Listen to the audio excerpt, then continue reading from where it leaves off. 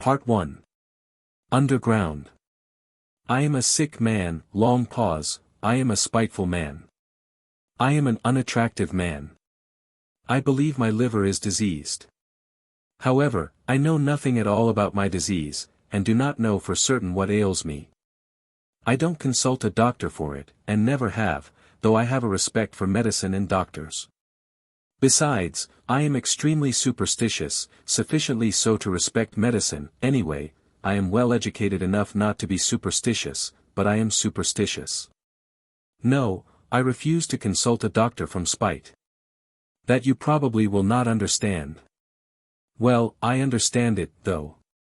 Of course, I can't explain who it is precisely that I am mortifying in this case by my spite. I am perfectly well aware that I cannot, pay out, the doctors by not consulting them.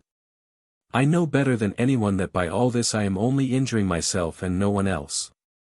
But still, if I don't consult a doctor it is from spite. My liver is bad, well let it get worse. I have been going on like that for a long time, 20 years. Now I am 40. I used to be in the government service, but am no longer. I was a spiteful official. I was rude and took pleasure in being so. I did not take bribes, you see, so I was bound to find a recompense in that, at least. A poor jest, but I will not scratch it out. I wrote it thinking it would sound very witty, but now that I have seen myself that I only wanted to show off in a despicable way, I will not scratch it out on purpose. When petitioners used to come for information to the table at which I sat, I used to grind my teeth at them, and felt intense enjoyment when I succeeded in making anybody unhappy. I almost did succeed. For the most part they were all timid people, of course, they were petitioners. But of the uppish ones there was one officer in particular I could not endure. He simply would not be humble, and clanked his sword in a disgusting way. I carried on a feud with him for 18 months over that sword. At last I got the better of him. He left off clanking it. That happened in my youth, though. But do you know, gentlemen, what was the chief point about my spite? Why, the whole point, the real sting of it lay in the fact that continually, even in the moment of the acutest spleen, I was inwardly conscious with shame that I was not only not a spiteful but not even an embittered man. That I was simply scaring sparrows at random and amusing myself by it. I might foam at the mouth, but bring me a doll to play with, give me a cup of tea with sugar in it, and maybe I should be appeased. I might even be genuinely touched, though probably I should grind my teeth at myself afterwards and lie awake at night with shame for months after. That was my way. I was lying when I said just now that I was a spiteful official. I was lying from spite. I was simply amusing myself with the petitioners and with the officer, and in reality I never could become spiteful. I was conscious every moment in myself of many, very many elements absolutely opposite to that. I felt them positively swarming in me, these opposite elements. I knew that they had been swarming in me all my life and craving some outlet from me, but I would not let them, purposely would not let them come out. They tormented me till I was ashamed, they drove me to convulsions and sickened me, at last, how they sickened me. Now, are not you fancying, gentlemen, that I am expressing remorse for something now, that I am asking your forgiveness for something? It was not only that I could not become spiteful, I did not know how to become anything, neither spiteful nor kind, neither a rascal nor an honest man, neither a hero nor an insect. Now, I am living out my life in my corner, taunting myself with the spiteful and useless consolation that an intelligent man cannot become anything seriously. And it is only the fool who becomes anything. Yes, a man in the 19th century must and morally ought to be preeminently a characterless creature. A man of character, an active man is preeminently a limited creature. That is my conviction of 40 years. I am 40 years old now, and you know 40 years is a whole lifetime, you know it is extreme old age. To live longer than 40 years is bad manners, is vulgar, immoral. Who does live beyond 40? Answer that, sincerely and honestly I will tell you who do, fools and worthless fellows. I tell all old men that to their face, all these venerable old men, all these silver-haired and reverend seniors. I tell the whole world that to its face. I have a right to say so, for I shall go on living to 60 myself. To 70. To 80. You imagine no doubt, gentlemen, that I want to amuse you. You are mistaken in that, too. I am by no means such a mirthful person as you imagine, or as you may imagine, however. Irritated by all this babble, and I feel that you are irritated, you think fit to ask me who I am, then my answer is. I am a collegiate assessor. I was in the service that I might have something to eat, and solely for that reason.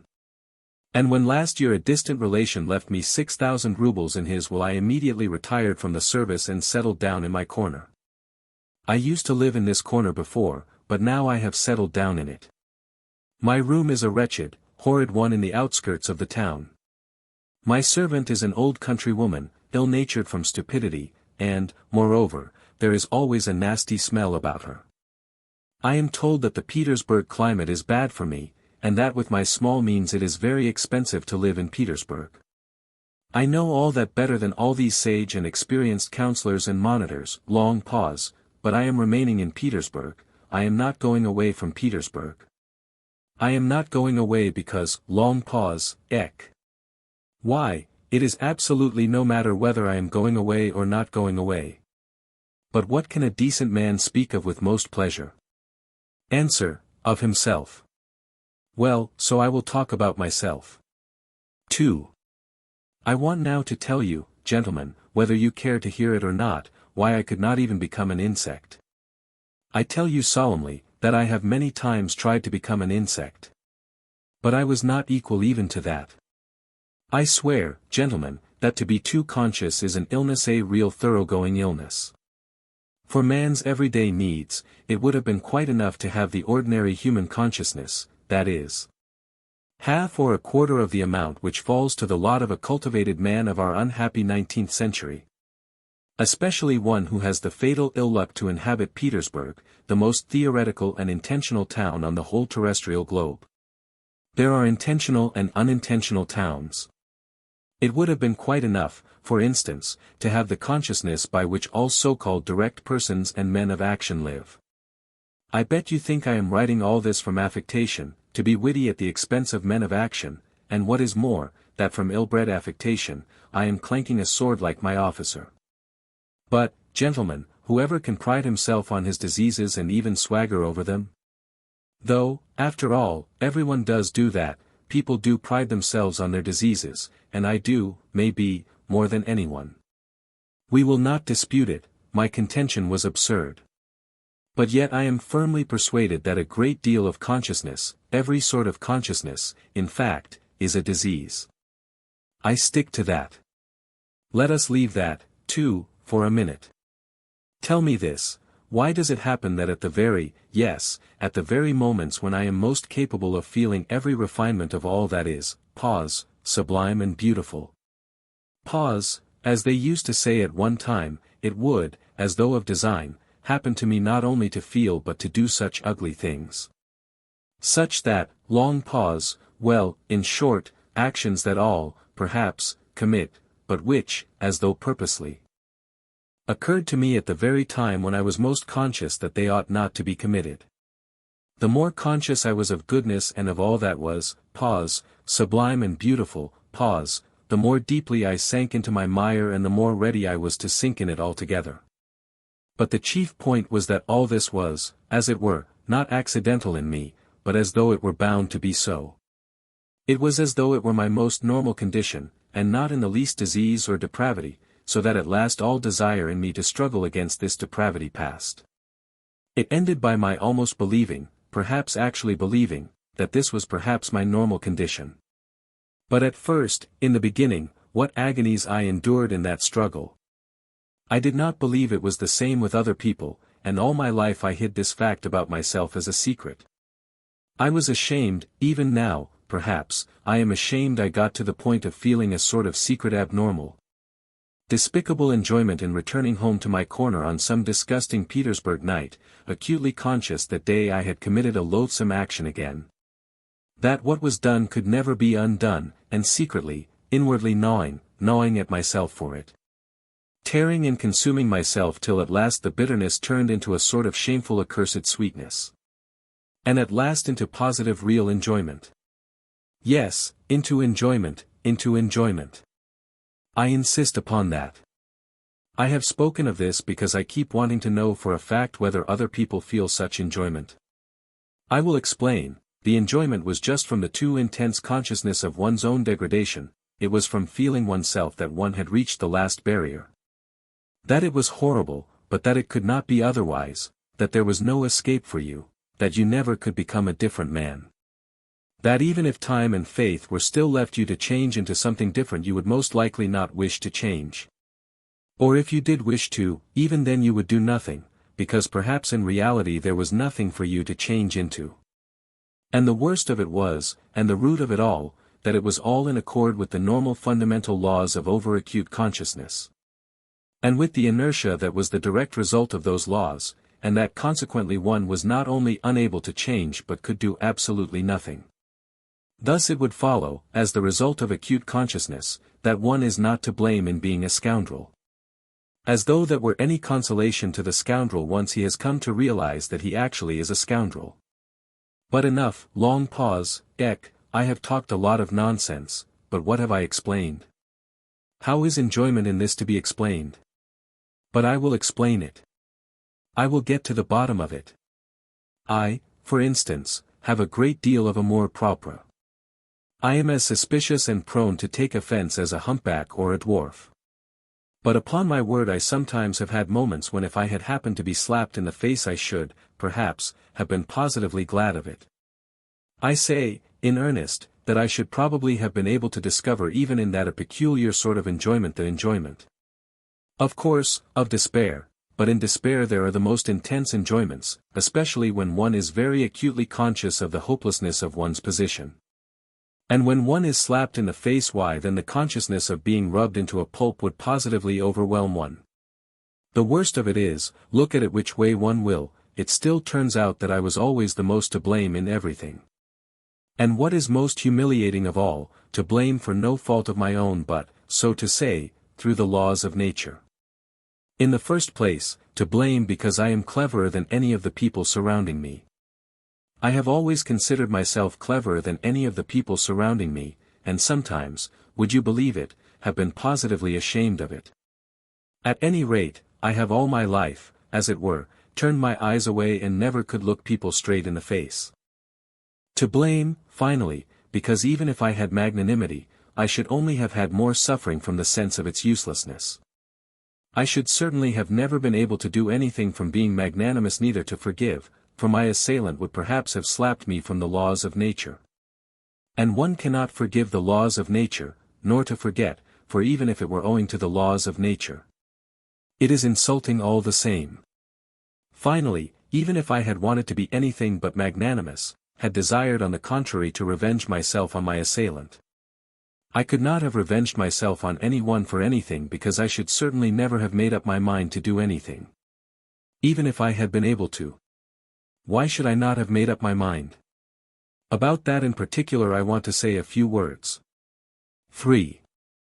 With people who know how to revenge themselves and to stand up for themselves in general, how is it done?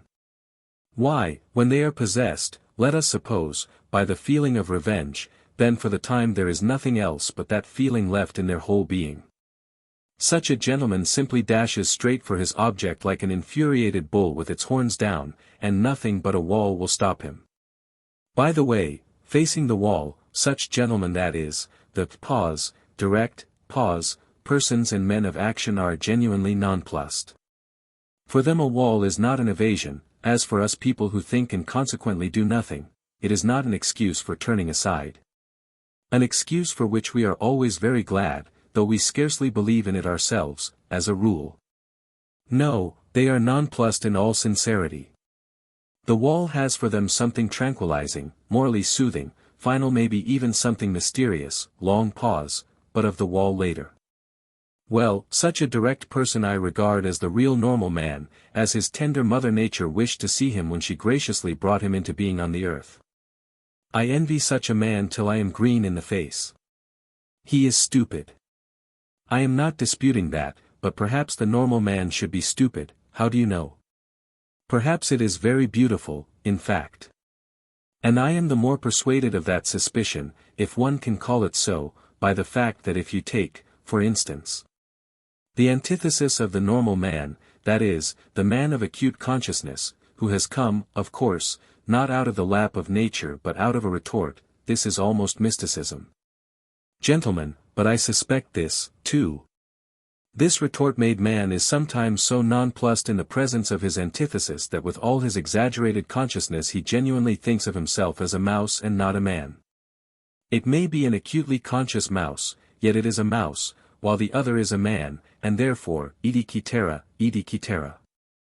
And the worst of it is, he himself, his very own self, looks on himself as a mouse, no one asks him to do so, and that is an important point. Now let us look at this mouse in action. Let us suppose, for instance, that it feels insulted, too, and it almost always does feel insulted, and wants to revenge itself, too. There may even be a greater accumulation of spite in it than in l'homme de la nature et de la vérité. The base and nasty desire to vent that spite on its assailant rankles perhaps even more nastily in it than in l'homme de la nature et de la vérité. For through his innate stupidity the latter looks upon his revenge as justice pure and simple, while in consequence of his acute consciousness the mouse does not believe in the justice of it. To come at last to the deed itself, to the very act of revenge. Apart from the one fundamental nastiness the luckless mouse succeeds in creating around it so many other nastinesses in the form of doubts and questions. Adds to the one question so many unsettled questions that there inevitably works up around it a sort of fatal brew. A stinking mess, made up of its doubts, emotions, and of the contempt spat upon it by the direct men of action who stand solemnly about it as judges and arbitrators. Laughing at it till their healthy sides ache. Of course the only thing left for it is to dismiss all that with a wave of its paw, and, with a smile of assumed contempt in which it does not even itself believe, creep ignominiously into its mousehole. Therein its nasty, stinking, underground home are insulted, crushed and ridiculed mouse promptly becomes absorbed in cold, malignant and, above all, everlasting spite. For 40 years together it will remember its injury down to the smallest, most ignominious details, and every time will add of itself, details still more ignominious, spitefully teasing and tormenting itself with its own imagination. It will itself be ashamed of its imaginings, but yet it will recall it all, it will go over and over every detail. It will invent unheard of things against itself, pretending that those things might happen, and will forgive nothing.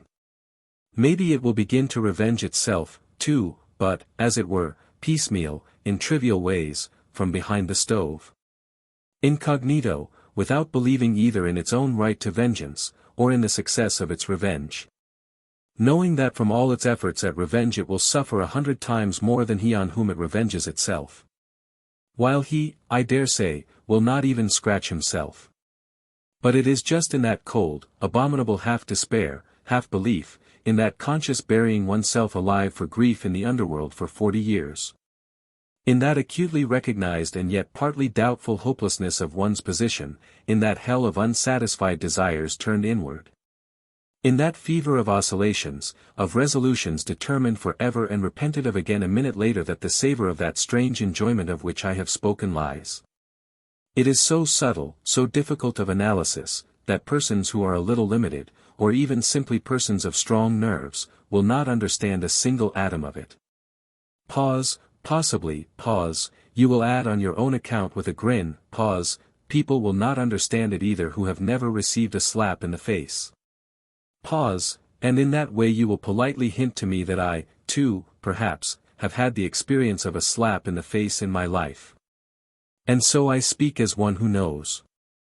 I bet that you are thinking that. But set your minds at rest, gentlemen, I have not received a slap in the face, though it is absolutely a matter of indifference to me what you may think about it. Possibly, I even regret, myself, that I have given so few slaps in the face during my life. But enough, long pause, not another word on that subject of such extreme interest to you. I will continue calmly concerning persons with strong nerves who do not understand a certain refinement of enjoyment. Though in certain circumstances these gentlemen bellow their loudest like bulls, though this, let us suppose, does them the greatest credit, yet, as I have said already, confronted with the impossible they subside at once. The impossible means the stone wall. What stone wall?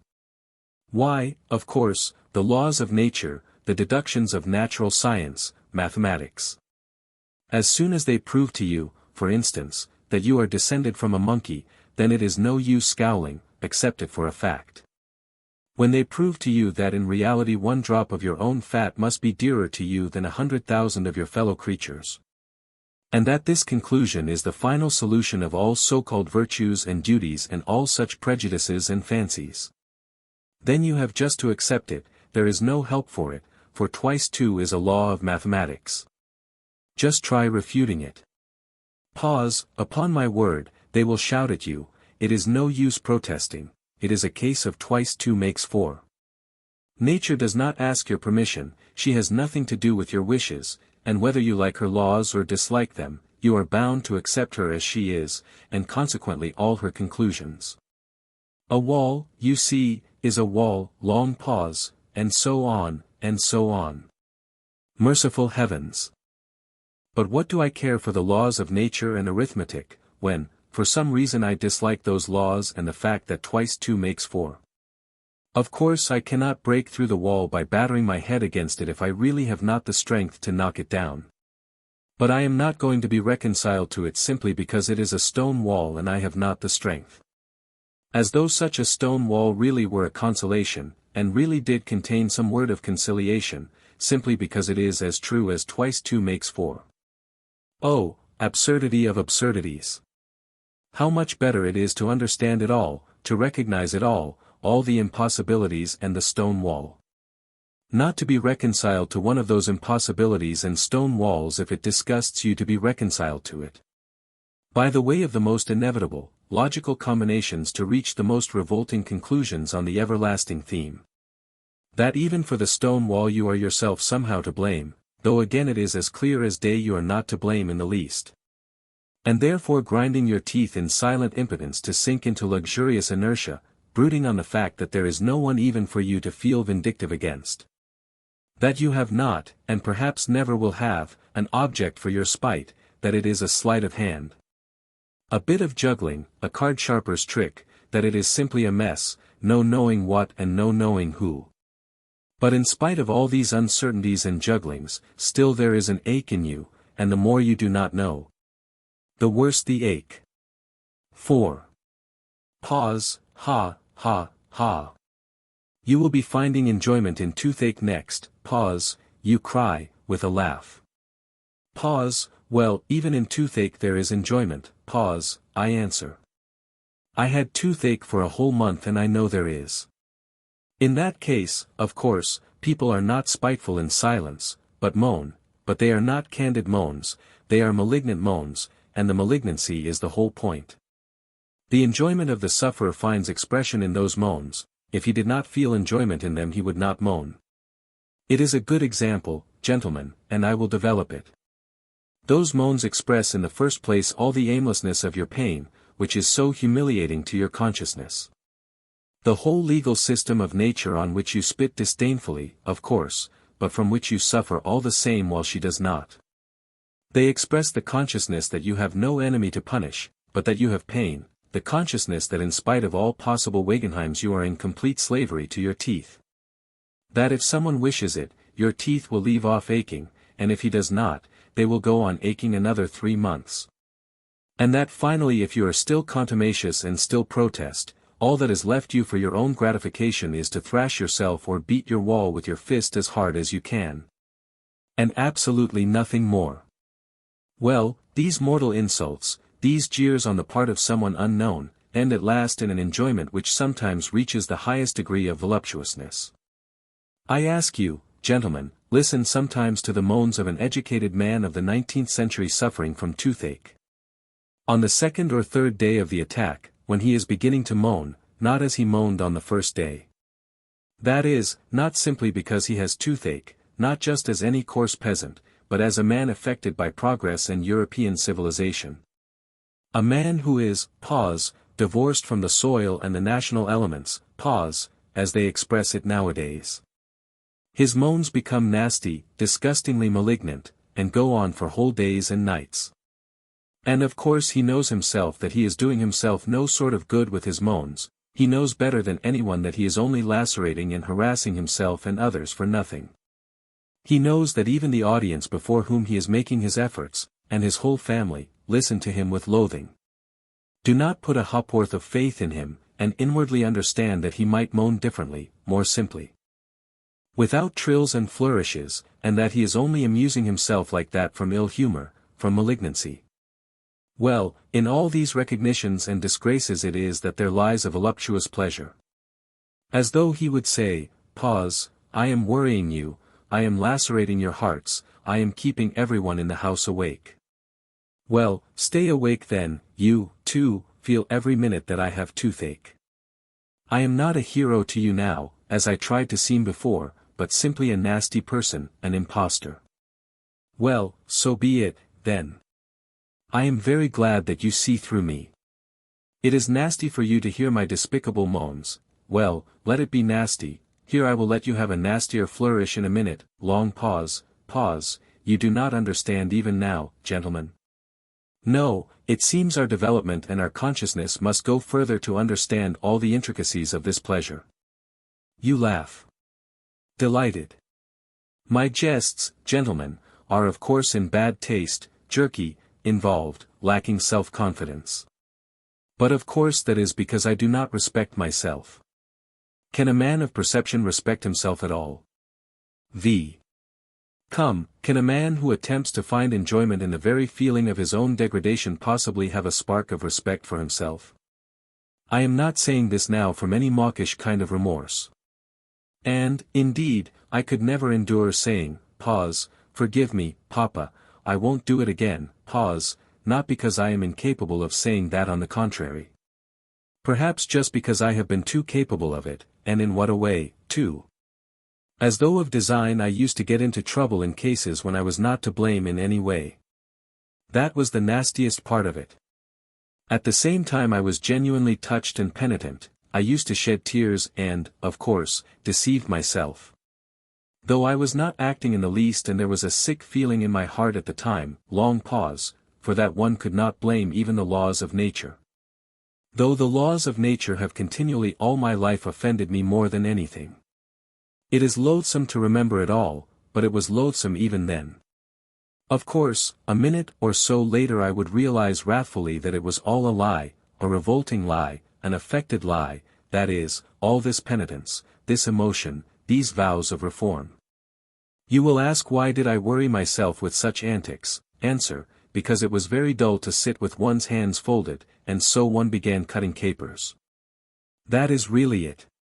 Observe yourselves more carefully, gentlemen, then you will understand that it is so. I invented adventures for myself and made up a life, so as at least to live in some way. How many times it has happened to me, well, for instance, to take offense simply on purpose, for nothing. And one knows oneself, of course, that one is offended at nothing, that one is putting it on, but yet one brings oneself at last to the point of being really offended. All my life I have had an impulse to play such pranks, so that in the end I could not control it in myself. Another time, twice, in fact, I tried hard to be in love. I suffered, too, gentlemen, I assure you. In the depth of my heart there was no faith in my suffering, only a faint stir of mockery, but yet I did suffer.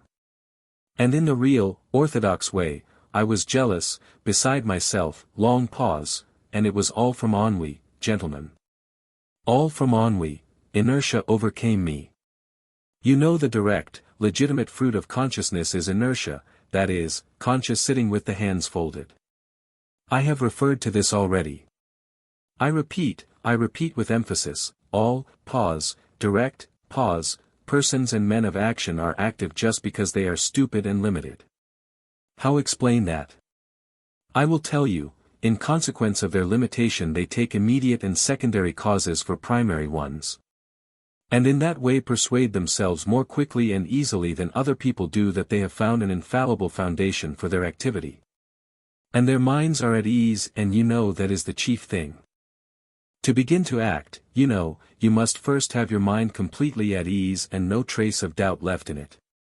Why, how am I, for example, to set my mind at rest? Where are the primary causes on which I am to build? Where are my foundations? Where am I to get them from? I exercise myself in reflection, and consequently with me every primary cause at once draws after itself another still more primary, and so on to infinity. That is just the essence of every sort of consciousness and reflection. It must be a case of the laws of nature again. What is the result of it in the end? Why, just the same. Remember I spoke just now of vengeance. I am sure you did not take it in. I said that a man revenges himself because he sees justice in it. Therefore he has found a primary cause, that is, justice. And so he is at rest on all sides, and consequently he carries out his revenge calmly and successfully, being persuaded that he is doing a just and honest thing. But I see no justice in it, I find no sort of virtue in it either, and consequently if I attempt to revenge myself, it is only out of spite. Spite, of course, might overcome everything, all my doubts, and so might serve quite successfully in place of a primary cause, precisely because it is not a cause. But what is to be done if I have not even spite? I began with that just now, you know. In consequence again of those accursed laws of consciousness, anger in me is subject to chemical disintegration. You look into it, the object flies off into air, your reasons evaporate, the criminal is not to be found. The wrong becomes not a wrong but a phantom, something like the toothache, for which no one is to blame. And consequently there is only the same outlet left again, that is, to beat the wall as hard as you can. So you give it up with a wave of the hand because you have not found a fundamental cause. And try letting yourself be carried away by your feelings, blindly, without reflection, without a primary cause. Repelling consciousness at least for a time, hate or love, if only not to sit with your hands folded. The day after tomorrow, at the latest, you will begin despising yourself for having knowingly deceived yourself. Result, a soap bubble and inertia.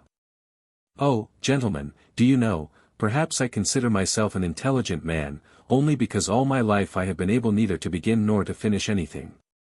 Granted I am a babbler, a harmless vexatious babbler, like all of us. But what is to be done if the direct and sole vocation of every intelligent man is babble, that is, the intentional pouring of water through a sieve? 6. Oh, if I had done nothing simply from laziness! Heavens, how I should have respected myself, then! I should have respected myself because I should at least have been capable of being lazy, there would at least have been one quality, as it were, positive in me, in which I could have believed myself. Question, what is he? Answer, a sluggard. How very pleasant it would have been to hear that of oneself. It would mean that I was positively defined, it would mean that there was something to say about me. Pause, sluggard, pause, why, it is a calling and vocation, it is a career. Do not jest, it is so. I should then be a member of the best club by right, and should find my occupation in continually respecting myself. I knew a gentleman who prided himself all his life on being a connoisseur of Lafitte. He considered this as his positive virtue, and never doubted himself. He died, not simply with a tranquil, but with a triumphant conscience, and he was quite right, too. Then I should have chosen a career for myself, I should have been a sluggard and a glutton, not a simple one, but, for instance, one with sympathies for everything sublime and beautiful. How do you like that? I have long had visions of it. That, pause, sublime and beautiful, pause, weighs heavily on my mind at 40, but that is at 40, then it would have been different. I should have found for myself a form of activity in keeping with it, to be precise, drinking to the health of everything, pause, sublime and beautiful. Pause, I should have snatched at every opportunity to drop a tear into my glass and then to drain it to all that is, pause, sublime and beautiful. Pause, I should then have turned everything into the sublime and the beautiful. In the nastiest, unquestionable trash, I should have sought out the sublime and the beautiful. I should have exuded tears like a wet sponge. An artist, for instance, paints a picture worthy of gay. At once I drink to the health of the artist who painted the picture worthy of gay, because I love all that is, sublime and beautiful. An author has written as you will, at once I drink to the health of, anyone you will, because I love all that is, sublime and beautiful. I should claim respect for doing so. I should persecute anyone who would not show me respect. I should live at ease, I should die with dignity. Why, it is charming, perfectly charming. And what a good round belly I should have grown, what a treble chin I should have established, what a ruby nose I should have colored for myself. So that everyone would have said, looking at me, here is an asset. Here is something real and solid. And, say what you like, it is very agreeable to hear such remarks about oneself in this negative age. 7. But these are all golden dreams. Oh, tell me, who was it first announced, who was it first proclaimed? That man only does nasty things because he does not know his own interests, and that if he were enlightened, if his eyes were open to his real normal interests, man would at once cease to do nasty things, would at once become good and noble because, being enlightened and understanding his real advantage, he would see his own advantage in the good and nothing else. And we all know that not one man can, consciously, act against his own interests, consequently, so to say, through necessity, he would begin doing good. Oh, the babe! Oh, the pure, innocent child! Why, in the first place, when in all these thousands of years has there been a time when man has acted only from his own interest? What is to be done with the millions of facts that bear witness that men, consciously, that is fully understanding their real interests, have left them in the background and have rushed headlong on another path, to meet peril and danger? Compelled to this course by nobody and by nothing, but, as it were, simply disliking the beaten track. And have obstinately, willfully, struck out another difficult, absurd way, seeking it almost in the darkness. So, I suppose, this obstinacy and perversity were pleasanter to them than any advantage. Advantage. What is advantage? And will you take it upon yourself to define with perfect accuracy in what the advantage of man consists? And what if it so happens that a man's advantage, sometimes, not only may, but even must, consist in his desiring in certain cases what is harmful to himself and not advantageous? And if so, if there can be such a case, the whole principle falls into dust. What do you think are there such cases? You laugh away, gentlemen, but only answer me, have man's advantages been reckoned up with perfect certainty? Are there not some which not only have not been included but cannot possibly be included under any classification? You see, you gentlemen have, to the best of my knowledge, taken your whole register of human advantages from the averages of statistical figures and politico-economical formulas. Your advantages are prosperity, wealth, freedom, peace and so on, and so on. So that the man who should, for instance, go openly and knowingly in opposition to all that list would to your thinking, and indeed mine, too, of course, be an obscurantist or an absolute madman, would not he? But, you know, this is what is surprising. Why does it so happen that all these statisticians, sages and lovers of humanity, when they reckon up human advantages invariably leave out one? They don't even take it into their reckoning in the form in which it should be taken, and the whole reckoning depends upon that. It would be no greater matter, they would simply have to take it, this advantage, and add it to the list. But the trouble is, that this strange advantage does not fall under any classification and is not in place in any list. I have a friend for instance, Gentlemen, but of course he is your friend, too, and indeed there is no one to whom he is not a friend. When he prepares for any undertaking this gentleman immediately explains to you, elegantly and clearly, exactly how he must act in accordance with the laws of reason and truth. What is more, he will talk to you with excitement and passion of the true normal interests of man, with irony he will upbraid the short-sighted fools who do not understand their own interests, nor the true significance of virtue, and, within a quarter of an hour, without any sudden outside provocation, but simply through something inside him which is stronger than all his interests, he will go off on quite a different tack, that is. Act in direct opposition to what he has just been saying about himself, in opposition to the laws of reason.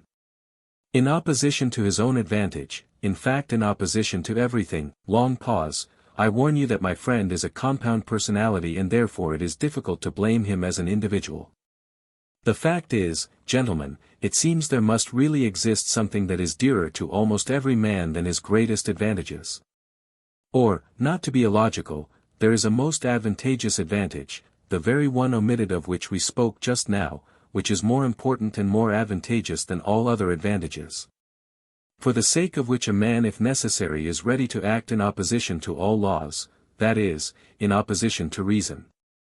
Honor, peace, prosperity, in fact, in opposition to all those excellent and useful things if only he can attain that fundamental, most advantageous advantage which is dearer to him than all. Pause. Yes, but it's advantage all the same. Pause, you will retort. But excuse me, I'll make the point clear, and it is not a case of playing upon words. What matters is, that this advantage is remarkable from the very fact that it breaks down all our classifications, and continually shatters every system constructed by lovers of mankind for the benefit of mankind. In fact, it upsets everything. But before I mention this advantage to you, I want to compromise myself personally, and therefore I boldly declare that all these fine systems, all these theories for explaining to mankind their real normal interests, in order that inevitably striving to pursue these interests they may at once become good and noble, are, in my opinion, so far, mere logical exercises. Yes, logical exercises. Why, to maintain this theory of the regeneration of mankind by means of the pursuit of his own advantage is to my mind almost the same thing, long pause, as to affirm, for instance, following Buckle, that through civilization mankind becomes softer, and consequently less bloodthirsty and less fitted for warfare. Logically it does seem to follow from his arguments. But man has such a predilection for systems and abstract deductions that he is ready to distort the truth intentionally, he is ready to deny the evidence of his senses only to justify his logic. I take this example because it is the most glaring instance of it. Only look about you. Blood is being spilt in streams, and in the merriest way, as though it were champagne. Take the whole of the 19th century in which Buckle lived. Take Napoleon the Great and also the present one. Take North America, the Eternal Union. Take the farce of Schleswig-Holstein, long pause, and what is it that civilization softens in us? The only gain of civilization for mankind is the greater capacity for variety of sensations and absolutely nothing more. And through the development of this many-sidedness man may come to finding enjoyment in bloodshed. In fact, this has already happened to him. Have you noticed that it is the most civilized gentlemen who have been the subtlest slaughterers, to whom the Attilas and Stenka Razins could not hold a candle? And if they are not so conspicuous as the Attilas and Stenka Razins, it is simply because they are so often met with, are so ordinary and have become so familiar to us. In any case, civilization has made mankind if not more bloodthirsty, at least more vilely, more loathsomely bloodthirsty. In old days he saw justice in bloodshed and with his conscience at peace exterminated those he thought proper. Now we do think bloodshed abominable and yet we engage in this abomination, and with more energy than ever. Which is worse? Decide that for yourselves. They say that Cleopatra, excuse an instance from Roman history, was fond of sticking gold pins into her slave girls' breasts and derived gratification from their screams and writhings. You will say that was in the comparatively barbarous times, that these are barbarous times too, because also, comparatively speaking, pins are stuck in even now, that though man has now learned to see more clearly than in barbarous ages, he is still far from having learnt to act as reason and science would dictate. But yet you are fully convinced that he will be sure to learn when he gets rid of certain old bad habits. And when common sense and science have completely re-educated human nature and turned it in a normal direction. You are confident that then man will cease from intentional error and will, so to say, be compelled not to want to set his will against his normal interests. That is not all, then, you say, science itself will teach man, though to my mind it's a superfluous luxury, that he never has really had any caprice or will of his own. And that he himself is something of the nature of a piano key or the stop of an organ, and that there are, besides, things called the laws of nature, so that everything he does is not done by his willing it, but is done of itself, by the laws of nature. Consequently we have only to discover these laws of nature, and man will no longer have to answer for his actions and life will become exceedingly easy for him. All human actions will then, of course, be tabulated according to these laws, mathematically, like tables of logarithms up to 108,000. And entered in an index, or, better still, there would be published certain edifying works of the nature of encyclopedic lexicons, in which everything will be so clearly calculated and explained that there will be no more incidents or adventures in the world. Then this is all what you say new economic relations will be established, all ready-made and worked out with mathematical exactitude. So that every possible question will vanish in the twinkling of an eye, simply because every possible answer to it will be provided. Then the palace of crystal, will be built. Then, long pause, in fact, those will be halcyon days. Of course there is no guaranteeing, this is my comment, that it will not be, for instance, frightfully dull then, for what will one have to do when everything will be calculated and tabulated? But on the other hand everything will be extraordinarily rational. Of course boredom may lead you to anything. It is boredom sets one sticking golden pins into people, but all that would not matter. What is bad, this is my comment again, is that I dare say people will be thankful for the gold pins then. Man is stupid, you know, phenomenally stupid, or rather he is not at all stupid, but he is so ungrateful that you could not find another like him in all creation.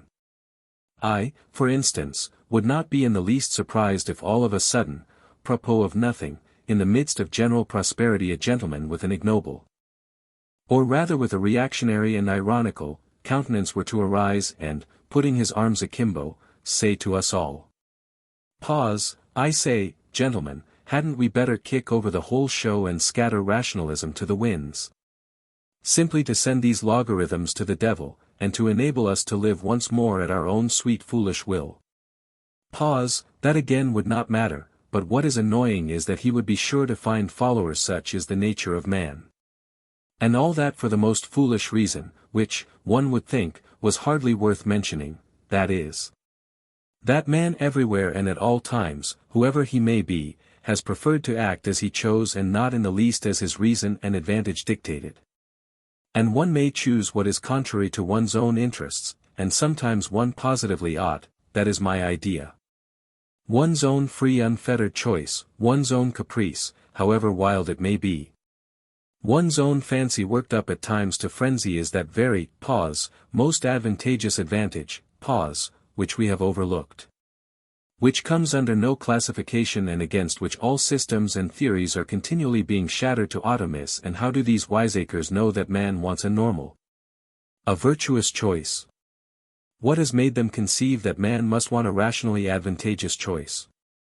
What man wants is simply independent choice, whatever that independence may cost and wherever it may lead. And choice, of course, the devil only knows what choice. 8. But you know there is no such thing as choice in reality, say what you like, you will interpose with a chuckle.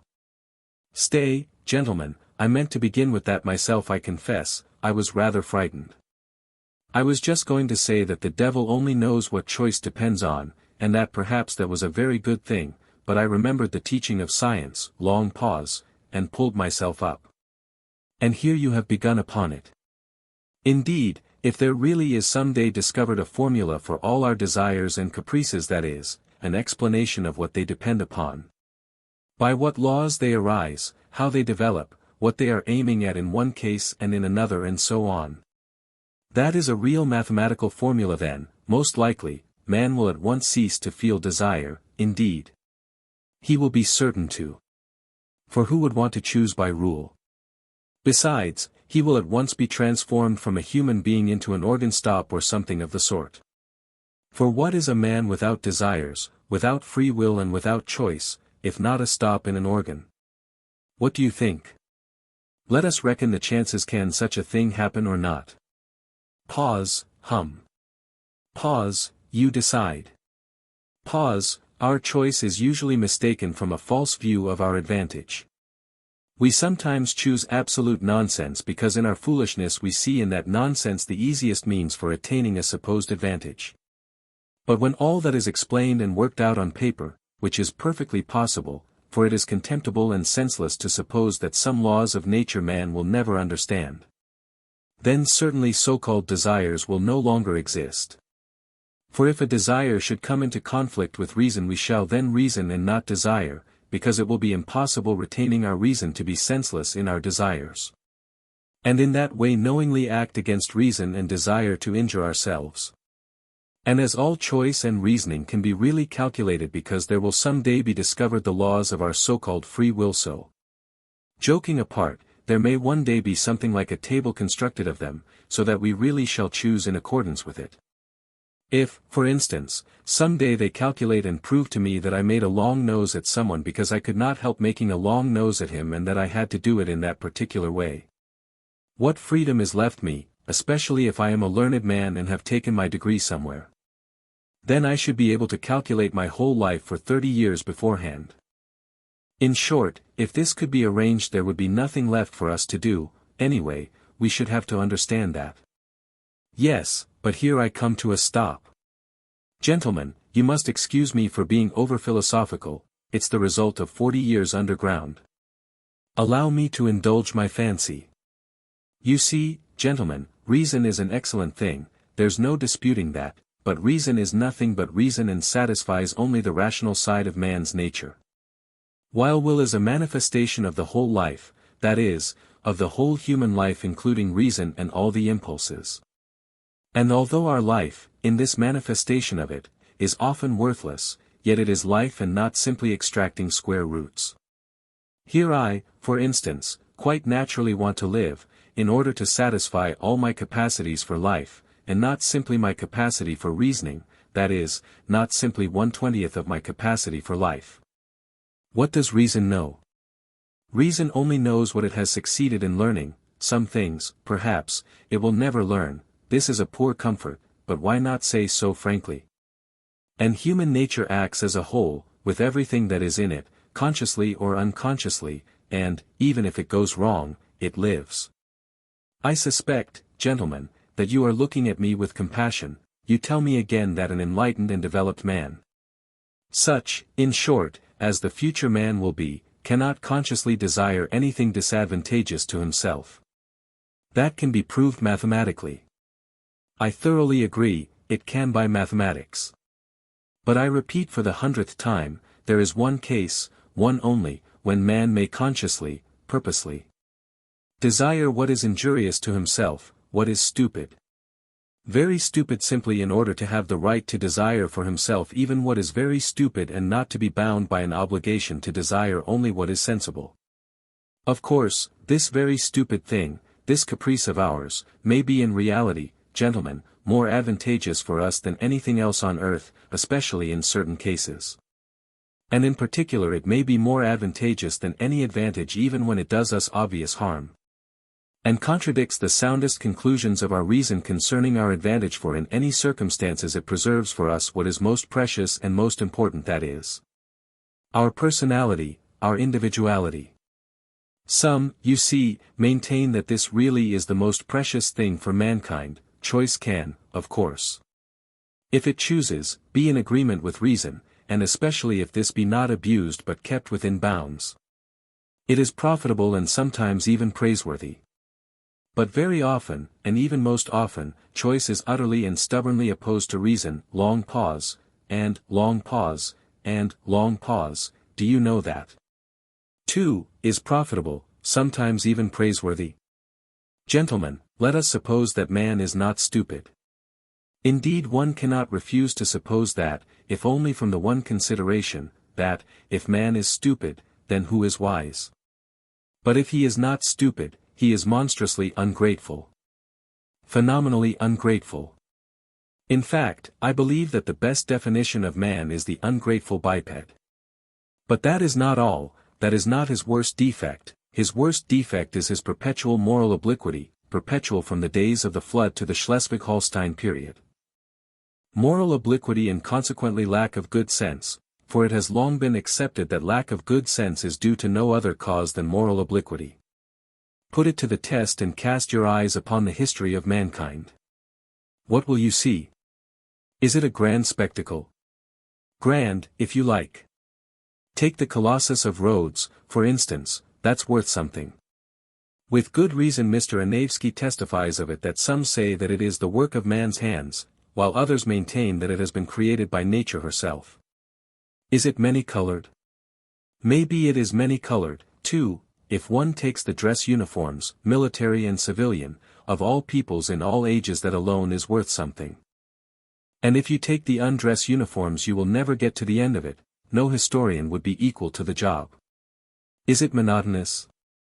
Maybe it's monotonous too, it's fighting and fighting, they are fighting now, they fought first and they fought last. You will admit that it is almost too monotonous. In short, one may say anything about the history of the world, anything that might enter the most disordered imagination. The only thing one can't say is that it's rational. The very word sticks in one's throat. And, indeed, this is the odd thing that is continually happening. There are continually turning up in life moral and rational persons. Sages and lovers of humanity who make it their object to live all their lives as morally and rationally as possible. To be, so to speak, a light to their neighbors simply in order to show them that it is possible to live morally and rationally in this world. And yet we all know that those very people sooner or later have been false to themselves, playing some queer trick, often a most unseemly one. Now I ask you, what can be expected of man since he is a being endowed with strange qualities? Shower upon him every earthly blessing, drown him in a sea of happiness, so that nothing but bubbles of bliss can be seen on the surface. Give him economic prosperity, such that he should have nothing else to do but sleep, eat cakes, and busy himself with the continuation of his species. And even then, out of sheer ingratitude, sheer spite, man would play you some nasty trick. He would even risk his cakes and would deliberately desire the most fatal rubbish, the most uneconomical absurdity, simply to introduce into all this positive good sense his fatal fantastic element. It is just his fantastic dreams, his vulgar folly that he will desire to retain, simply in order to prove to himself as though that were so necessary that men still are men and not the keys of a piano, which the laws of nature threaten to control so completely that soon one will be able to desire nothing but by the calendar. And that is not all, even if man really were nothing but a piano key, even if this were proved to him by natural science and mathematics. Even then he would not become reasonable, but would purposely do something perverse out of simple ingratitude. Simply to gain his point. And if he does not find means he will contrive destruction and chaos, will contrive sufferings of all sorts, only to gain his point. He will launch a curse upon the world, and as only man can curse, it is his privilege, the primary distinction between him and other animals. Maybe by his curse alone he will attain his object, that is, convince himself that he is a man and not a piano key. If you say that all this, too, can be calculated and tabulated, chaos and darkness and curses, so that the mere possibility of calculating it all beforehand would stop it all, and reason would reassert itself, then man would purposely go mad in order to be rid of reason and gain his point. I believe in it, I answer for it, for the whole work of man really seems to consist in nothing but proving to himself every minute that he is a man and not a piano key. It may be at the cost of his skin, it may be by cannibalism. And this being so, can one help being tempted to rejoice that it has not yet come off, and that desire still depends on something we don't know? You will scream at me, that is, if you condescend to do so, that no one is touching my free will, that all they are concerned with is that my will should of itself, of its own free will, coincide with my own normal interests, with the laws of nature and arithmetic. Good heavens, gentlemen, what sort of free will is left when we come to tabulation and arithmetic, when it will all be a case of twice two make four? Twice two makes four without my will. As if free will meant that.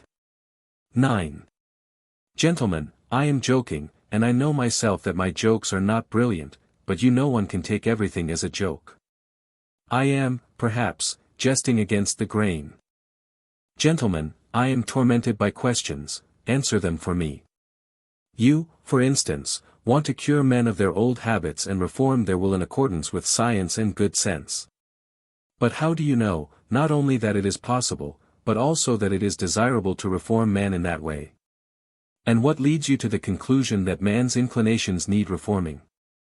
In short, how do you know that such a reformation will be a benefit to man? And to go to the root of the matter. Why are you so positively convinced that not to act against his real normal interests guaranteed by the conclusions of reason and arithmetic is certainly always advantageous for man and must always be a law for mankind? So far, you know, this is only your supposition. It may be the law of logic, but not the law of humanity. You think, gentlemen, perhaps that I am mad? Allow me to defend myself. I agree that man is preeminently a creative animal, predestined to strive consciously for an object and to engage in engineering, that is, incessantly and eternally to make new roads, wherever they may lead. But the reason why he wants sometimes to go off at a tangent may just be that he is predestined to make the road. And perhaps, too, that however stupid the practical man may be, the thought sometimes will occur to him that the road almost always does lead somewhere. And that the destination it leads to is less important than the process of making it, and that the chief thing is to save the well-conducted child from despising engineering. And so giving way to the fatal idleness, which, as we all know, is the mother of all the vices. Man likes to make roads and to create, that is a fact beyond dispute. But why has he such a passionate love for destruction and chaos also? Tell me that. But on that point I want to say a couple of words myself. May it not be that he loves chaos and destruction, there can be no disputing that he does sometimes love it, because he is instinctively afraid of attaining his object and completing the edifice he is constructing. Who knows, perhaps he only loves that edifice from a distance, and is by no means in love with it at close quarters. Perhaps he only loves building it and does not want to live in it, but will leave it, when completed, for the use of less animaux domestiques such as the ants, the sheep, and so on. Now the ants have quite a different taste. They have a marvelous edifice of that pattern which endures forever, the ant heap. With the ant heap the respectable race of ants began, and with the ant heap they will probably end, which does the greatest credit to their perseverance and good sense. But man is a frivolous and incongruous creature, and perhaps, like a chess player, loves the process of the game, not the end of it. And who knows, there is no saying with certainty, perhaps the only goal on earth to which mankind is striving lies in this incessant process of attaining. In other words, in life itself, and not in the thing to be attained, which must always be expressed as a formula. As positive as twice two makes four, and such positiveness is not life, gentlemen, but is the beginning of death. Anyway, man has always been afraid of this mathematical certainty, and I am afraid of it now. Granted that man does nothing but seek that mathematical certainty, he traverses oceans, sacrifices his life in the quest, but to succeed, really to find it, dreads, I assure you. He feels that when he has found it there will be nothing for him to look for. When workmen have finished their work they do at least receive their pay, they go to the tavern, then they are taken to the police station and there is occupation for a week. But where can man go? Anyway, one can observe a certain awkwardness about him when he has attained such objects. He loves the process of attaining, but does not quite like to have attained, and that, of course, is very absurd. In fact, man is a comical creature, there seems to be a kind of jest in it all. But yet mathematical certainty is after all, something insufferable. Twice two makes four seems to me simply a piece of insolence. Twice two makes four is a pert coxcomb who stands with arms akimbo barring your path and spitting. I admit that twice two makes four is an excellent thing, but if we are to give everything its due, twice two makes five is sometimes a very charming thing too. And why are you so firmly, so triumphantly, convinced that only the normal and the positive, in other words, only what is conducive to welfare is for the advantage of man? Is not reason in error as regards advantage? Does not man, perhaps, love something besides well-being? Perhaps he is just as fond of suffering. Perhaps suffering is just as great a benefit to him as well-being. Man is sometimes extraordinarily, passionately, in love with suffering, and that is a fact. There is no need to appeal to universal history to prove that, only ask yourself, if you are a man and have lived at all. As far as my personal opinion is concerned, to care only for well-being seems to me positively ill-bred. Whether it's good or bad, it is sometimes very pleasant, too, to smash things. I hold no brief for suffering nor for well-being either. I am standing for, long pause, my caprice, and for its being guaranteed to me when necessary. Suffering would be out of place in vaudevilles, for instance, I know that. In the pause, palace of crystal, pause, it is unthinkable, suffering means doubt, negation, and what would be the good of a, pause, palace of crystal, pause, if there could be any doubt about it? And yet I think man will never renounce real suffering, that is, destruction and chaos. Why, suffering is the sole origin of consciousness. Though I did lay it down at the beginning that consciousness is the greatest misfortune for man, yet I know man prizes it and would not give it up for any satisfaction. Consciousness, for instance, is infinitely superior to twice 2 makes 4. Once you have mathematical certainty there is nothing left to do or to understand. There will be nothing left but to bottle up your 5 senses and plunge into contemplation. While if you stick to consciousness, even though the same result is attained, you can at least flog yourself at times, and that will, at any rate, liven you up. Reactionary as it is, corporal punishment is better than nothing. X. You believe in a palace of crystal that can never be destroyed, a palace at which one will not be able to put out one's tongue or make a long nose on the sly. And perhaps that is just why I am afraid of this edifice, that it is of crystal and can never be destroyed and that one cannot put one's tongue out at it even on the sly. You see, if it were not a palace, but a henhouse, I might creep into it to avoid getting wet, and yet I would not call the henhouse a palace out of gratitude to it for keeping me dry. You laugh and say that in such circumstances a henhouse is as good as a mansion. Yes, I answer, if one had to live simply to keep out of the rain. But what is to be done if I have taken it into my head that is not the only object in life, and that if one must live one had better live in a mansion? That is my choice, my desire. You will only eradicate it when you have changed my preference. Well, do change it, allure me with something else, give me another ideal. But meanwhile I will not take a henhouse for a mansion.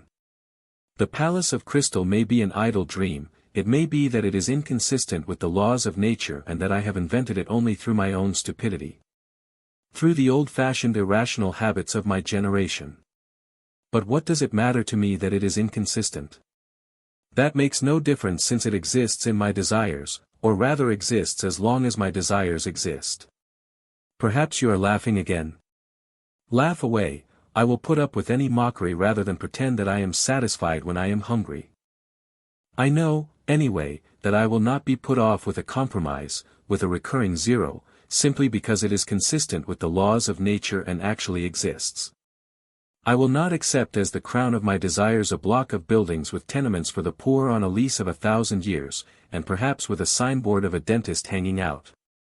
Destroy my desires, eradicate my ideals, show me something better, and I will follow you. You will say, perhaps, that it is not worth your trouble, but in that case I can give you the same answer. We are discussing things seriously, but if you won't deign to give me your attention, I will drop your acquaintance. I can retreat into my underground hole. But while I am alive and have desires I would rather my hand were withered off than bring one brick to such a building. Don't remind me that I have just rejected the palace of crystal for the sole reason that one cannot put out one's tongue at it. I did not say because I am so fond of putting my tongue out. Perhaps the thing I resented was, that of all your edifices there has not been one at which one could not put out one's tongue. On the contrary, I would let my tongue be cut off out of gratitude if things could be so arranged that I should lose all desire to put it out. It is not my fault that things cannot be so arranged, and that one must be satisfied with model flats. Then why am I made with such desires? Can I have been constructed simply in order to come to the conclusion that all my construction is a cheat? Can this be my whole purpose? I do not believe it. But do you know what, I am convinced that we underground folk ought to be kept on a curb. Though we may sit 40 years underground without speaking, when we do come out into the light of day and break out we talk and talk and talk, long pause. 11. The long and the short of it is, gentlemen, that it is better to do nothing. Better conscious inertia. And so hurrah for underground. Though I have said that I envy the normal man to the last drop of my bile, yet I should not care to be in his place such as he is now, though I shall not cease envying him. No, anyway the underground life is more advantageous. There, at any rate, one can, long pause, oh, but even now I am lying. I am lying because I know myself that it is not underground that is better, but something different, quite different, for which I am thirsting, but which I cannot find. Damn underground! I will tell you another thing that would be better, and that is, if I myself believed in anything of what I have just written. I swear to you, gentlemen, there is not one thing, not one word of what I have written that I really believe. That is, I believe it, perhaps, but at the same time I feel and suspect that I am lying like a cobbler. Pause, then why have you written all this? Pause, you will say to me. Pause, I ought to put you underground for 40 years without anything to do and then come to you in your cellar, to find out what stage you have reached. How can a man be left with nothing to do for 40 years? Pause, isn't that shameful, isn't that humiliating? Pause, you will say, perhaps, wagging your heads contemptuously. Pause, you thirst for life and try to settle the problems of life by a logical tangle. And how persistent, how insolent are your sallies, and at the same time what a scare you are in. You talk nonsense and are pleased with it, you say impudent things and are in continual alarm and apologizing for them. You declare that you are afraid of nothing and at the same time try to ingratiate yourself in our good opinion. You declare that you are gnashing your teeth and at the same time you try to be witty so as to amuse us. You know that your witticisms are not witty, but you are evidently well satisfied with their literary value. You may, perhaps, have really suffered, but you have no respect for your own suffering. You may have sincerity, but you have no modesty, out of the pettiest vanity you expose your sincerity to publicity and ignominy. You doubtlessly mean to say something, but hide your last word through fear, because you have not the resolution to utter it, and only have a cowardly impudence.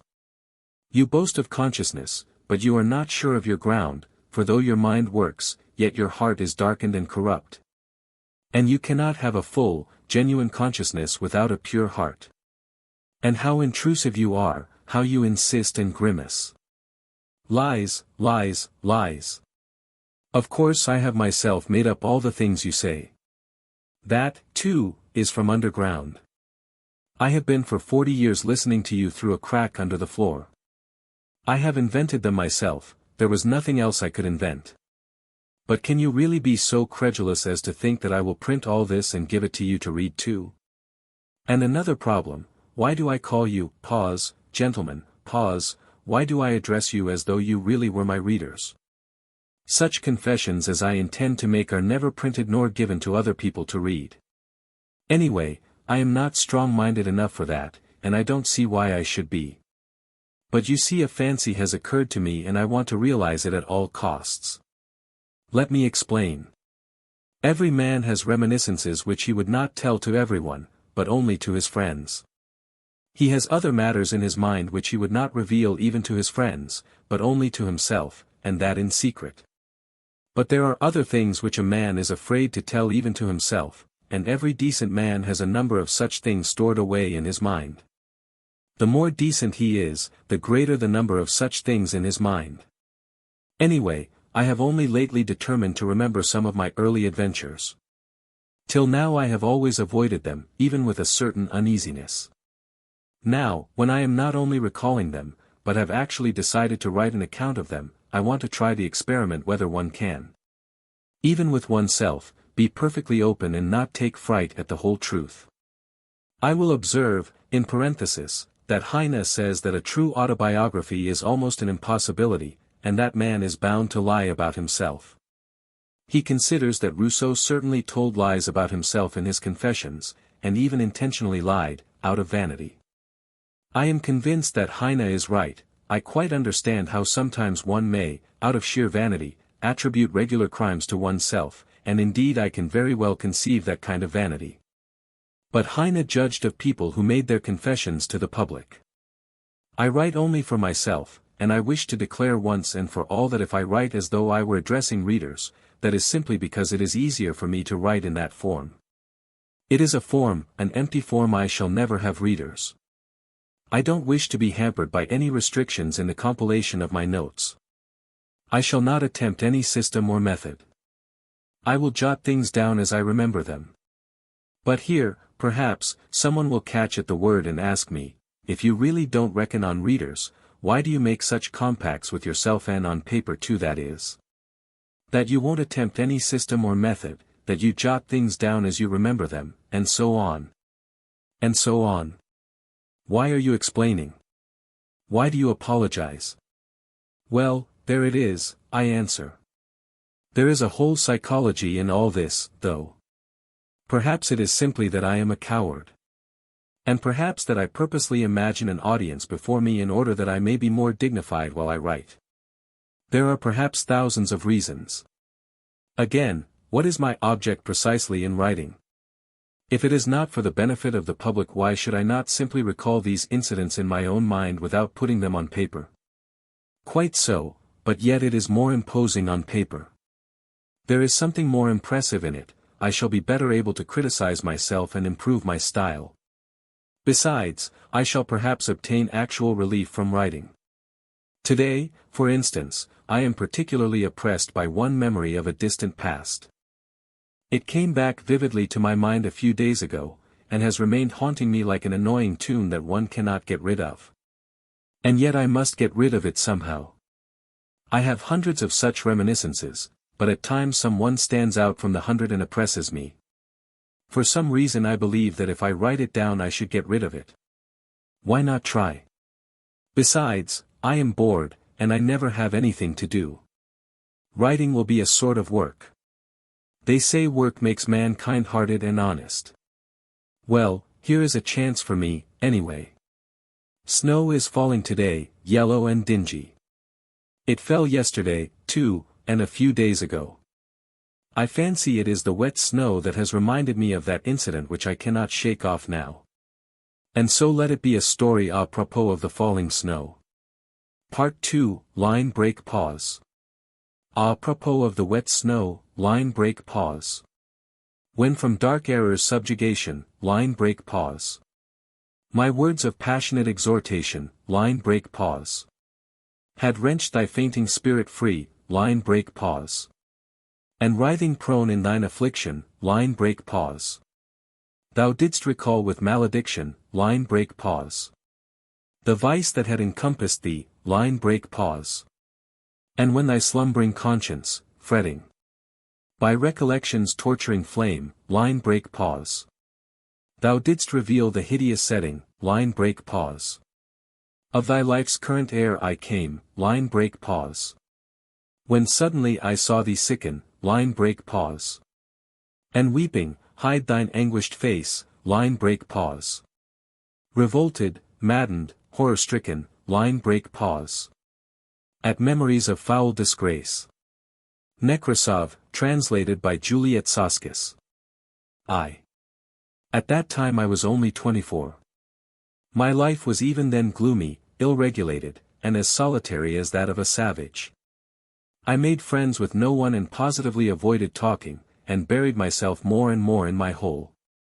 At work in the office I never looked at anyone, and was perfectly well aware that my companions looked upon me not only as a queer fellow, but even looked upon me. I always fancied this with a sort of loathing.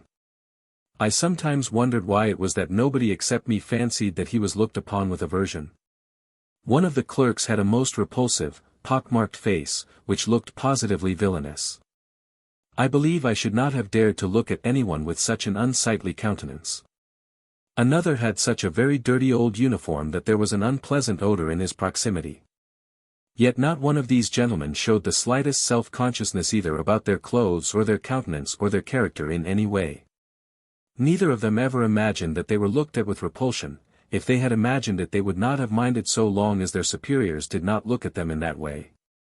It is clear to me now that, owing to my unbounded vanity and to the high standard I set for myself, I often looked at myself with furious discontent, which verged on loathing, and so I inwardly attributed the same feeling to everyone. I hated my face, for instance. I thought it disgusting, and even suspected that there was something base in my expression. And so every day when I turned up at the office I tried to behave as independently as possible, and to assume a lofty expression, so that I might not be suspected of being abject. My face may be ugly, I thought, but let it be lofty, expressive, and, above all, extremely intelligent. But I was positively and painfully certain that it was impossible for my countenance ever to express those qualities. And what was worst of all, I thought it actually stupid looking, and I would have been quite satisfied if I could have looked intelligent. In fact, I would even have put up with looking base if, at the same time, my face could have been thought strikingly intelligent.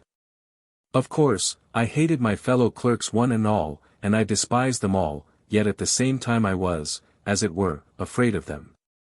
In fact, it happened at times that I thought more highly of them than of myself. It somehow happened quite suddenly that I alternated between despising them and thinking them superior to myself. A cultivated and decent man cannot be vain without setting a fearfully high standard for himself, and without despising and almost hating himself at certain moments. But whether I despised them or thought them superior, I dropped my eyes almost every time I met anyone. I even made experiments whether I could face so-and-so's looking at me, and I was always the first to drop my eyes. This worried me to distraction. I had a sickly dread, too, of being ridiculous, and so had a slavish passion for the conventional in everything external. I loved to fall into the common rut, and had a wholehearted terror of any kind of eccentricity in myself. But how could I live up to it? I was morbidly sensitive as a man of our age should be. They were all stupid, and as like one another as so many sheep. Perhaps I was the only one in the office who fancied that I was a coward and a slave, and I fancied it just because I was more highly developed. But it was not only that I fancied it, it really was so. I was a coward and a slave. I say this without the slightest embarrassment. Every decent man of our age must be a coward and a slave. That is his normal condition. Of that I am firmly persuaded. He is made and constructed to that very end. And not only at the present time owing to some casual circumstances, but always, at all times, a decent man is bound to be a coward and a slave. It is the law of nature for all decent people all over the earth. If any one of them happens to be valiant about something, he need not be comforted nor carried away by that, he would show the white feather just the same before something else. That is how it invariably and inevitably ends. Only donkeys and mules are valiant, and they only till they are pushed up to the wall. It is not worth while to pay attention to them, for they really are of no consequence. Another circumstance, too, worried me in those days, that there was no one like me and I was unlike anyone else. I am alone and they are everyone, I thought and pondered. From that it is evident that I was still a youngster. The very opposite sometimes happened. It was loathsome sometimes to go to the office, things reached such a point that I often came home ill. But all at once, apropos of nothing, there would come a phase of skepticism and indifference, everything happened in phases to me. And I would laugh myself at my intolerance and fastidiousness, I would reproach myself with being romantic. At one time I was unwilling to speak to anyone, while at other times I would not only talk, but go to the length of contemplating making friends with them. All my fastidiousness would suddenly, for no rhyme or reason, vanish. Who knows, perhaps I never had really had it, and it had simply been affected, and got out of books. I have not decided that question even now. Once I quite made friends with them, visited their homes, played preference, drank vodka, talked of promotions, long pause, but here let me make a digression. We Russians, speaking generally, have never had those foolish transcendental, romantics, German. And still more French on whom nothing produces any effect, if there were an earthquake, if all France perished at the barricades.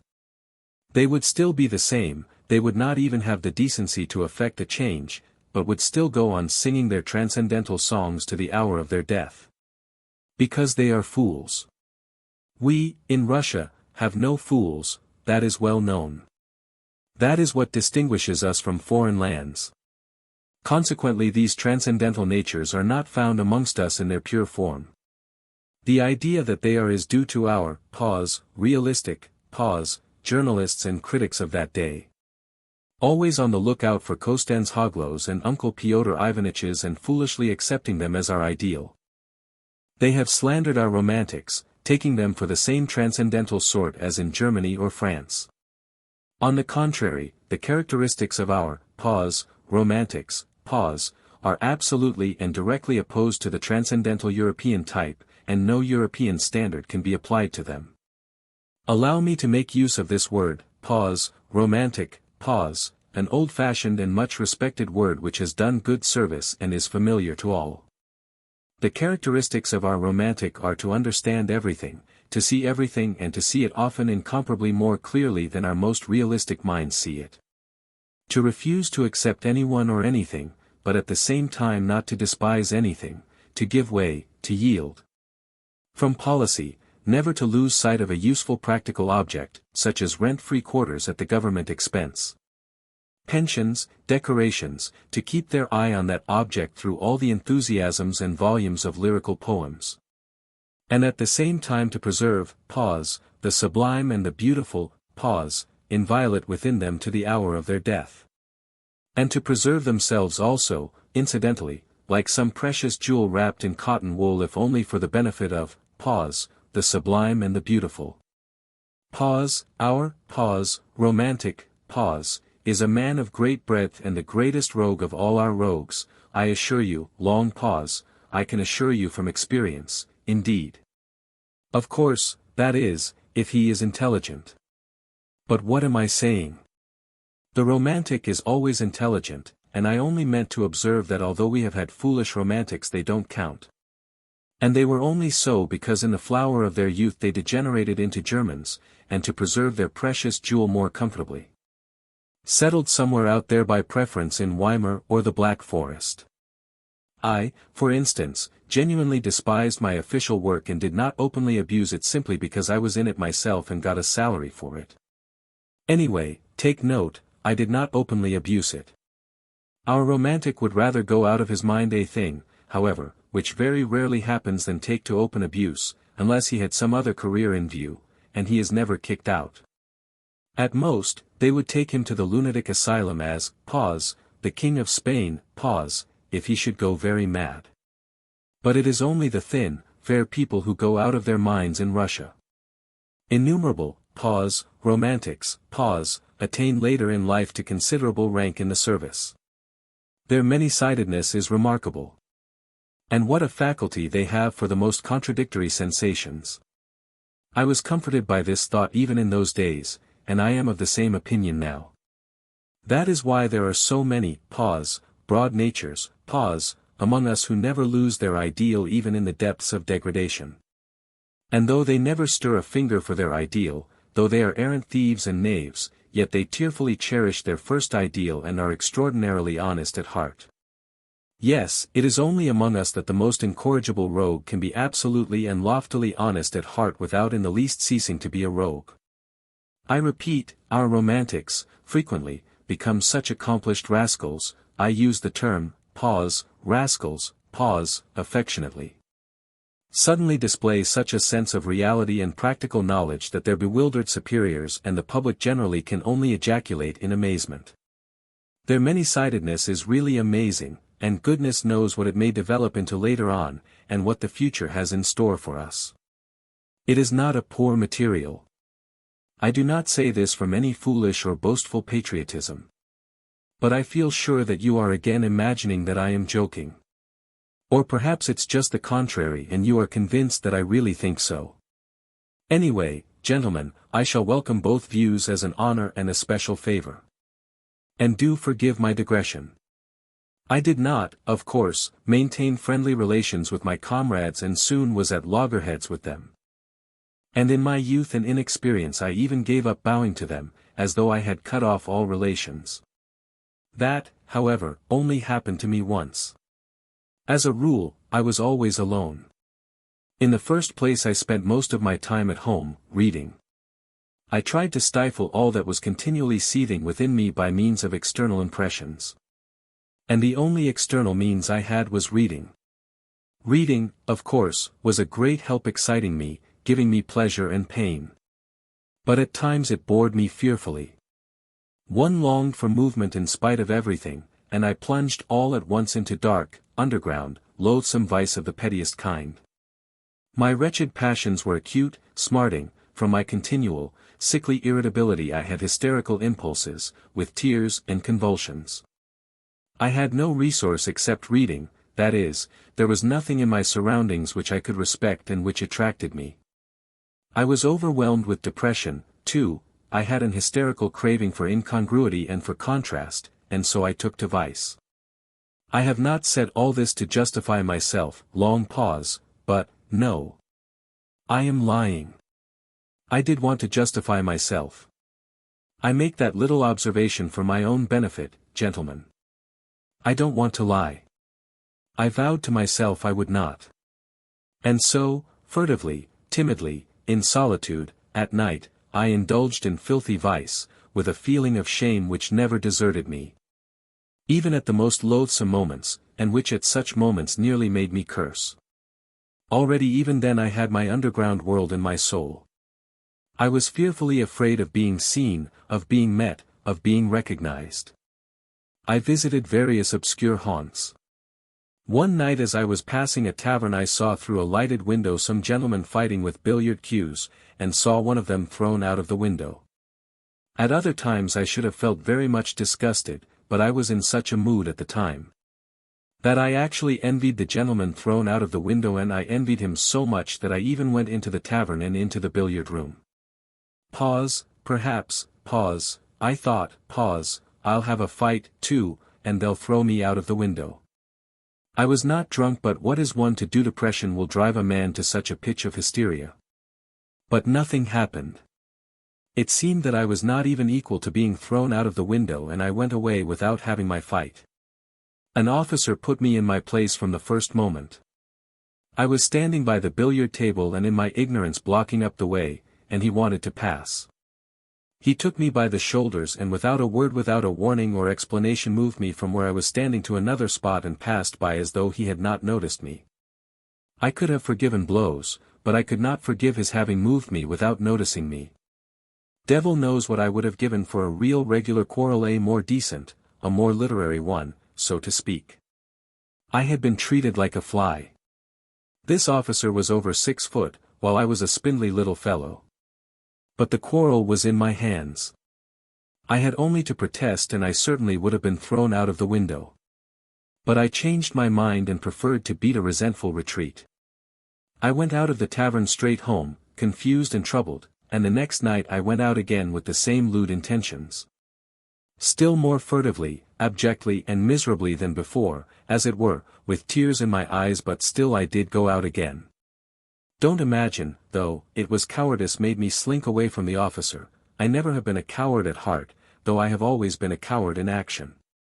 Don't be in a hurry to laugh, I assure you I can explain it all. Oh, if only that officer had been one of the sort who would consent to fight a duel. But no, he was one of those gentlemen, alas, long extinct, who preferred fighting with cues or, like G.O.H. Gould's Lieutenant Pirogov, appealing to the police. They did not fight duels and would have thought a duel with a civilian like me an utterly unseemly procedure in any case, and they looked upon the duel altogether as something impossible. Something free-thinking and French. But they were quite ready to bully, especially when they were over 6 foot. I did not slink away through cowardice, but through an unbounded vanity. I was afraid not of his 6 foot, not of getting a sound thrashing and being thrown out of the window. I should have had physical courage enough, I assure you, but I had not the moral courage. What I was afraid of was that everyone present, from the insolent marker down to the lowest little stinking pimply clerk in a greasy collar, would jeer at me and fail to understand when I began to protest and to address them in literary language. For of the point of honor, not of honor, but of the point of honor, point d'honneur, one cannot speak among us except in literary language. You can't allude to the point of honor, in ordinary language. I was fully convinced, the sense of reality, in spite of all my romanticism, that they would all simply split their sides with laughter, and that the officer would not simply beat me. That is, without insulting me, but would certainly prod me in the back with his knee, kick me round the billiard table. And only then perhaps have pity and drop me out of the window. Of course, this trivial incident could not with me end in that. I often met that officer afterwards in the street and noticed him very carefully. I am not quite sure whether he recognized me, I imagine not, I judge from certain signs. But I stared at him with spite and hatred, and so it went on, long pause, for several years. My resentment grew even deeper with years. At first I began making stealthy inquiries about this officer. It was difficult for me to do so, for I knew no one. But one day I heard someone shout his surname in the street as I was following him at a distance, as though I were tied to him, and so I learnt his surname. Another time I followed him to his flat, and for 10 kopecks learned from the porter where he lived, on which story. Whether he lived alone or with others, and so on, in fact, everything one could learn from a porter. One morning, though I had never tried my hand with the pen, it suddenly occurred to me to write a satire on this officer in the form of a novel which would unmask his villainy. I wrote the novel with relish. I did unmask his villainy, I even exaggerated it. At first I so altered his surname that it could easily be recognized. But on second thoughts I changed it, and sent the story to the Otechestveniya Zapiski. But at that time such attacks were not the fashion, and my story was not printed. That was a great vexation to me. Sometimes I was positively choked with resentment. At last I determined to challenge my enemy to a duel. I composed a splendid, charming letter to him, imploring him to apologize to me, and hinting rather plainly at a duel in case of refusal. The letter was so composed that if the officer had the least understanding of the sublime and the beautiful, he would certainly have flung himself on my neck and have offered me his friendship. And how fine that would have been! How we should have got on together! He could have shielded me with his higher rank, while I could have improved his mind with my culture, and, well, long pause, my ideas, and all sorts of things might have happened. Only fancy, this was 2 years after his insult to me, and my challenge would have been a ridiculous anachronism. In spite of all the ingenuity of my letter in disguising and explaining away the anachronism. But, thank God, to this day I thank the Almighty with tears in my eyes, I did not send the letter to him. Cold shivers run down my back when I think of what might have happened if I had sent it. And all at once I revenged myself in the simplest way, by a stroke of genius. A brilliant thought suddenly dawned upon me. Sometimes on holidays I used to stroll along the sunny side of the Nevsky about 4 o'clock in the afternoon. Though it was hardly a stroll so much as a series of innumerable miseries, humiliations and resentments, but no doubt that was just what I wanted. I used to wriggle along in a most unseemly fashion, like an eel, continually moving aside to make way for generals, for officers of the guards and the hussars, or for ladies. At such minutes there used to be a convulsive twinge at my heart, and I used to feel hot all down my back at the mere thought of the wretchedness of my attire. Of the wretchedness and abjectness of my little scurrying figure. This was a regular martyrdom, a continual, intolerable humiliation at the thought, which passed into an incessant and direct sensation. That I was a mere fly in the eyes of all this world, a nasty, disgusting fly, more intelligent, more highly developed. More refined in feeling than any of them, of course, but a fly that was continually making way for everyone. Insulted and injured by everyone. Why I inflicted this torture upon myself, why I went to the Nevsky, I don't know. I felt simply drawn there at every possible opportunity. Already then I began to experience a rush of the enjoyment of which I spoke in the first chapter. After my affair with the officer I felt even more drawn there than before. It was on the Nevsky that I met him most frequently, there I could admire him. He, too, went there chiefly on holidays, he, too, turned out of his path for generals and persons of high rank. And he too, wriggled between them like an eel, but people, like me, or even better dressed than me, he simply walked over. He made straight for them as though there was nothing but empty space before him, and never, under any circumstances, turned aside. I gloated over my resentment watching him and, long pause, always resentfully made way for him. It exasperated me that even in the street I could not be on an even footing with him. Pause, why must you invariably be the first to move aside? Pause, I kept asking myself in hysterical rage, waking up sometimes at 3 o'clock in the morning. Pause, why is it you and not he? There's no regulation about it, there's no written law. Let the making way be equal as it usually is when refined people meet, he moves halfway and you move halfway, you pass with mutual respect. But that never happened, and I always moved aside, while he did not even notice my making way for him. And lo and behold a bright idea dawned upon me. Pause, what, pause, I thought, pause, if I meet him and don't move on one side? What if I don't move aside on purpose, even if I knock up against him? How would that be? Pause, this audacious idea took such a hold on me that it gave me no peace. I was dreaming of it continually, horribly, and I purposely went more frequently to the Nevsky in order to picture more vividly how I should do it when I did do it. I was delighted. This intention seemed to me more and more practical and possible.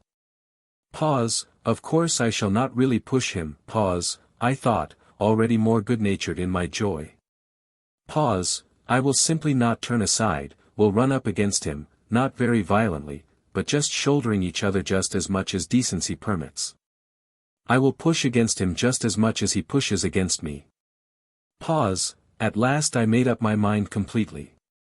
But my preparations took a great deal of time. To begin with, when I carried out my plan I should need to be looking rather more decent, and so I had to think of my get-up. Pause, in case of emergency, if, for instance, there were any sort of public scandal, and the public there is of the most recherché. The Countess walks there, Prince D. walks there, all the literary world is there, I must be well dressed. That inspires respect and of itself puts us on an equal footing in the eyes of the society.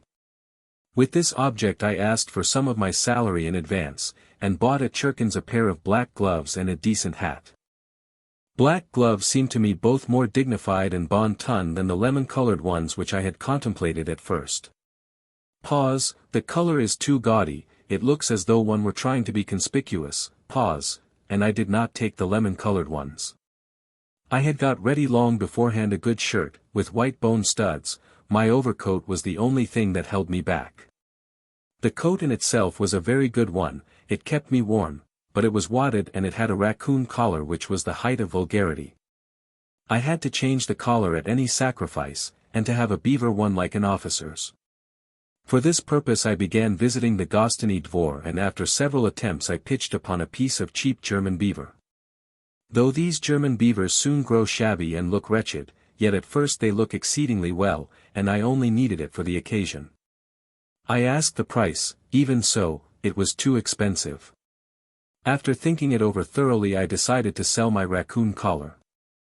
The rest of the money, a considerable sum for me, I decided to borrow from Anton Antonitch Syatochkin, my immediate superior, an unassuming person, though grave and judicious. He never lent money to anyone, but I had, on entering the service, been specially recommended to him by an important personage who had got me my berth. I was horribly worried. To borrow from Anton Antonitch seemed to me monstrous and shameful. I did not sleep for 2 or 3 nights. Indeed, I did not sleep well at that time, I was in a fever, I had a vague sinking at my heart or else a sudden throbbing. Anton Antonitch was surprised at first, then he frowned, then he reflected, and did after all lend me the money. Receiving from me a written authorization to take from my salary a fortnight later the sum that he had lent me. In this way everything was at last ready. The handsome beaver replaced the mean-looking raccoon, and I began by degrees to get to work. It would never have done to act offhand, at random, the plan had to be carried out skillfully, by degrees. But I must confess that after many efforts I began to despair, we simply could not run into each other. I made every preparation. I was quite determined. It seemed as though we should run into one another directly, and before I knew what I was doing I had stepped aside for him again and he had passed without noticing me. I even prayed as I approached him that God would grant me determination. One time I had made up my mind thoroughly, but it ended in my stumbling and falling at his feet because at the very last instant when I was 6 inches from him my courage failed me. He very calmly stepped over me, while I flew on one side like a ball. That night I was ill again, feverish and delirious. And suddenly it ended most happily.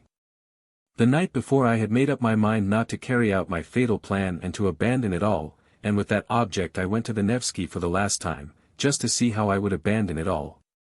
Suddenly, 3 paces from my enemy, I unexpectedly made up my mind. I closed my eyes, and we ran full tilt, shoulder to shoulder, against one another. I did not budge an inch and passed him on a perfectly equal footing. He did not even look round and pretended not to notice it, but he was only pretending. I am convinced of that. I am convinced of that to this day. Of course, I got the worst of it. He was stronger, but that was not the point. The point was that I had attained my object, I had kept up my dignity, I had not yielded a step, and had put myself publicly on an equal social footing with him. I returned home feeling that I was fully avenged for everything. I was delighted. I was triumphant and sang Italian arias. Of course, I will not describe to you what happened to me 3 days later. If you have read my first chapter you can guess for yourself. The officer was afterwards transferred. I have not seen him now for 14 years. What is the dear fellow doing now? Whom is he walking over? 2. But the period of my dissipation would end and I always felt very sick afterwards. It was followed by remorse. I tried to drive it away, I felt too sick. By degrees, however, I grew used to that too. I grew used to everything, or rather I voluntarily resigned myself to enduring it. But I had a means of escape that reconciled everything that was to find refuge in, the sublime and the beautiful, in dreams, of course. I was a terrible dreamer. I would dream for 3 months on end, tucked away in my corner, and you may believe me that at those moments I had no resemblance to the gentleman who, in the perturbation of his chicken heart, put a collar of German beaver on his greatcoat. I suddenly became a hero. I would not have admitted my 6-foot lieutenant even if he had called on me. I could not even picture him before me then. What were my dreams and how I could satisfy myself with them it is hard to say now, but at the time I was satisfied with them. Though, indeed, even now, I am to some extent satisfied with them. Dreams were particularly sweet and vivid after a spell of dissipation. They came with remorse and with tears, with curses and transports. There were moments of such positive intoxication, of such happiness, that there was not the faintest trace of irony within me, on my honor. I had faith, hope, love. I believed blindly at such times that by some miracle, by some external circumstance, all this would suddenly open out. Expand, that suddenly a vista of suitable activity, beneficent, good, and, above all, ready-made. What sort of activity I had no idea. But the great thing was that it should be all ready for me, would rise up before me and I should come out into the light of day. Almost riding a white horse and crowned with laurel. Anything but the foremost place I could not conceive for myself, and for that very reason I quite contentedly occupied the lowest in reality. Either to be a hero or to grovel in the mud, there was nothing between. That was my ruin, for when I was in the mud I comforted myself with the thought that at other times I was a hero. And the hero was a cloak for the mud. For an ordinary man it was shameful to defile himself, but a hero was too lofty to be utterly defiled. And so he might defile himself. It is worth noting that these attacks of the sublime and the beautiful, visited me even during the period of dissipation and just at the times when I was touching the bottom. They came in separate spurts, as though reminding me of themselves, but did not banish the dissipation by their appearance. On the contrary, they seemed to add a zest to it by contrast, and were only sufficiently present to serve as an appetizing sauce. That sauce was made up of contradictions and sufferings, of agonizing inward analysis, and all these pangs and pinpricks gave a certain piquancy. Even a significance to my dissipation. In fact, completely answered the purpose of an appetizing sauce. There was a certain depth of meaning in it. And I could hardly have resigned myself to the simple, vulgar, direct debauchery of a clerk and have endured all the filthiness of it. What could have allured me about it then and have drawn me at night into the street? No, I had a lofty way of getting out of it all. And what loving kindness, O Lord, what loving kindness I felt at times in those dreams of mine. In those, flights into the sublime and the beautiful, though it was fantastic love, though it was never applied to anything human in reality. Yet there was so much of this love that one did not feel afterwards even the impulse to apply it in reality. That would have been superfluous. Everything, however, passed satisfactorily by a lazy and fascinating transition into the sphere of art. That is, into the beautiful forms of life, lying ready, largely stolen from the poets and novelists and adapted to all sorts of needs and uses. I, for instance, was triumphant over everyone, of course, was in dust and ashes, and was forced spontaneously to recognize my superiority, and I forgave them all. I was a poet and a grand gentleman, I fell in love, I came in for countless millions and immediately devoted them to humanity. And at the same time I confessed before all the people my shameful deeds, which, of course, were not merely shameful, but had in them much that was, sublime and beautiful, something in the Manfred style. Everyone would kiss me and weep, what idiots they would be if they did not, while I should go barefoot and hungry preaching new ideas and fighting a victorious Austerlitz against the obscurantists. Then the band would play a march, an amnesty would be declared, the Pope would agree to retire from Rome to Brazil. Then there would be a ball for the whole of Italy at the Villa Borghese on the shores of Lake Como being for that purpose transferred to the neighborhood of Rome. Then would come a scene in the bushes, and so on as though you did not know all about it. You will say that it is vulgar and contemptible to drag all this into public after all the tears and transports which I have myself confessed. But why is it contemptible? Can you imagine that I am ashamed of it all, and that it was stupider than anything in your life, gentlemen?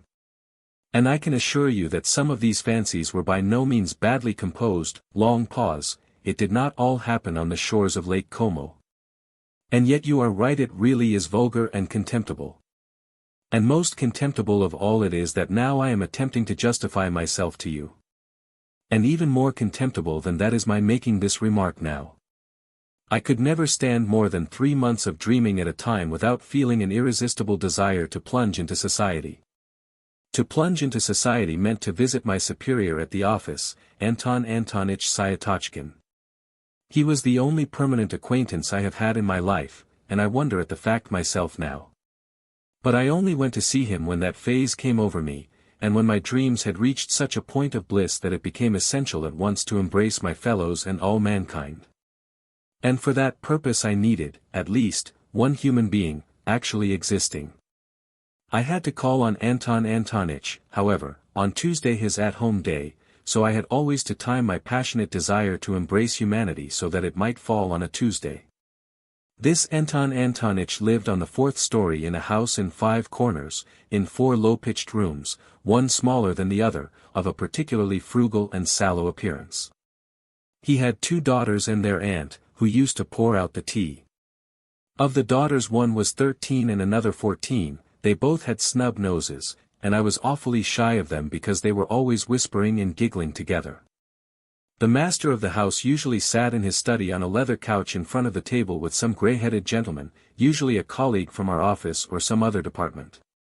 I never saw more than 2 or 3 visitors there, always the same.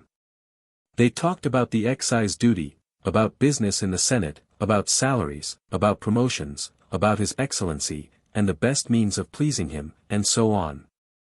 I had the patience to sit like a fool beside these people for 4 hours at a stretch, listening to them without knowing what to say to them or venturing to say a word.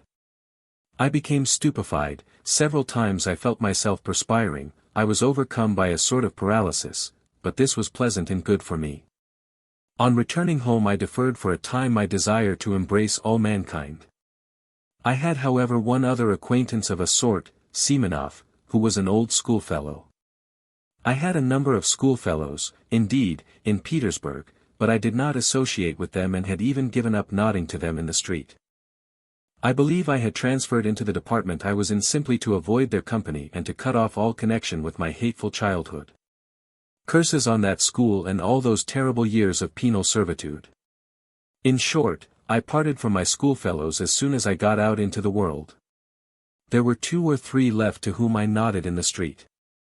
One of them was Simonov, who had in no way been distinguished at school, was of a quiet and equable disposition. But I discovered in him a certain independence of character and even honesty. I don't even suppose that he was particularly stupid. I had at one time spent some rather soulful moments with him, but these had not lasted long and had somehow been suddenly clouded over. He was evidently uncomfortable at these reminiscences, and was, I fancy, always afraid that I might take up the same tone again. I suspected that he had an aversion for me, but still I went on going to see him, not being quite certain of it. And so on one occasion, unable to endure my solitude and knowing that as it was Thursday Anton Antonich's door would be closed, I thought of Simonov. Climbing up to his 4th story I was thinking that the man disliked me and that it was a mistake to go and see him. But as it always happened that such reflections impelled me, as though purposely, to put myself into a false position, I went in. It was almost a year since I had last seen Simonov. 3. I found 2 of my old schoolfellows with him. They seemed to be discussing an important matter. All of them took scarcely any notice of my entrance, which was strange, for I had not met them for years. Evidently they looked upon me as something on the level of a common fly. I had not been treated like that even at school, though they all hated me. I knew, of course, that they must despise me now for my lack of success in the service, and for my having let myself sink so low. Going about badly dressed and so on, which seemed to them a sign of my incapacity and insignificance. But I had not expected such contempt. Simonov was positively surprised at my turning up. Even in old days he had always seemed surprised at my coming. All this disconcerted me. I sat down, feeling rather miserable, and began listening to what they were saying. They were engaged in warm and earnest conversation about a farewell dinner which they wanted to arrange for the next day to a comrade of theirs called Zverkov, an officer in the army, who was going away to a distant province. This Zverkov had been all the time at school with me too. I had begun to hate him particularly in the upper forms. In the lower forms he had simply been a pretty, playful boy whom everybody liked. I had hated him, however, even in the lower forms, just because he was a pretty and playful boy. He was always bad at his lessons and got worse and worse as he went on. However, he left with a good certificate, as he had powerful interests. During his last year at school he came in for an estate of 200 serfs, and as almost all of us were poor he took up a swaggering tone among us. He was vulgar in the extreme, but at the same time he was a good-natured fellow, even in his swaggering. In spite of superficial, fantastic and sham notions of honor and dignity, all but very few of us positively grovelled before Zverkov, and the more so the more he swaggered. And it was not from any interested motive that they grovelled, but simply because he had been favoured by the gifts of nature. Moreover, it was, as it were, an accepted idea among us that Zverkov was a specialist in regard to tact and the social graces. This last fact particularly infuriated me. I hated the abrupt self-confident tone of his voice, his admiration of his own witticisms, which were often frightfully stupid. Though he was bold in his language, I hated his handsome, but stupid face, for which I would, however, have gladly exchanged my intelligent one, and the free and easy military manners in fashion in the 40s. I hated the way in which he used to talk of his future conquests of women. He did not venture to begin his attack upon women until he had the epaulettes of an officer, and was looking forward to them with impatience, and boasted of the duels he would constantly be fighting. I remember how I, invariably so taciturn, suddenly fastened upon Zverkov, when one day talking at a leisure moment with his schoolfellows of his future relations with the fair sex, and growing as sportive as a puppy in the sun, he all at once declared that he would not leave a single village girl on his estate unnoticed. That was his droit de seigneur, and that if the peasants dared to protest he would have them all flogged and double the tax on them. The bearded rascals. Our servile rabble applauded, but I attacked him, not from compassion for the girls and their fathers, but simply because they were applauding such an insect. I got the better of him on that occasion, but though Zverkov was stupid he was lively and impudent, and so laughed it off. And in such a way that my victory was not really complete, the laugh was on his side. He got the better of me on several occasions afterwards, but without malice, jestingly, casually. I remained angrily and contemptuously silent and would not answer him. When we left school he made advances to me. I did not rebuff them, for I was flattered, but we soon parted and quite naturally. Afterwards I heard of his barrack-room success as a lieutenant, and of the fast life he was leading. Then there came other rumors of his successes in the service. By then he had taken to cutting me in the street, and I suspected that he was afraid of compromising himself by greeting a personage as insignificant as me. I saw him once in the theater, in the third tier of boxes. By then he was wearing shoulder straps. He was twisting and twirling about, ingratiating himself with the daughters of an ancient general. In 3 years he had gone off considerably, though he was still rather handsome and adroit. One could see that by the time he was 30 he would be corpulent. So it was to this Zverkov that my schoolfellows were going to give a dinner on his departure. They had kept up with him for those 3 years, though privately they did not consider themselves on an equal footing with him, I am convinced of that. Of Semenov's 2 visitors, one was Ferfitchkin, a Russianized German little fellow with the face of a monkey. A blockhead who was always deriding everyone, a very bitter enemy of mine from our days in the lower forms, a vulgar, impudent, swaggering fellow, who affected a most sensitive feeling of personal honor, though, of course, he was a wretched little coward at heart. He was one of those worshippers of Zverkov who made up to the latter from interested motives, and often borrowed money from him. Semenov's other visitor, Tridolyubov, was a person in no way remarkable, a tall young fellow, in the army. With a cold face, fairly honest, though he worshipped success of every sort, and was only capable of thinking of promotion. He was some sort of distant relation of Zverkov's, and this, foolish as it seems, gave him a certain importance among us. He always thought me of no consequence whatever. His behavior to me, though not quite courteous, was tolerable. Pause. Well, with 7 rubles each, pause, said Tridolyubov, pause, 21 rubles between the 3 of us, we ought to be able to get a good dinner. Zverkov, of course, won't pay. Pause, of course not, since we are inviting him, pause, Semenov decided. Pause, can you imagine, pause, Ferfitchkin interrupted hotly and conceitedly, like some insolent flunky boasting of his master the general's decorations. Pause, can you imagine that Zverkov will let us pay alone? He will accept from delicacy, but he will order half a dozen bottles of champagne. Pause, do we want half a dozen for the 4 of us? Pause, observed Tridolyubov, taking notice only of the half dozen. Pause, so the 3 of us, with Zverkov for the 4th, 21 rubles, at the Hotel de Paris at 5 o'clock tomorrow. Pause, Semenov, who had been asked to make the arrangements, concluded finally. Pause, how 21 rubles? Pause, I asked in some agitation, with a show of being offended, pause, if you count me it will not be 21, but 28 rubles. It seemed to me that to invite myself so suddenly and unexpectedly would be positively graceful, and that they would all be conquered at once and would look at me with respect. Pause, do you want to join, too? Pause, Semenov observed, with no appearance of pleasure, seeming to avoid looking at me. He knew me through and through. It infuriated me that he knew me so thoroughly. Pause, why not? I am an old schoolfellow of his, too, I believe, and I must own I feel hurt that you have left me out. Pause, I said, boiling over again. Pause, and where were we to find you? Pause, Ferfitchkin put in roughly. Pause, you never were on good terms with Zverkov, pause, Tridolyubov added, frowning. But I had already clutched at the idea and would not give it up. Pause, it seems to me that no one has a right to form an opinion upon that, pause, I retorted in a shaking voice, as though something tremendous had happened. Pause, perhaps that is just my reason for wishing it now, that I have not always been on good terms with him. Pause, oh, there's no making you out, long pause, with these refinements, pause, Trudolyubov jeered. Pause, we'll put your name down, pause, Semenov decided, addressing me.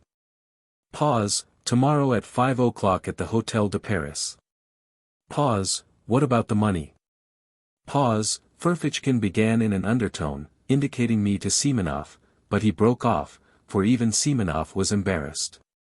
Pause, that will do, pause, said Trudolyubov, getting up.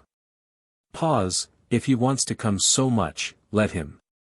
Pause, but it's a private thing, between us friends, pause, Ferfitchkin said crossly, as he, too, picked up his hat. Pause, it's not an official gathering. Pause, we do not want at all, perhaps, long pause, pause. They went away.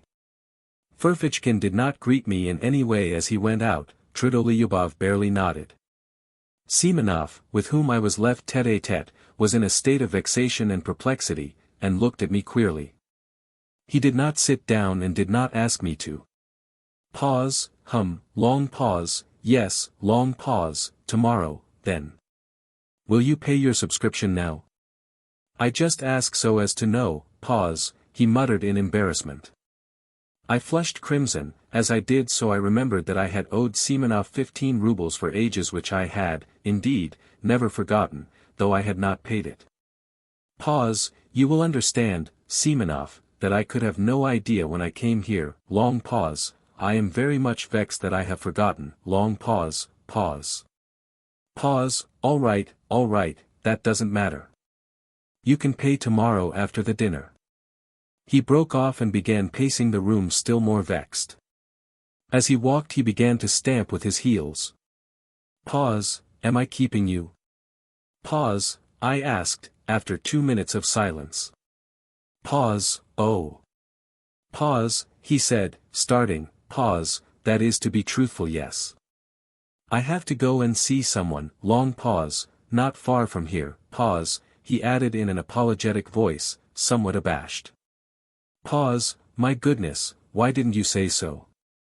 Pause, I cried, seizing my cap, with an astonishingly free and easy air, which was the last thing I should have expected of myself. Pause, it's close by, long pause, not 2 paces away, pause, Semenov repeated, accompanying me to the front door with a fussy air which did not suit him at all. Pause, so 5 o'clock, punctually, tomorrow, pause, he called down the stairs after me. He was very glad to get rid of me. I was in a fury. Pause, what possessed me to force myself upon them? Pause, I wondered, grinding my teeth as I strode along the street, pause, for a scoundrel, a pig like that Zverkov. Of course I had better not go, of course, I must just snap my fingers at them. I am not bound in any way. But what made me furious was that I knew for certain that I should go, that I should make a point of going, and the more tactless, the more unseemly my going would be, the more certainly I would go. And there was a positive obstacle to my going, I had no money. All I had was 9 rubles, I had to give 7 of that to my servant, Apollon, for his monthly wages. That was all I paid him, he had to keep himself. Not to pay him was impossible, considering his character. But I will talk about that fellow, about that plague of mine, another time. However, I knew I should go and should not pay him his wages. That night I had the most hideous dream, no wonder. All the evening I had been oppressed by memories of my miserable days at school, and I could not shake them off. I was sent to the school by distant relations, upon whom I was dependent and of whom I have heard nothing since they sent me there, a forlorn, silent boy, already crushed by their reproaches, already troubled by doubt, and looking with savage distrust at everyone. My schoolfellows met me with spiteful and merciless jibes because I was not like any of them. But I could not endure their taunts, I could not give in to them with the ignoble readiness with which they gave in to one another. I hated them from the first, and shut myself away from everyone in timid, wounded and disproportionate pride. Their coarseness revolted me. They laughed cynically at my face, at my clumsy figure, and yet what stupid faces they had themselves. In our school the boys' faces seemed in a special way to degenerate and grow stupider. How many fine-looking boys came to us! In a few years they became repulsive. Even at 16 I wondered at them morosely. Even then I was struck by the pettiness of their thoughts, the stupidity of their pursuits, their games, their conversations.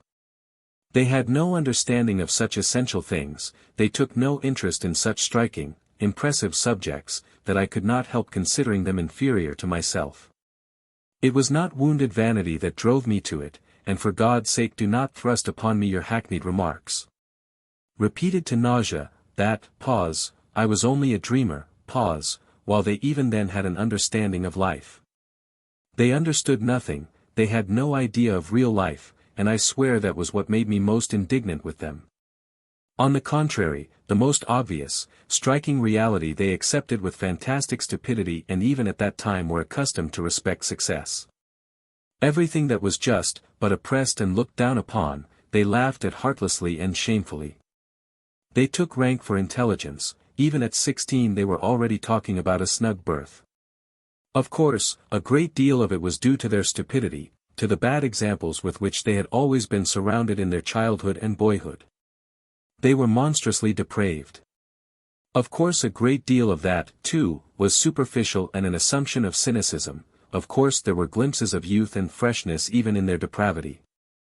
But even that freshness was not attractive, and showed itself in a certain rakishness. I hated them horribly, though perhaps I was worse than any of them. They repaid me in the same way, and did not conceal their aversion for me. But by then I did not desire their affection, on the contrary, I continually longed for their humiliation. To escape from their derision I purposely began to make all the progress I could with my studies and forced my way to the very top. This impressed them. Moreover, they all began by degrees to grasp that I had already read books none of them could read, and understood things, not forming part of our school curriculum, of which they had not even heard.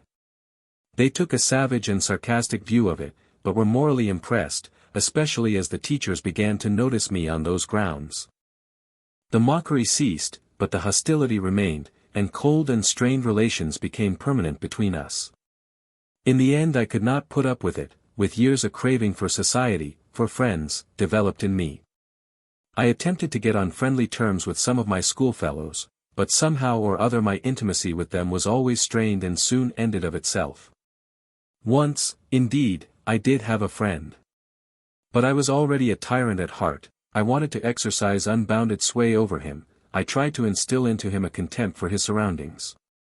I required of him a disdainful and complete break with those surroundings. I frightened him with my passionate affection, I reduced him to tears, to hysterics. He was a simple and devoted soul, but when he devoted himself to me entirely I began to hate him immediately and repulsed him as though all I needed him for was to win a victory over him. To subjugate him and nothing else. But I could not subjugate all of them, my friend was not at all like them either, he was, in fact, a rare exception. The first thing I did on leaving school was to give up the special job for which I had been destined so as to break all ties.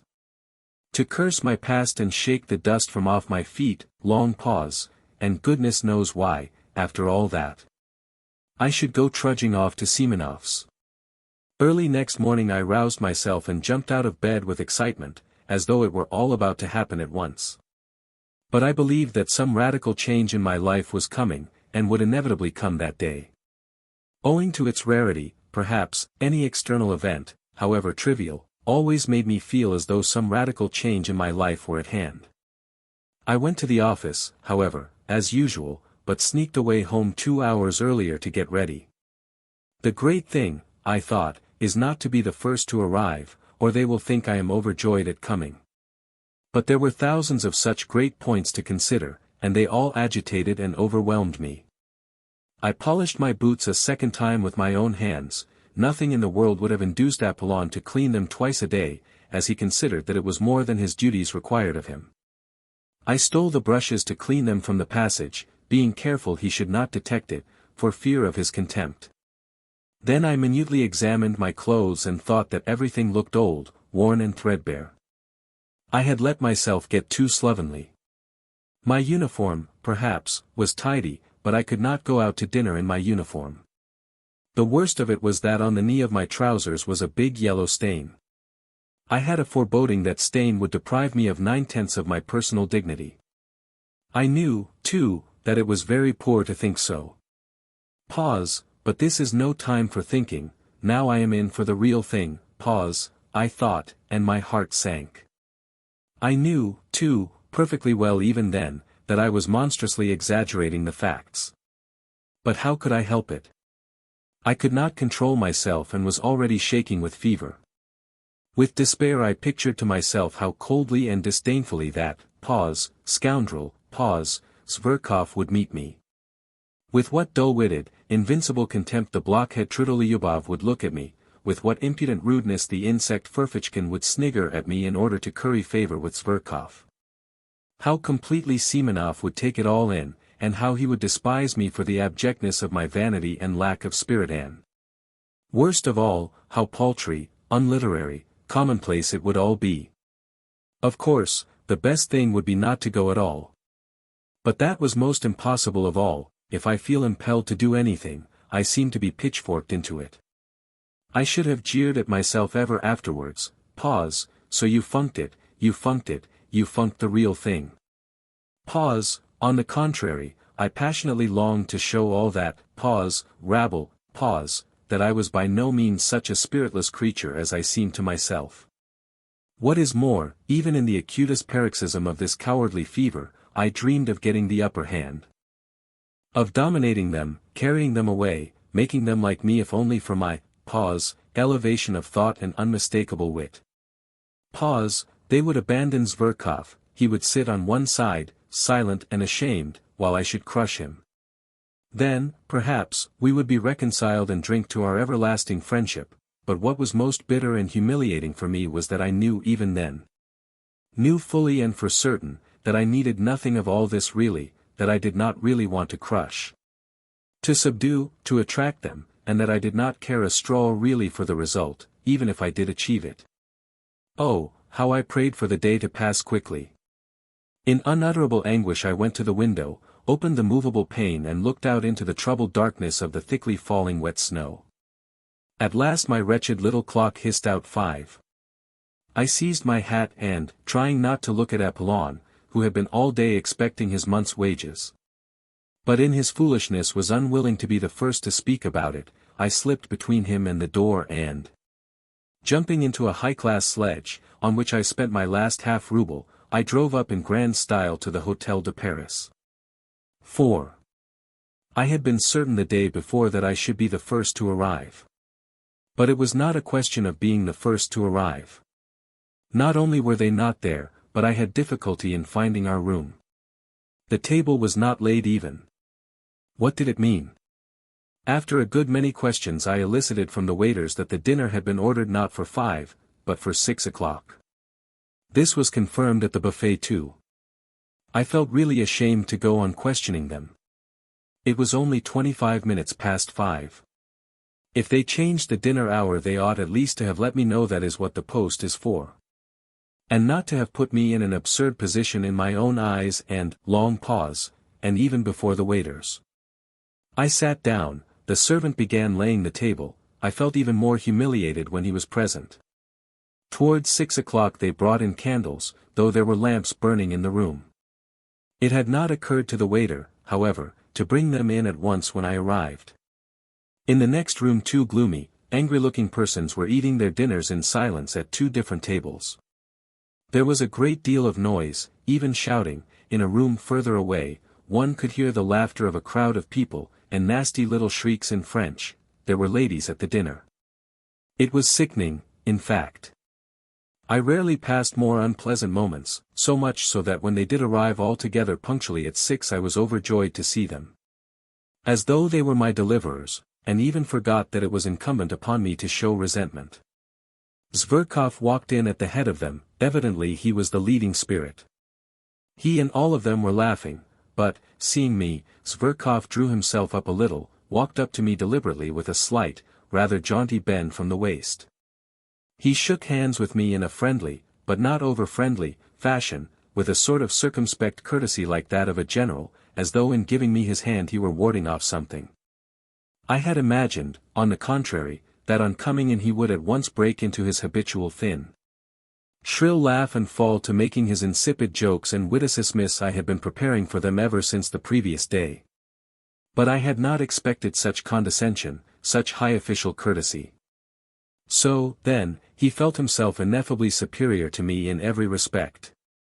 If he only meant to insult me by that high official tone, it would not matter, I thought I could pay him back for it one way or another. But what if, in reality, without the least desire to be offensive, that sheep's head had a notion in earnest that he was superior to me and could only look at me in a patronizing way? The very supposition made me gasp.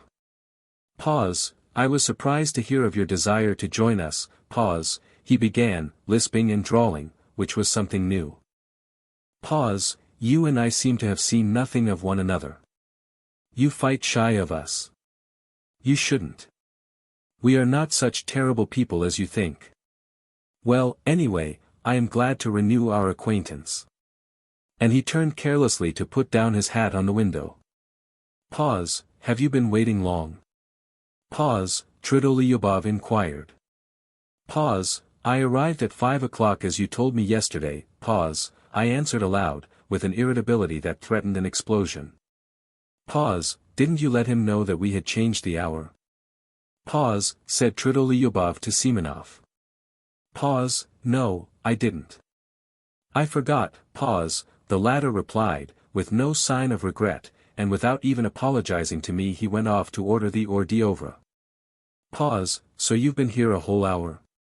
Oh, poor fellow. Pause, Zverkov cried ironically, for to his notions this was bound to be extremely funny. That rascal Ferfitchkin followed with his nasty little snigger like a puppy yapping. My position struck him, too, as exquisitely ludicrous and embarrassing. Pause, it isn't funny at all. Pause, I cried to Ferfitchkin, more and more irritated. Pause, it wasn't my fault, but other people's. They neglected to let me know. It was, long pause, it was, long pause, it was simply absurd. Pause, it's not only absurd, but something else as well, pause, muttered Tridolyubov, naively taking my part. Pause, you are not hard enough upon it. It was simply rudeness unintentional, of course. And how could Semenov, long pause, Pause, if a trick like that had been played on me, pause, observed Ferfitchkin, pause, I should, long pause, pause. Pause, but you should have ordered something for yourself, pause, Zverkov interrupted, pause, or simply ask for dinner without waiting for us. Pause, you will allow that I might have done that without your permission, pause, I rapped out. Pause, let us sit down, gentlemen, pause, cried Semenov, coming in. Pause, everything is ready, I can answer for the champagne, it is capitally frozen, long pause, you see, I did not know your address, where was I to look for you? Pause, he suddenly turned to me, but again he seemed to avoid looking at me. Evidently he had something against me. It must have been what happened yesterday. All sat down, I did the same. It was a round table. Tridolyubov was on my left, Semenov on my right, Zverkov was sitting opposite, Ferfitchkin next to him, between him and Tridolyubov. Pause, tell me, are you, long pause, in a government office? Pause, Zverkov went on attending to me. Seeing that I was embarrassed he seriously thought that he ought to be friendly to me, and, so to speak, cheer me up. Pause, does he want me to throw a bottle at his head? Pause, I thought, in a fury. In my novel surroundings I was unnaturally ready to be irritated. Pause, in the office, pause, I answered jerkily, with my eyes on my plate. Pause, and have you a goody berth? I say, what made you leave your original job? Pause, what made me was that I wanted to leave my original job, pause, I drawled more than he, hardly able to control myself. Ferfitchkin went off into a guffaw. Semenov looked at me ironically. Tridolyubov left off eating and began looking at me with curiosity. Zverkov winced, but he tried not to notice it. Pause, and the remuneration. Pause, what remuneration? Pause, I mean, your salary. Pause, why are you cross-examining me? Pause, however, I told him at once what my salary was. I turned horribly red. Pause, it is not very handsome, pause, Zverkov observed majestically. Pause, yes, you can't afford to dine at cafes on that, pause, Ferfitchkin added insolently. Pause, to my thinking it's very poor, pause, Tridolyubov observed gravely. Pause, and how thin you have grown. How you have changed. Pause, added Zverkov, with a shade of venom in his voice, scanning me and my attire with a sort of insolent compassion. Pause, oh, spare his blushes, pause, cried Ferfitchkin, sniggering. Pause, my dear sir, allow me to tell you I am not blushing, pause, I broke out at last, pause, do you hear? I am dining here, at this cafe, at my own expense, not at other people's. Note that, Mr. Ferfitchkin. Pause, what? Isn't everyone here dining at his own expense? You would seem to be, long pause, Ferfitchkin flew out at me, turning as red as a lobster, and looking me in the face with fury. Pause, pause, I answered, feeling I had gone too far, pause, and I imagine it would be better to talk of something more intelligent. Pause, you intend to show off your intelligence, I suppose. Pause, don't disturb yourself, that would be quite out of place here. Pause, why are you clacking away like that, my good sir, eh? Have you gone out of your wits in your office? Pause, enough, gentlemen, enough. Pause, Zverkov cried, authoritatively. Pause, how stupid it is. Pause, muttered Semenov. Pause, it really is stupid. We have met here, a company of friends, for a farewell dinner to a comrade, and you carry on an altercation, pause, said Tridolyubov, rudely addressing himself to me alone. Pause, you invited yourself to join us, so don't disturb the general harmony. Pause, enough, enough. Pause, cried Zverkov. Pause, give over, gentlemen, it's out of place. And then followed a burlesque narrative of how this gentleman had almost been married 2 days before. There was not a word about the marriage, however, but the story was adorned with generals, colonels and Kammerjunker, while Zverkov almost took the lead among them. It was greeted with approving laughter, Ferfitchkin positively squealed. No one paid any attention to me, and I sat crushed and humiliated. Pause, good heavens, these are not the people for me. Pause, I thought. Pause, and what a fool I have made of myself before them. I let Ferfitchkin go too far, though. The brutes imagine they are doing me an honor in letting me sit down with them. They don't understand that it's an honor to them and not to me. I've grown thinner. My clothes. Oh, damn my trousers. Zverkov noticed the yellow stain on the knee as soon as he came in, long pause, but what's the use?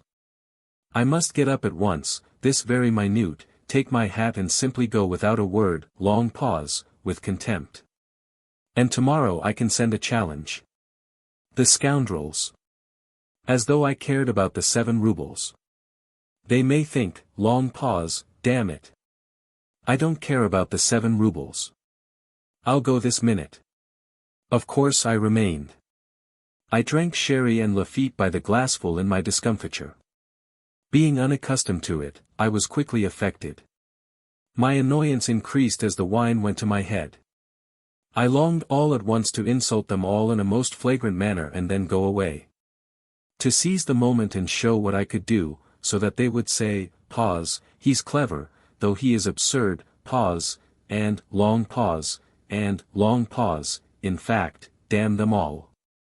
I scanned them all insolently with my drowsy eyes. But they seemed to have forgotten me altogether. They were noisy, vociferous, cheerful. Zverkov was talking all the time. I began listening. Zverkov was talking of some exuberant lady whom he had at last led on to declaring her love, of course. He was lying like a horse, and how he had been helped in this affair by an intimate friend of his, a Prince Kolya. An officer in the Hussars, who had 3,000 serfs. Pause, and yet this Kolya, who has 3,000 serfs, has not put in an appearance here tonight to see you off. Pause, I cut in suddenly. For 1 minute everyone was silent. Pause, you are drunk already. Pause, Tridolyubov deigned to notice me at last, glancing contemptuously in my direction.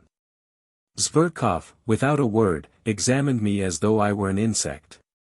I dropped my eyes. Semenov made haste to fill up the glasses with champagne. Tridolyubov raised his glass, as did everyone else but me. Pause, your health and good luck on the journey. Pause, he cried to Zverkov. Pause, to old times, to our future, hurrah. They all tossed off their glasses, and crowded round Zverkov to kiss him. I did not move, my full glass stood untouched before me. Pause, why, aren't you going to drink it? Pause, roared Tridolyubov, losing patience and turning menacingly to me. Pause, I want to make a speech separately, on my own account, long pause, and then I'll drink it, Mr. Tridolyubov. Pause, spiteful brute. Pause, muttered Semenov. I drew myself up in my chair and feverishly seized my glass, prepared for something extraordinary, though I did not know myself precisely what I was going to say. Pause, silence. Pause, cried Ferfitchkin. Pause, now for a display of wit. Zverkov waited very gravely, knowing what was coming. Pause, Mr. Lieutenant Zverkov, pause, I began, pause, let me tell you that I hate phrases, phrasemongers and men in corsets, long pause, that's the first point. And there is a second one to follow it. There was a general stir. Pause, the second point is, I hate ribaldry and ribald talkers. Especially ribald talkers. The third point, I love justice, truth and honesty. Pause, I went on almost mechanically, for I was beginning to shiver with horror myself and had no idea how I came to be talking like this. Pause, I love thought, Monsieur Zverkov, I love true comradeship, on an equal footing and not, long pause, long pause, I love, long pause, but, however, why not? I will drink your health, too, Mr. Zverkov. Seduce the Circassian girls, shoot the enemies of the fatherland and, long pause, to your health, Monsieur Zverkov. Zverkov got up from his seat, bowed to me and said. Pause, I am very much obliged to you. Pause, he was frightfully offended and turned pale. Pause, damn the fellow. Pause, roared Tridolyubov, bringing his fist down on the table. Pause, well, he wants a punch in the face for that, pause, squealed Ferfitchkin. Pause, we ought to turn him out, pause, muttered Semenov. Pause, not a word, gentlemen, not a movement. Pause, cried Zverkov solemnly, checking the general indignation. Pause, I thank you all, but I can show him for myself how much value I attach to his words. Pause, Mr. Ferfitchkin, you will give me satisfaction tomorrow for your words just now. Pause, I said aloud, turning with dignity to Ferfitchkin. Pause, a duel, you mean? Certainly, pause, he answered.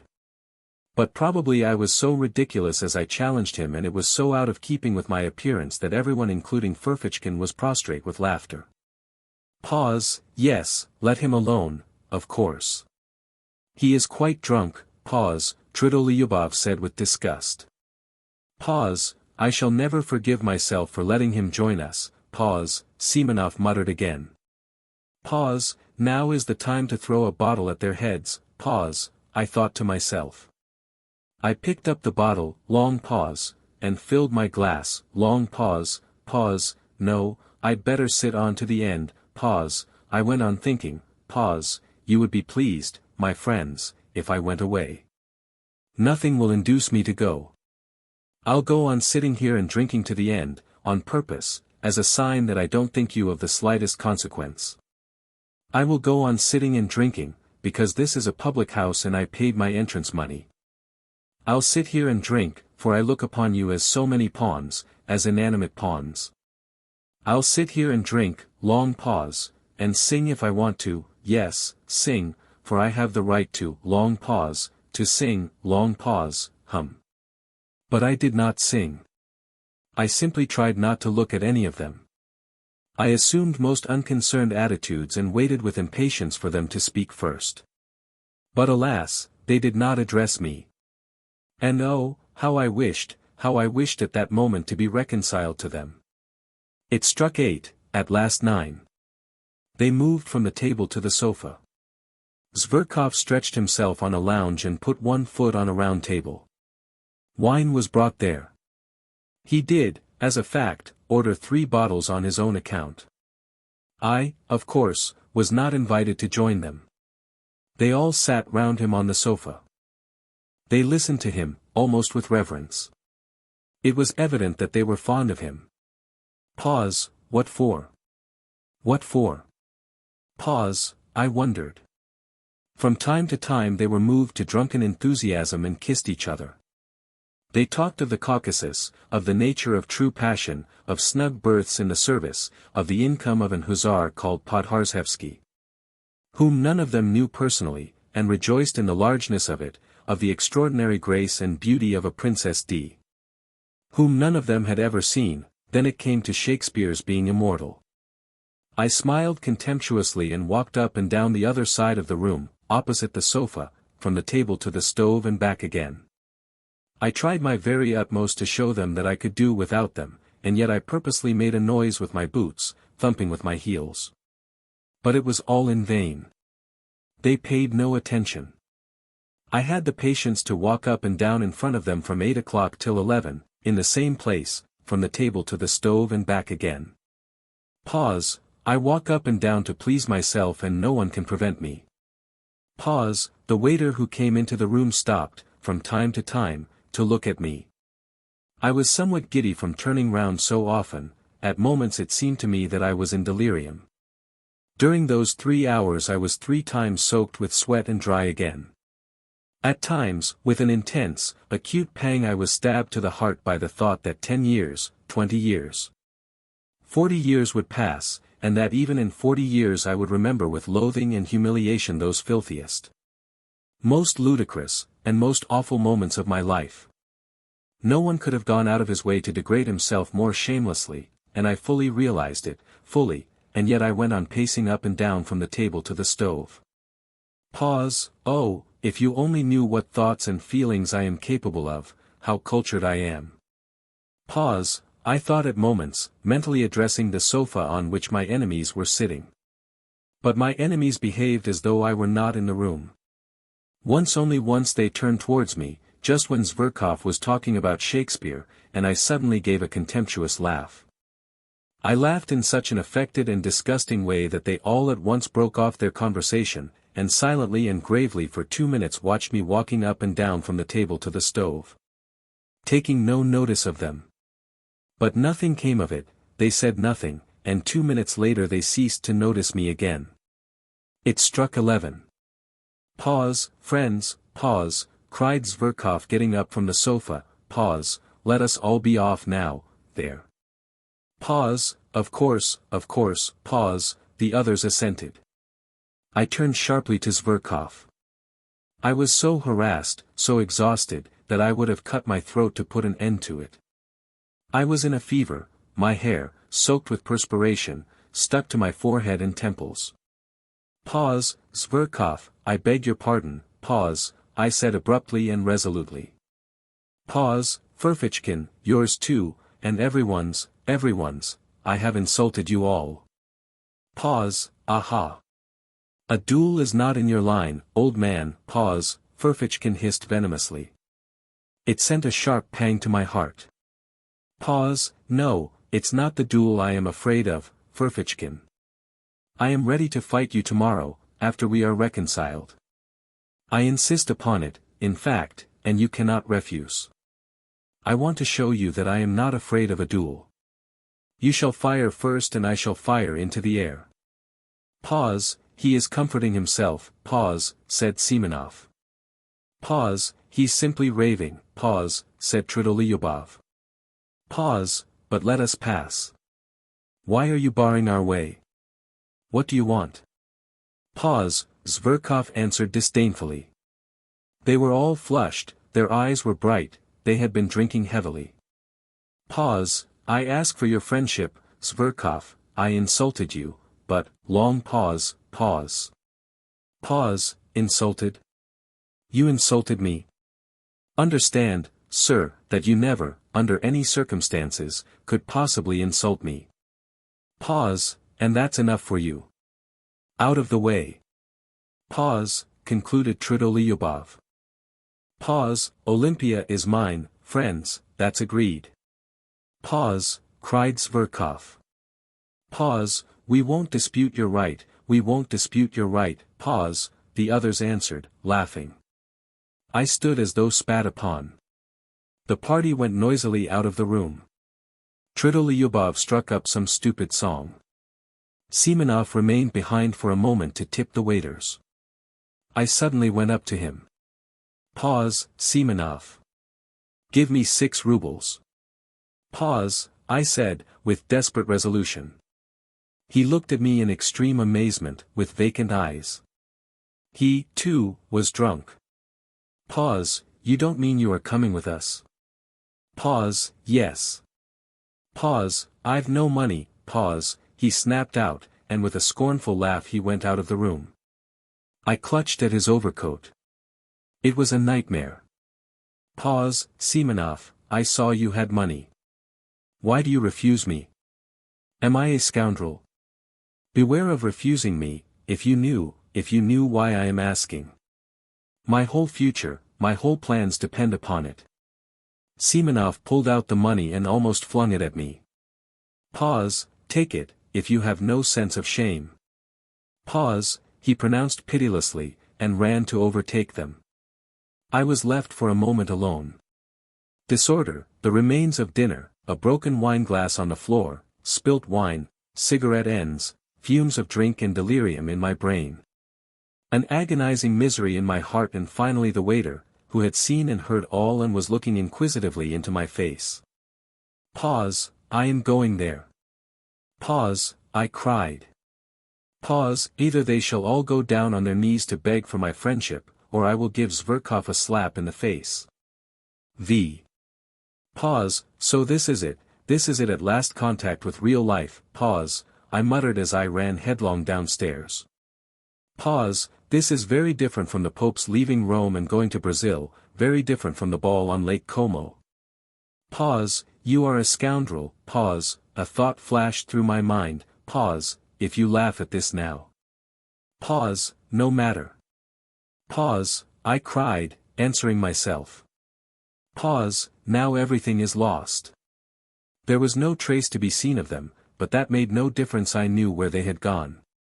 At the steps was standing a solitary night sledge driver in a rough peasant coat, powdered over with the still falling, wet, and as it were warm, snow. It was hot and steamy. The little shaggy piebald horse was also covered with snow and coughing, I remember that very well. I made a rush for the roughly made sledge, but as soon as I raised my foot to get into it, the recollection of how Simonov had just given me 6 rubles seemed to double me up, and I tumbled into the sledge like a sack. Pause, no, I must do a great deal to make up for all that, pause, I cried. Pause, but I will make up for it or perish on the spot this very night. Start. We set off. There was a perfect whirl in my head. Pause, they won't go down on their knees to beg for my friendship. That is a mirage, cheap mirage, revolting, romantic and fantastical, that's another ball on Lake Como. And so I am bound to slap Zverkov's face. It is my duty to. And so it is settled, I am flying to give him a slap in the face. Hurry up. The driver tugged at the reins. Pause, as soon as I go and I'll give it him. Ought I before giving him the slap to say a few words by way of preface?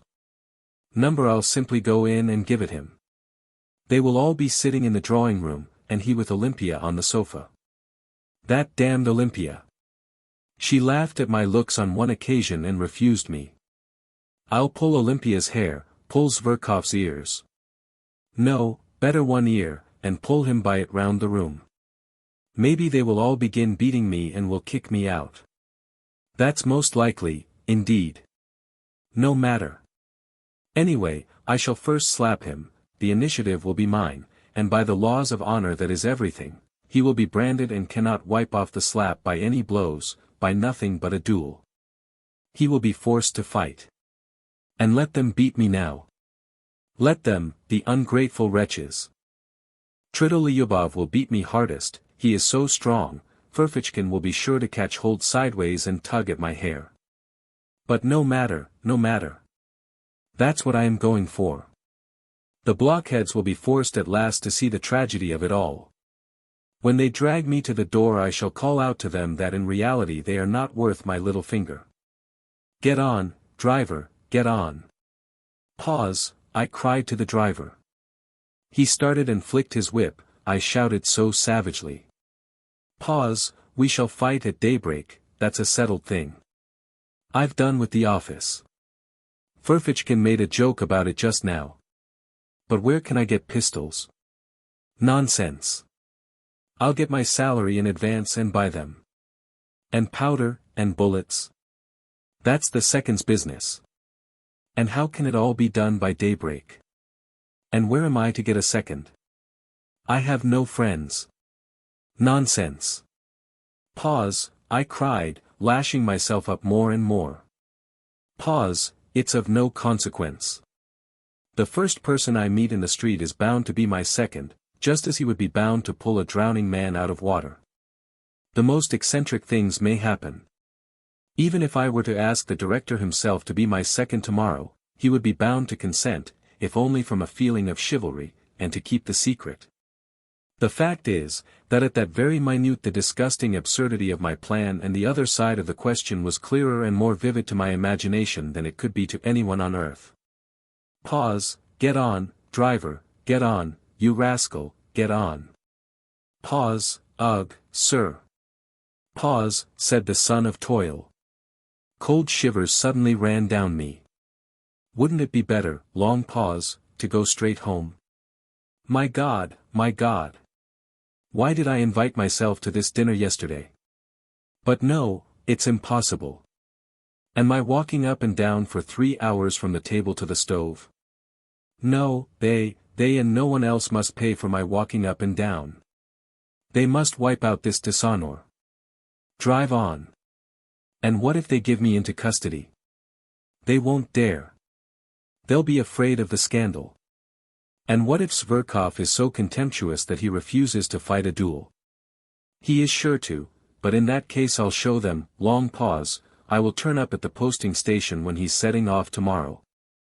I'll catch him by the leg, I'll pull off his coat when he gets into the carriage. I'll get my teeth into his hand, I'll bite him. Pause, see what lengths you can drive a desperate man to. Pause, he may hit me on the head and they may belabor me from behind. I will shout to the assembled multitude, pause, look at this young puppy who is driving off to captivate the Circassian girls after letting me spit in his face. Of course, after that everything will be over. The office will have vanished off the face of the earth. I shall be arrested, I shall be tried, I shall be dismissed from the service, thrown in prison, sent to Siberia. Never mind. In 15 years when they let me out of prison I will trudge off to him, a beggar, in rags. I shall find him in some provincial town. He will be married and happy. He will have a grown-up daughter, long pause, I shall say to him, pause, look, monster, at my hollow cheeks and my rags. I've lost everything, my career, my happiness, art, science, the woman I loved, and all through you. Here are pistols. I have come to discharge my pistol and, long pause, and I, long pause, forgive you. I was actually on the point of tears, though I knew perfectly well at that moment that all this was out of Pyotr Silvio and Lermontov's masquerade. And all at once I felt horribly ashamed, so ashamed that I stopped the horse, got out of the sledge, and stood still in the snow in the middle of the street. The driver gazed at me, sighing and astonished. What was I to do? I could not go on there, it was evidently stupid, and I could not leave things as they were, because that would seem as though, long pause, heavens, how could I leave things? And after such insults. Pause, no. Pause, I cried, throwing myself into the sledge again. Pause, it is ordained. It is fate. Drive on, drive on. And in my impatience I punched the sledge driver on the back of the neck. Pause, what are you up to? What are you hitting me for? Pause, the peasant shouted, but he whipped up his nag so that it began kicking.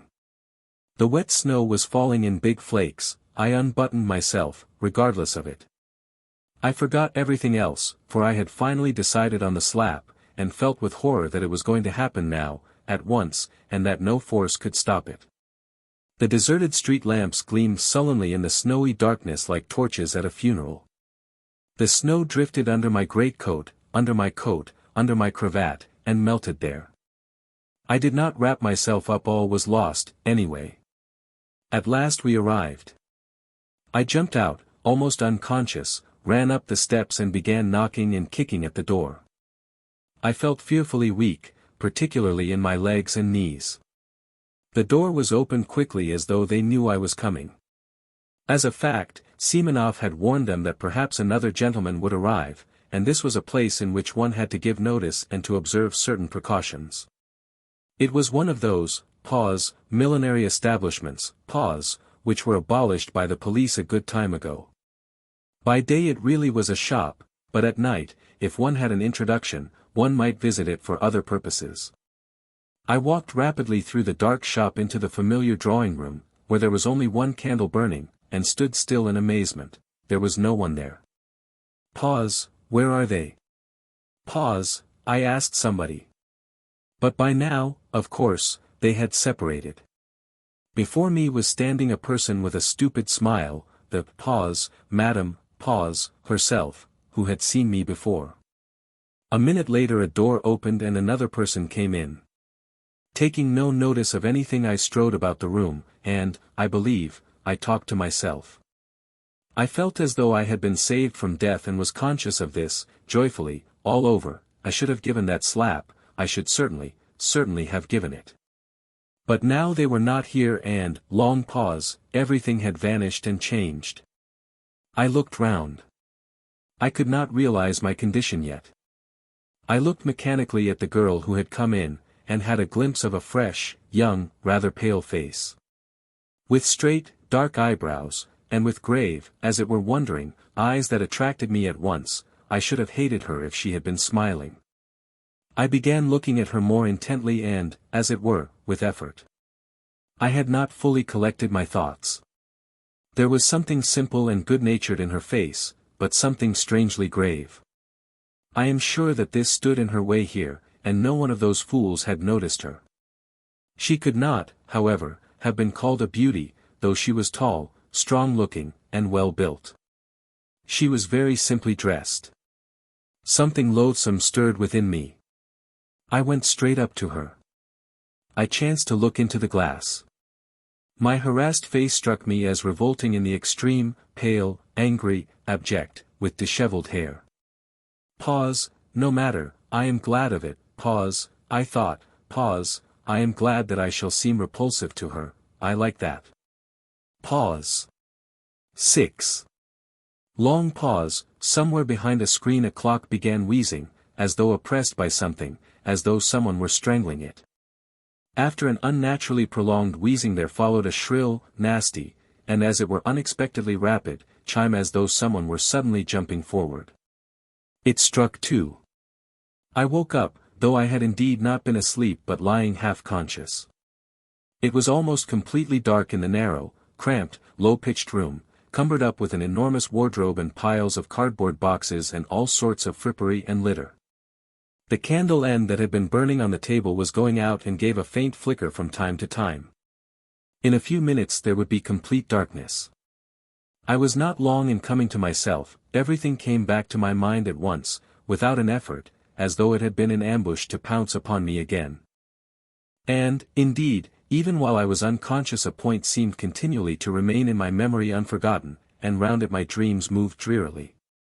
But strange to say, everything that had happened to me in that day seemed to me now, on waking, to be in the far, far away past, as though I had long, long ago lived all that down. My head was full of fumes. Something seemed to be hovering over me, rousing me, exciting me, and making me restless. Misery and spite seemed surging up in me again and seeking an outlet. Suddenly I saw beside me two wide-open eyes scrutinizing me curiously and persistently. The look in those eyes was coldly detached, sullen, as it were utterly remote. It weighed upon me. A grim idea came into my brain and passed all over my body, as a horrible sensation, such as one feels when one goes into a damp and moldy cellar. There was something unnatural in those two eyes, beginning to look at me only now. I recalled, too, that during those 2 hours I had not said a single word to this creature, and had, in fact, considered it utterly superfluous. In fact, the silence had for some reason gratified me. Now I suddenly realized vividly the hideous idea revolting as a spider of vice, which, without love, grossly and shamelessly begins with that in which true love finds its consummation. For a long time we gazed at each other like that, but she did not drop her eyes before mine and her expression did not change, so that at last I felt uncomfortable. "Pause, what is your name?" "Pause," I asked abruptly, to put an end to it. "Pause, Liza, pause," she answered almost in a whisper, but somehow far from graciously, and she turned her eyes away. I was silent. "Pause, what weather?" "The snow." Long pause, "It's disgusting." "Pause," I said, almost to myself, putting my arm under my head despondently, and gazing at the ceiling. She made no answer. This was horrible. "Pause, have you always lived in Petersburg?" "Pause," I asked a minute later, almost angrily, turning my head slightly towards her. "Pause, number." "Pause. Pause, where do you come from?" "Pause, from Riga." "Pause," she answered reluctantly. "Pause, are you a German?" "Pause, no, Russian." "Pause, have you been here long?" "Pause, where?" "Pause, in this house." "Pause, a fortnight." She spoke more and more jerkily. The candle went out, I could no longer distinguish her face. "Pause, have you a father and mother?" "Pause, yes." Long pause, "No." Long pause, "I have." "Pause, where are they?" "Pause, there." Long pause, "In Riga." "Pause, what are they?" "Pause, oh, nothing." "Pause, nothing.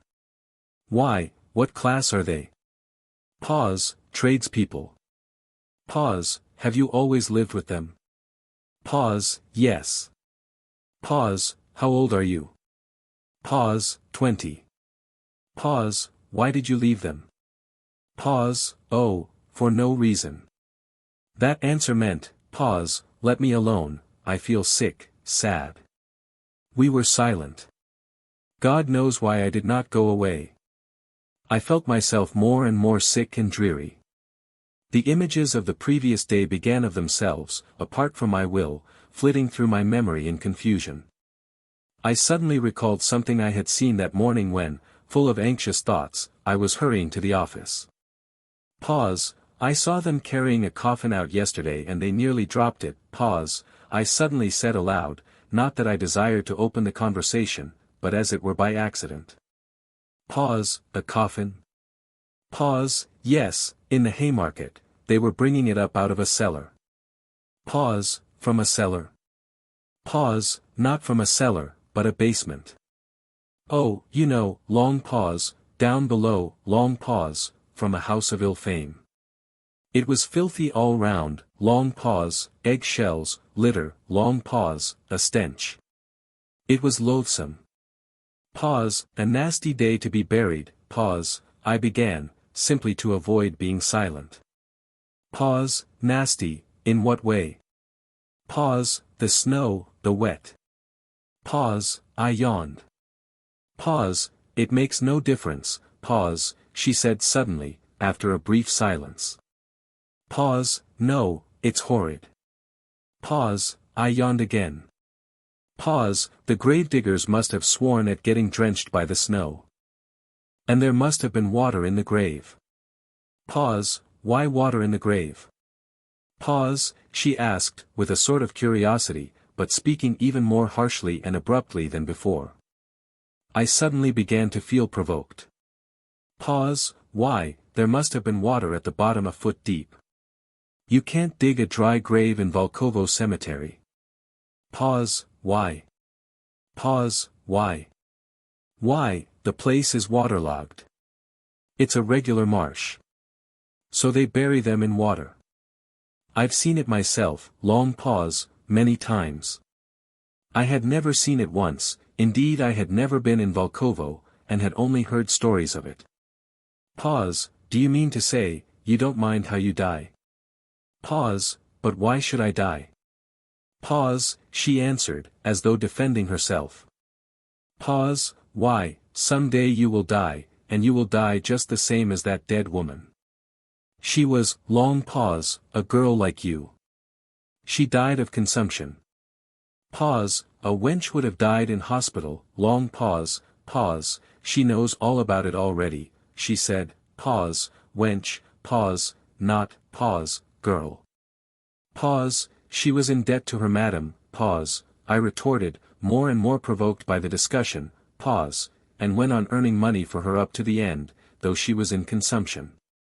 Some sledge drivers standing by were talking about her to some soldiers and telling them so. No doubt they knew her. They were laughing. They were going to meet in a pothouse to drink to her memory. A great deal of this was my invention. Silence followed, profound silence. She did not stir. Pause, and is it better to die in a hospital?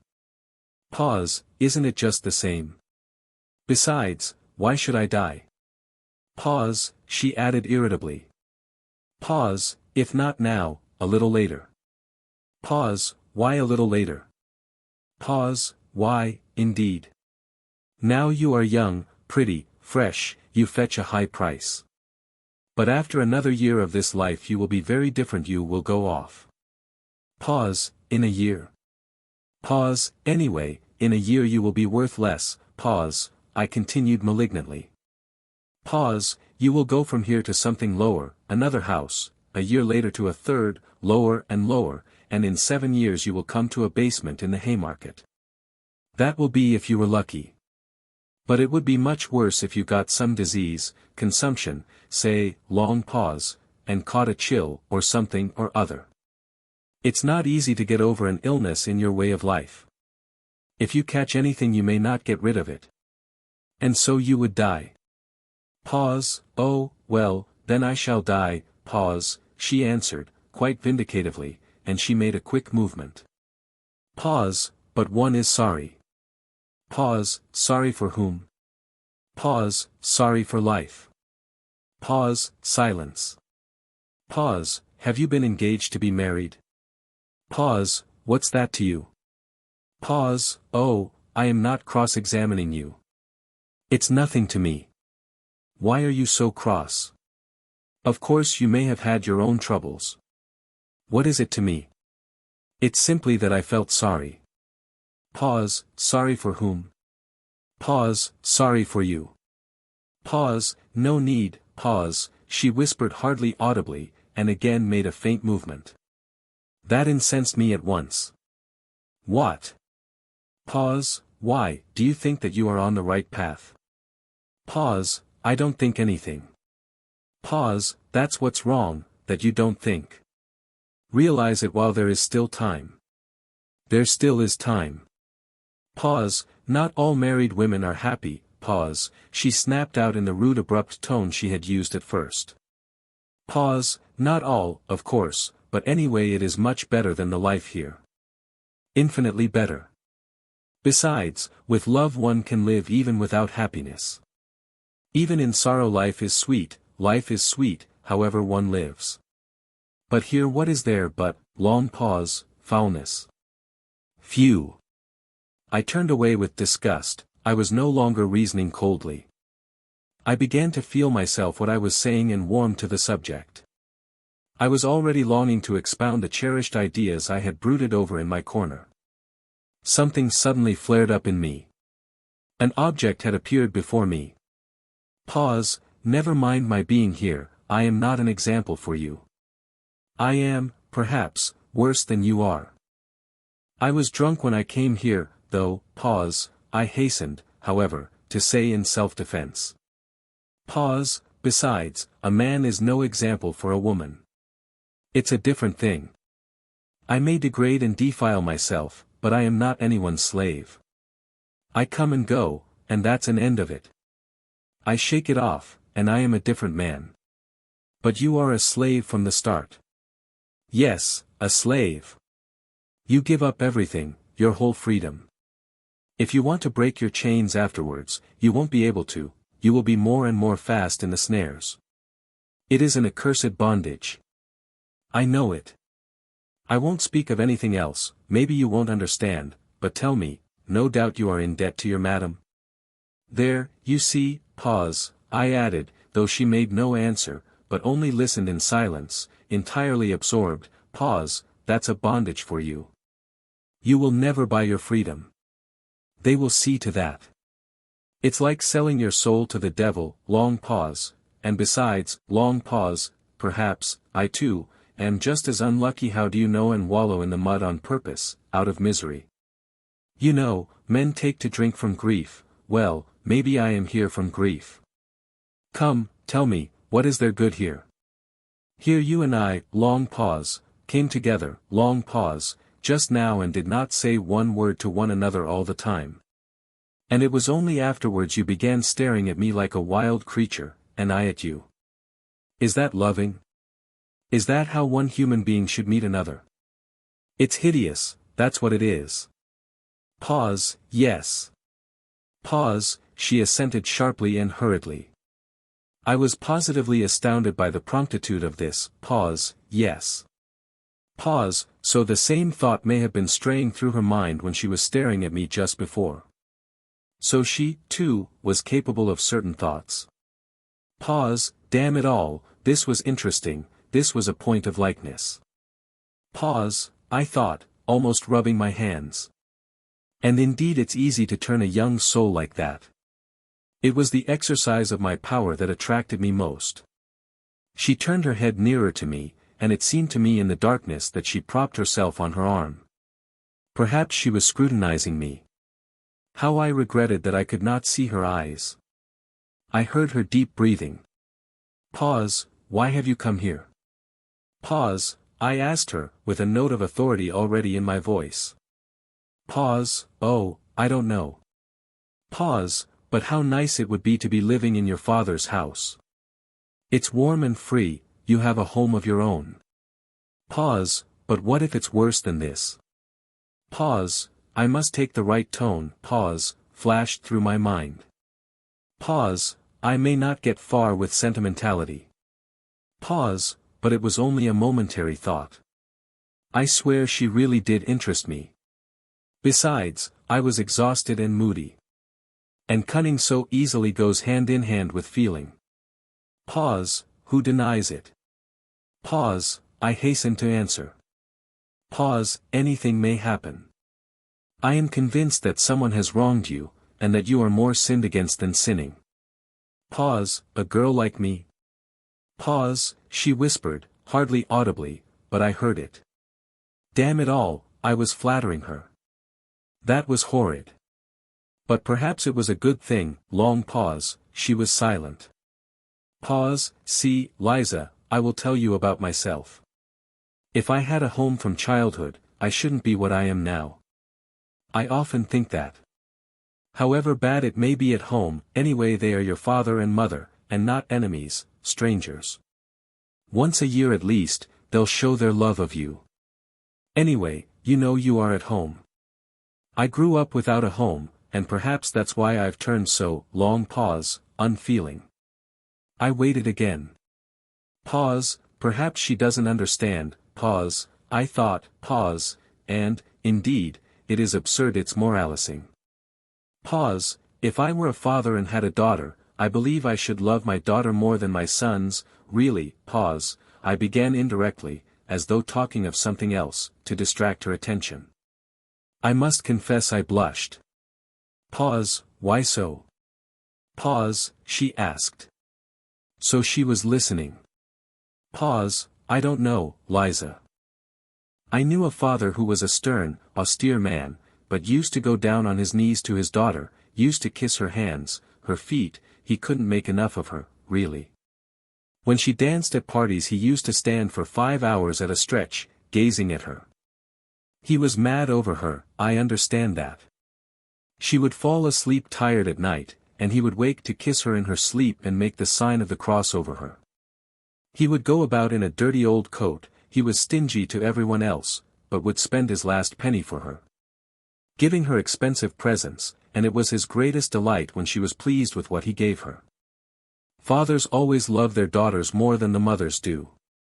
Some girls live happily at home. And I believe I should never let my daughters marry. Pause. What next? Pause, she said, with a faint smile. Pause. I should be jealous, I really should. To think that she should kiss anyone else. That she should love a stranger more than her father. It's painful to imagine it. Of course, that's all nonsense, of course every father would be reasonable at last. But I believe before I should let her marry, I should worry myself to death, I should find fault with all her suitors. But I should end by letting her marry whom she herself loved. The one whom the daughter loves always seems the worst to the father, you know. That is always so. So many family troubles come from that. Pause. Some are glad to sell their daughters, rather than marrying them honorably. Ah, so that was it.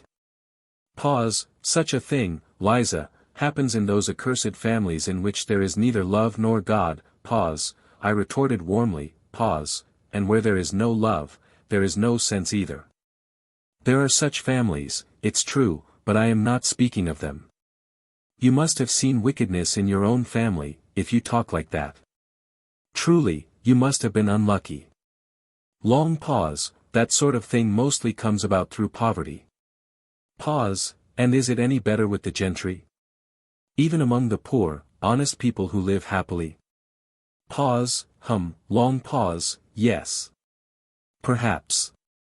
Another thing, Liza, man is fond of reckoning up his troubles, but does not count his joys. If he counted them up as he ought, he would see that every lot has enough happiness provided for it. And what if all goes well with the family, if the blessing of God is upon it, if the husband is a good one, loves you, cherishes you, never leaves you? There is happiness in such a family. Even sometimes there is happiness in the midst of sorrow, and indeed sorrow is everywhere. If you marry you will find out for yourself. But think of the first years of married life with one you love, what happiness there sometimes is in it. And indeed it's the ordinary thing. In those early days even quarrels with one's husband end happily. Some women get up quarrels with their husbands just because they love them. Indeed, I knew a woman like that. She seemed to say that because she loved him, she would torment him and make him feel it. You know that you may torment a man on purpose through love. Women are particularly given to that, thinking to themselves, I will love him so, I will make so much of him afterwards, that it's no sin to torment him a little now. And all in the house rejoice in the sight of you, and you are happy and gay and peaceful and honorable. Long pause. Then there are some women who are jealous. If he went off anywhere, I knew one such woman, she couldn't restrain herself, but would jump up at night and run off on the sly to find out where he was, whether he was with some other woman. That's a pity. And the woman knows herself it's wrong, and her heart fails her and she suffers, but she loves it's all through love. And how sweet it is to make up after quarrels, to own herself in the wrong or to forgive him. And they both are so happy all at once, as though they had met anew, been married over again, as though their love had begun afresh. And no one should know what passes between husband and wife if they love one another. And whatever quarrels there may be between them, they ought not to call in their own mother to judge between them and tell tales of one another. They are their own judges. Love is a holy mystery and ought to be hidden from all other eyes, whatever happens. That makes it holier and better. They respect one another more, and much is built on respect. And if once there has been love, if they have been married for love, why should love pass away? Surely one can keep it. It is rare that one cannot keep it. And if the husband is kind and straightforward, why should not love last? The first phase of married love will pass, it is true, but then there will come a love that is better still. Then there will be the union of souls, they will have everything in common, there will be no secrets between them. And once they have children, the most difficult times will seem to them happy, so long as there is love and courage. Even toil will be a joy, you may deny yourself bread for your children and even that will be a joy, they will love you for it afterwards, so you are laying by for your future. As the children grow up you feel that you are an example, a support for them, that even after you die your children will always keep your thoughts and feelings. Because they have received them from you, they will take on your semblance and likeness. So you see this is a great duty. How can it fail to draw the father and mother nearer? People say it's a trial to have children. Who says that? It is heavenly happiness. Are you fond of little children, Liza? I am awfully fond of them. You know a little rosy baby boy at your bosom, and what husband's heart is not touched, seeing his wife nursing his child. A plump little rosy baby, sprawling and snuggling, chubby little hands and feet, clean tiny little nails. So tiny that it makes one laugh to look at them, eyes that look as if they understand everything. And while it sucks it clutches at your bosom with its little hand, plays. When its father comes up, the child tears itself away from the bosom, flings itself back, looks at its father, laughs, as though it were fearfully funny, and falls to sucking again. Or it will bite its mother's breast when its little teeth are coming, while it looks sideways at her with its little eyes as though to say, "Look, I am biting." Is not all that happiness when they are the three together, husband, wife and child? One can forgive a great deal for the sake of such moments.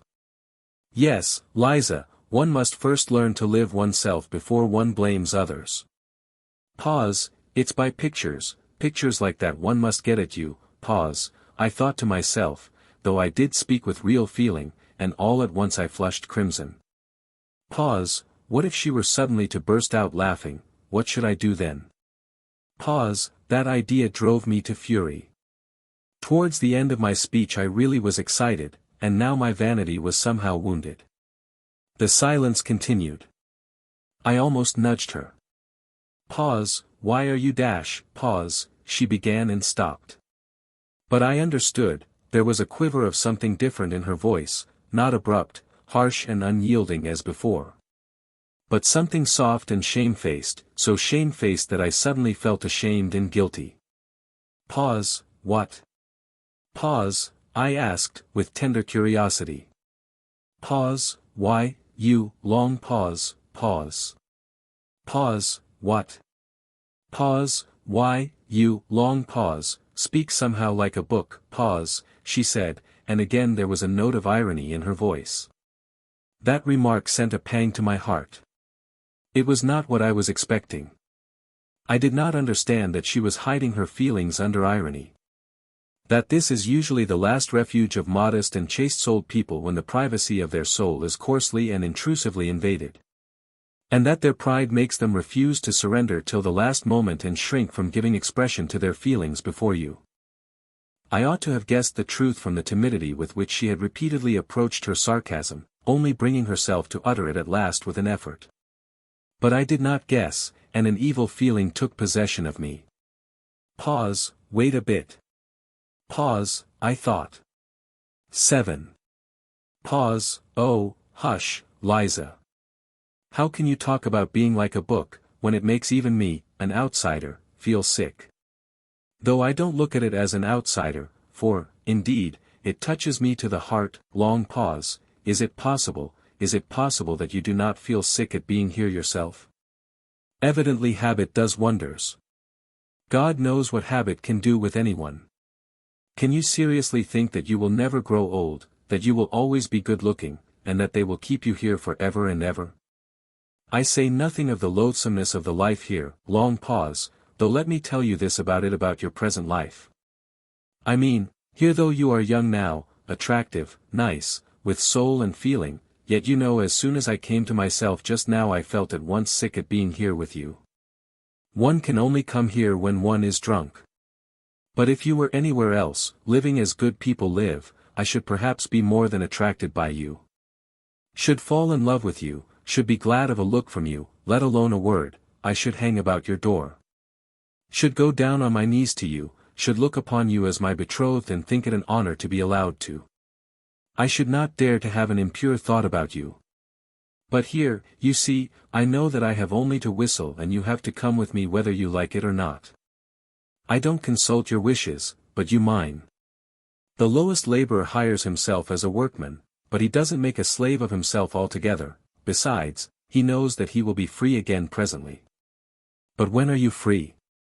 Only think what you are giving up here. What is it you are making a slave of? It is your soul, together with your body, you are selling your soul which you have no right to dispose of. You give your love to be outraged by every drunkard.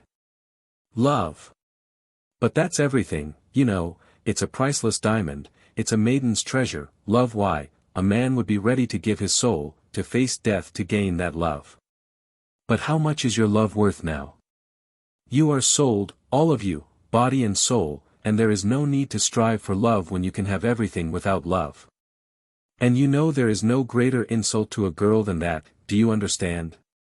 To be sure, I have heard that they comfort you, poor fools, they let you have lovers of your own here. But you know that's simply a farce, that's simply a sham, it's just laughing at you, and you are taken in by it. Why, do you suppose he really loves you, that lover of yours? I don't believe it. How can he love you when he knows you may be called away from him any minute? He would be a low fellow if he did. Will he have a grain of respect for you? What have you in common with him? He laughs at you and robs you, that is all his love amounts to. You are lucky if he does not beat you. Very likely he does beat you, too. Ask him, if you have got one, whether he will marry you. He will laugh in your face, if he doesn't spit in it or give you a blow, though maybe he is not worth a bad halfpenny himself. And for what have you ruined your life, if you come to think of it? For the coffee they give you to drink and the plentiful meals. But with what object are they feeding you up? An honest girl couldn't swallow the food, for she would know what she was being fed for. You are in debt here, and, of course, you will always be in debt, and you will go on in debt to the end, till the visitors here begin to scorn you. And that will soon happen, don't rely upon your youth all that flies by express train here, you know. You will be kicked out. And not simply kicked out, long before that she'll begin nagging at you, scolding you, abusing you, as though you had not sacrificed your health for her.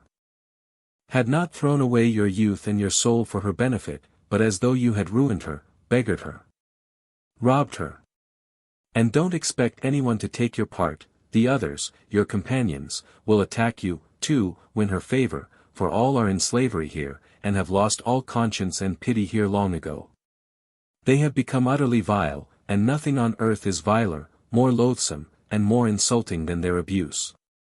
And you are laying down everything here, unconditionally, youth and health and beauty and hope, and at 22 you will look like a woman of 35. And you will be lucky if you are not diseased, pray to God for that. No doubt you are thinking now that you have a gay time and no work to do. Yet there is no work harder or more dreadful in the world or ever has been. One would think that the heart alone would be worn out with tears. And you won't dare to say a word, not half a word, when they drive you away from here, you will go away as though you were to blame. You will change to another house, then to a third, then somewhere else, till you come down at last to the Haymarket. There you will be beaten at every turn, that is good manners there, the visitors don't know how to be friendly without beating you. You don't believe that it is so hateful there. Go and look for yourself some time, you can see with your own eyes.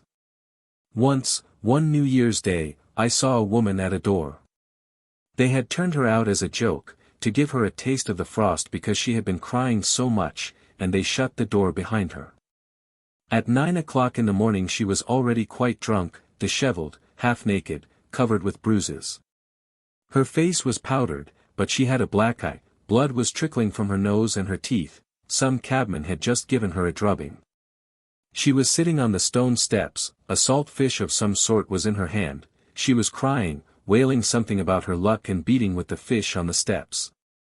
And cabmen and drunken soldiers were crowding in the doorway taunting her. You don't believe that you will ever be like that? I should be sorry to believe it, too, but how do you know, maybe 10 years, 8 years ago that very woman with the salt fish came here fresh as a cherub. Innocent, pure, knowing no evil, blushing at every word.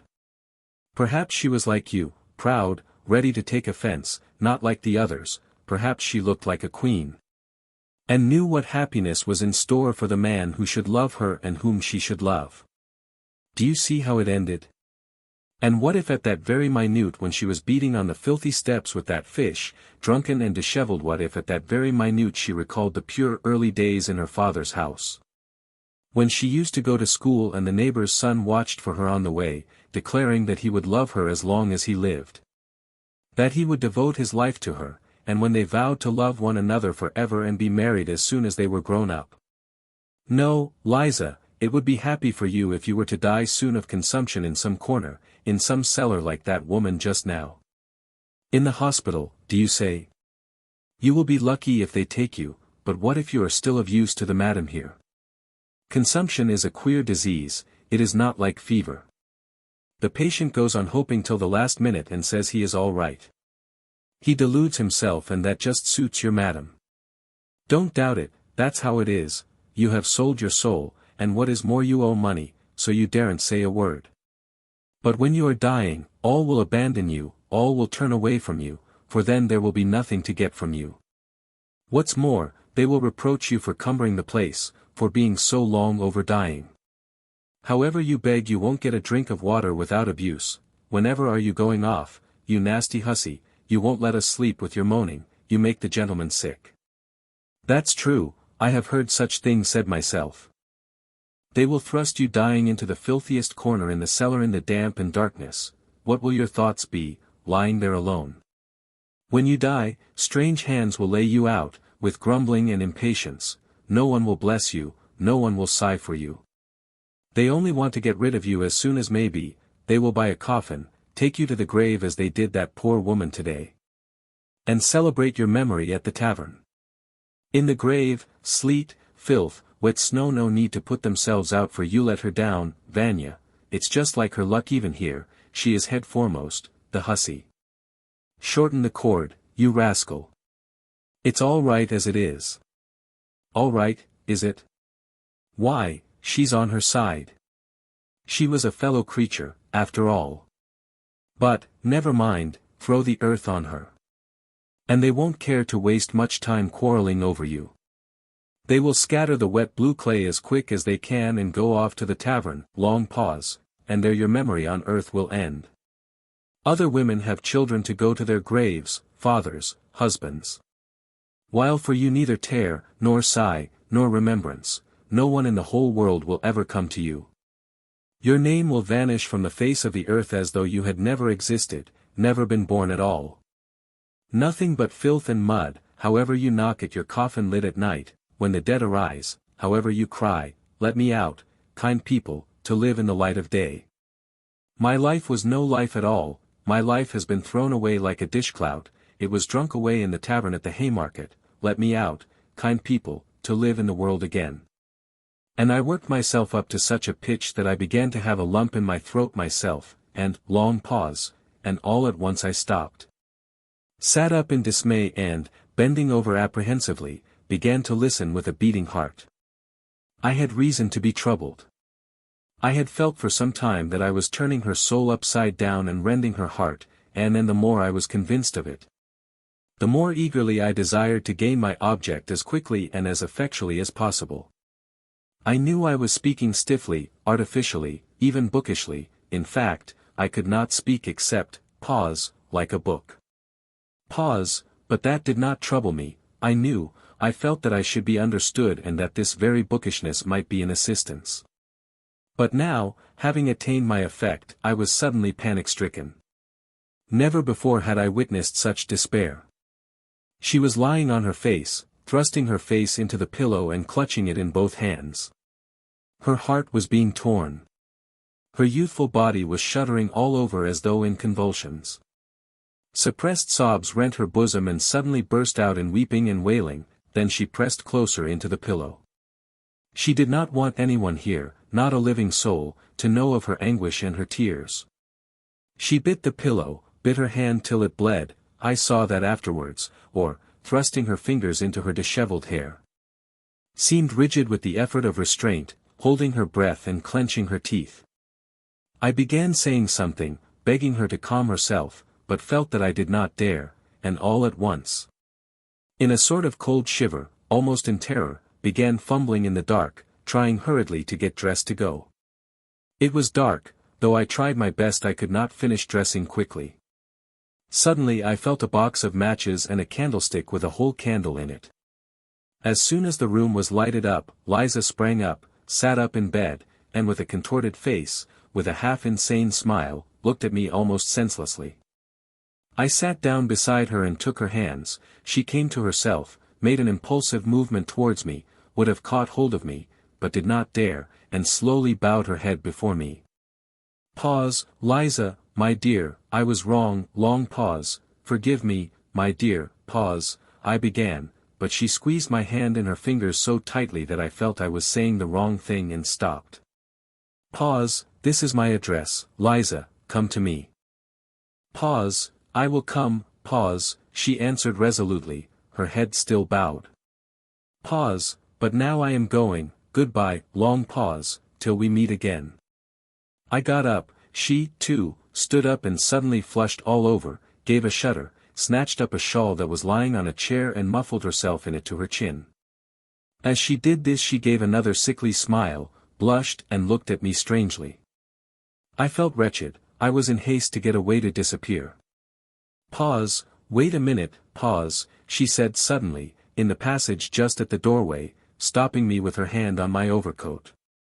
She put down the candle in hot haste and ran off, evidently she had thought of something or wanted to show me something.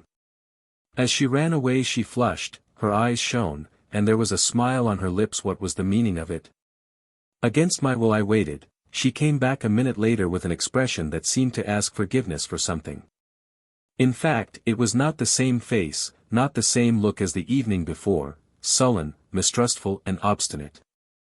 Her eyes now were imploring, soft, and at the same time trustful, caressing, timid. The expression with which children look at people they are very fond of whom they are asking a favor. Her eyes were a light hazel, they were lovely eyes, full of life, and capable of expressing love as well as sullen hatred.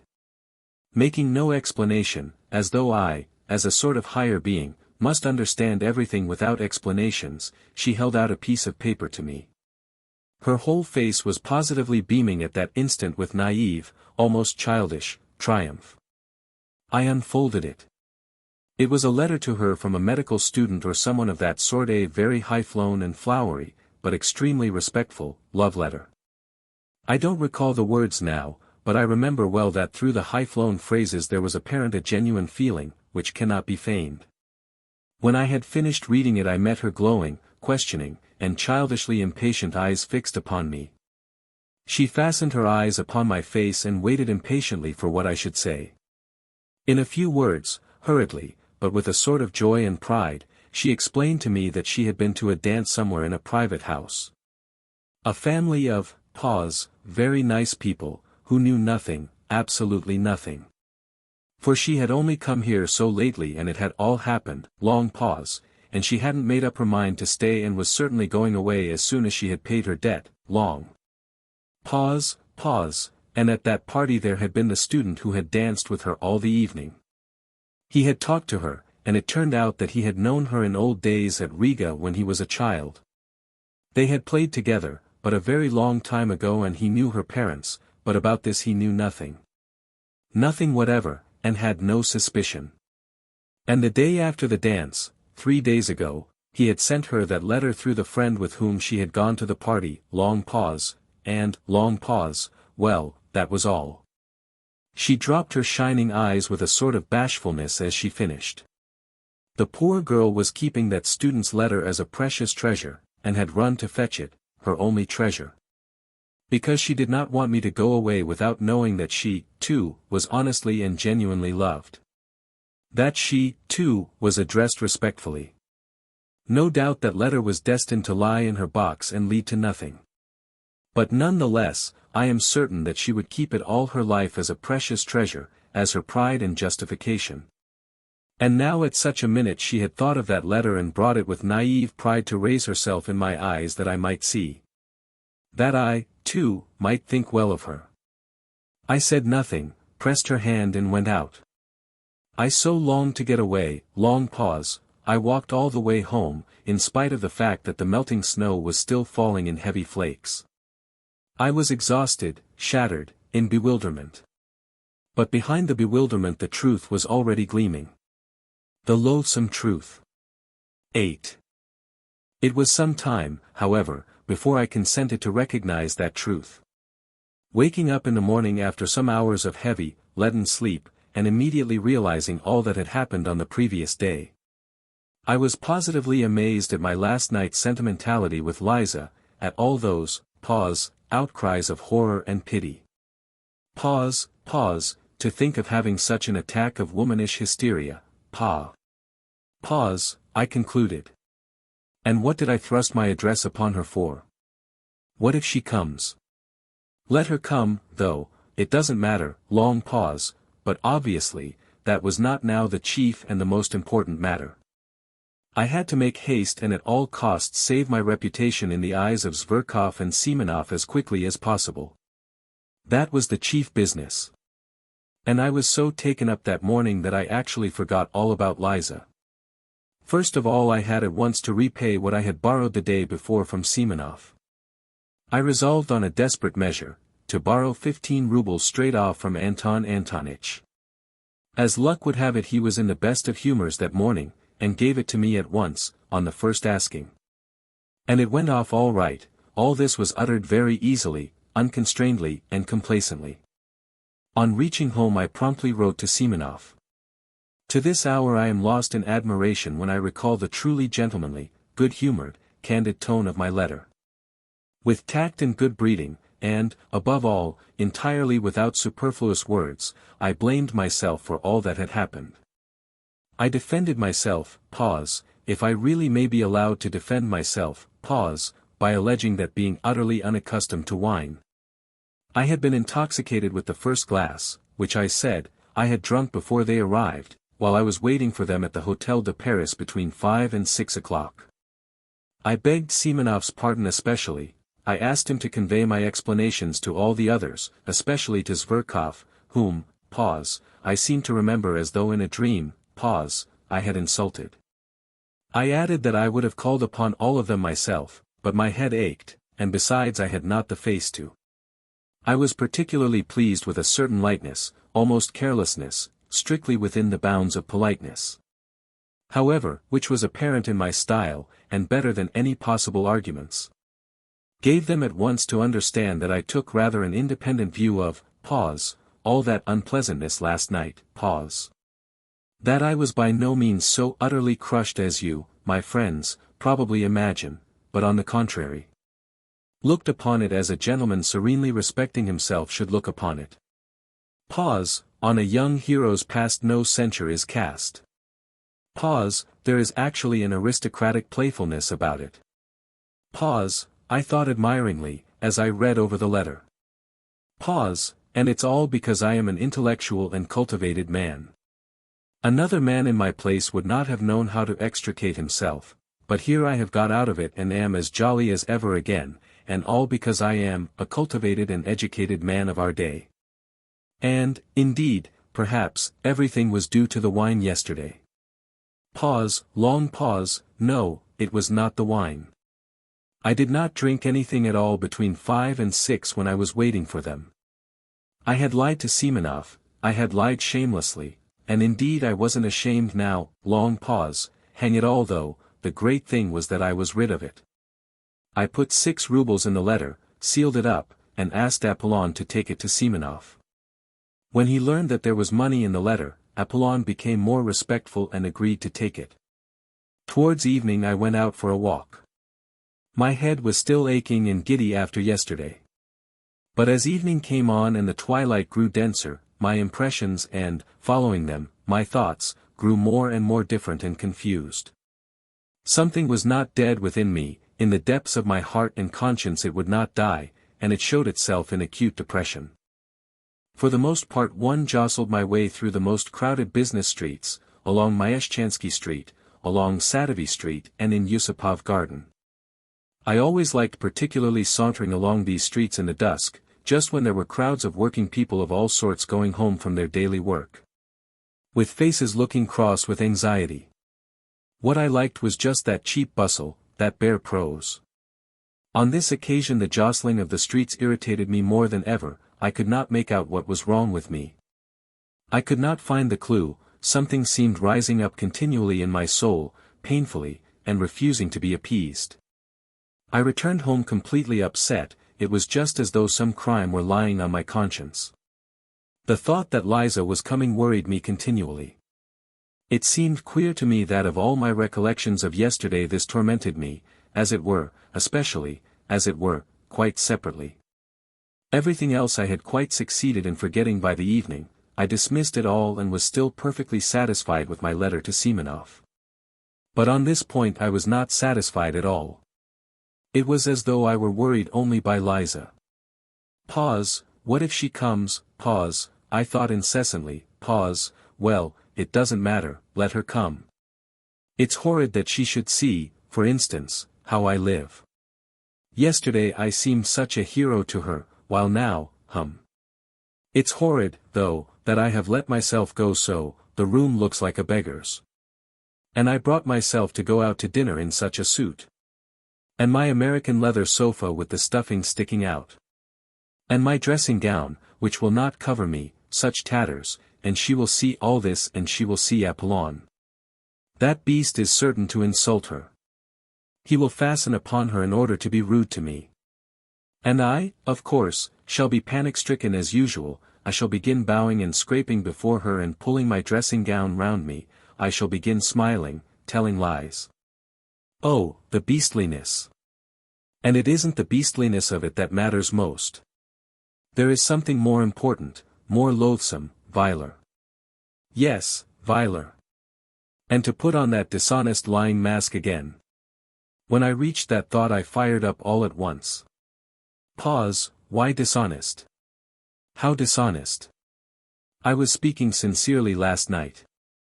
I remember there was real feeling in me, too. What I wanted was to excite an honorable feeling in her. Long pause, her crying was a good thing, it will have a good effect. Yet I could not feel at ease. All that evening, even when I had come back home, even after 9 o'clock, when I calculated that Liza could not possibly come. Still she haunted me, and what was worse, she came back to my mind always in the same position.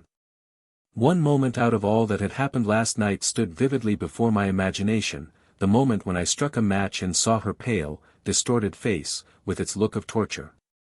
And what a pitiful, what an unnatural, what a distorted smile she had at that moment. But I did not know then, that 15 years later I should still in my imagination see Liza, always with the pitiful, distorted, inappropriate smile which was on her face at that minute. Next day I was ready again to look upon it all as nonsense, due to overexcited nerves, and, above all, as exaggerated. I was always conscious of that weak point of mine, and sometimes very much afraid of it. Pause, I exaggerate everything, that is where I go wrong. Pause, I repeated to myself every hour. But, however, pause, Liza will very likely come all the same. Pause, was the refrain with which all my reflections ended. I was so uneasy that I sometimes flew into a fury. Pause, she'll come, she is certain to come. Pause, I cried, running about the room. Pause, if not today, she will come tomorrow, she'll find me out. The damnable romanticism of these pure hearts. Oh, the vileness, oh, the silliness, oh, the stupidity of these wretched sentimental souls. Why, how fail to understand? How could one fail to understand? But at this point I stopped short, and in great confusion, indeed. And how few words, I thought, in passing, were needed, how little of the idyllic, and affectedly bookishly, artificially idyllic too, had sufficed to turn a whole human life at once according to my will. That's virginity, to be sure. Freshness of soil. At times a thought occurred to me, to go to her, to tell her all, and beg her not to come to me.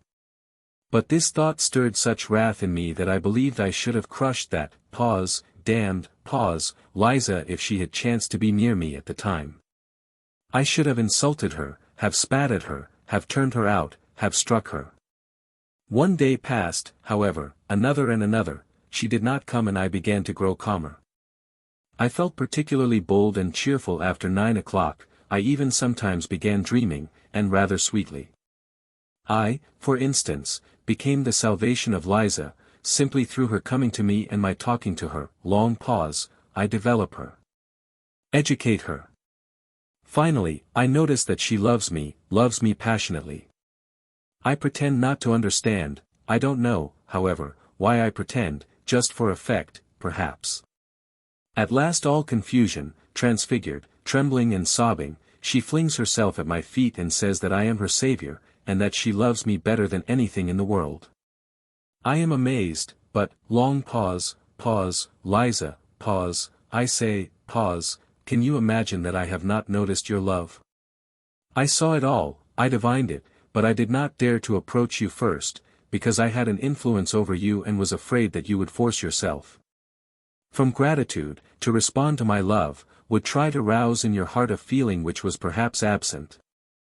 And I did not wish that, because it would be tyranny, it would be indelicate, in short. I launch off at that point into European, inexplicably lofty subtleties a la George Sand, but now you are mine. You are my creation, you are pure, you are good, you are my noble wife. Into my house come bold and free. Its rightful mistress there to be. Then we begin living together, go abroad and so on, and so on.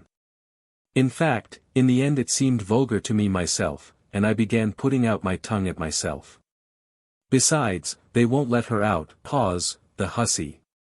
I thought. They don't let them go out very readily, especially in the evening, for some reason I fancied she would come in the evening, and at 7 o'clock precisely. Though she did say she was not altogether a slave there yet, and had certain rights, so, damn it all, she will come, she is sure to come.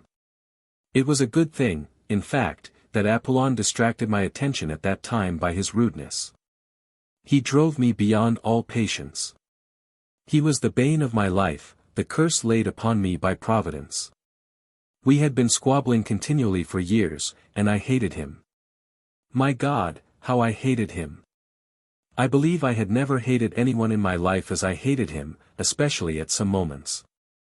He was an elderly, dignified man, who worked part of his time as a tailor. But for some unknown reason he despised me beyond all measure, and looked down upon me insufferably. Though, indeed, he looked down upon everyone. Simply to glance at that flaxen, smoothly brushed head, at the tuft of hair he combed up on his forehead and oiled with sunflower oil. At that dignified mouth, compressed into the shape of the letter V, made one feel one was confronting a man who never doubted of himself. He was a pedant, to the most extreme point, the greatest pedant I had met on earth, and with that had a vanity only befitting Alexander of Macedon. He was in love with every button on his coat, every nail on his fingers, absolutely in love with them, and he looked it. In his behavior to me he was a perfect tyrant, he spoke very little to me, and if he chanced to glance at me he gave me a firm, majestically self-confident and invariably ironical look that drove me sometimes to fury. He did his work with the air of doing me the greatest favor, though he did scarcely anything for me, and did not, indeed, consider himself bound to do anything.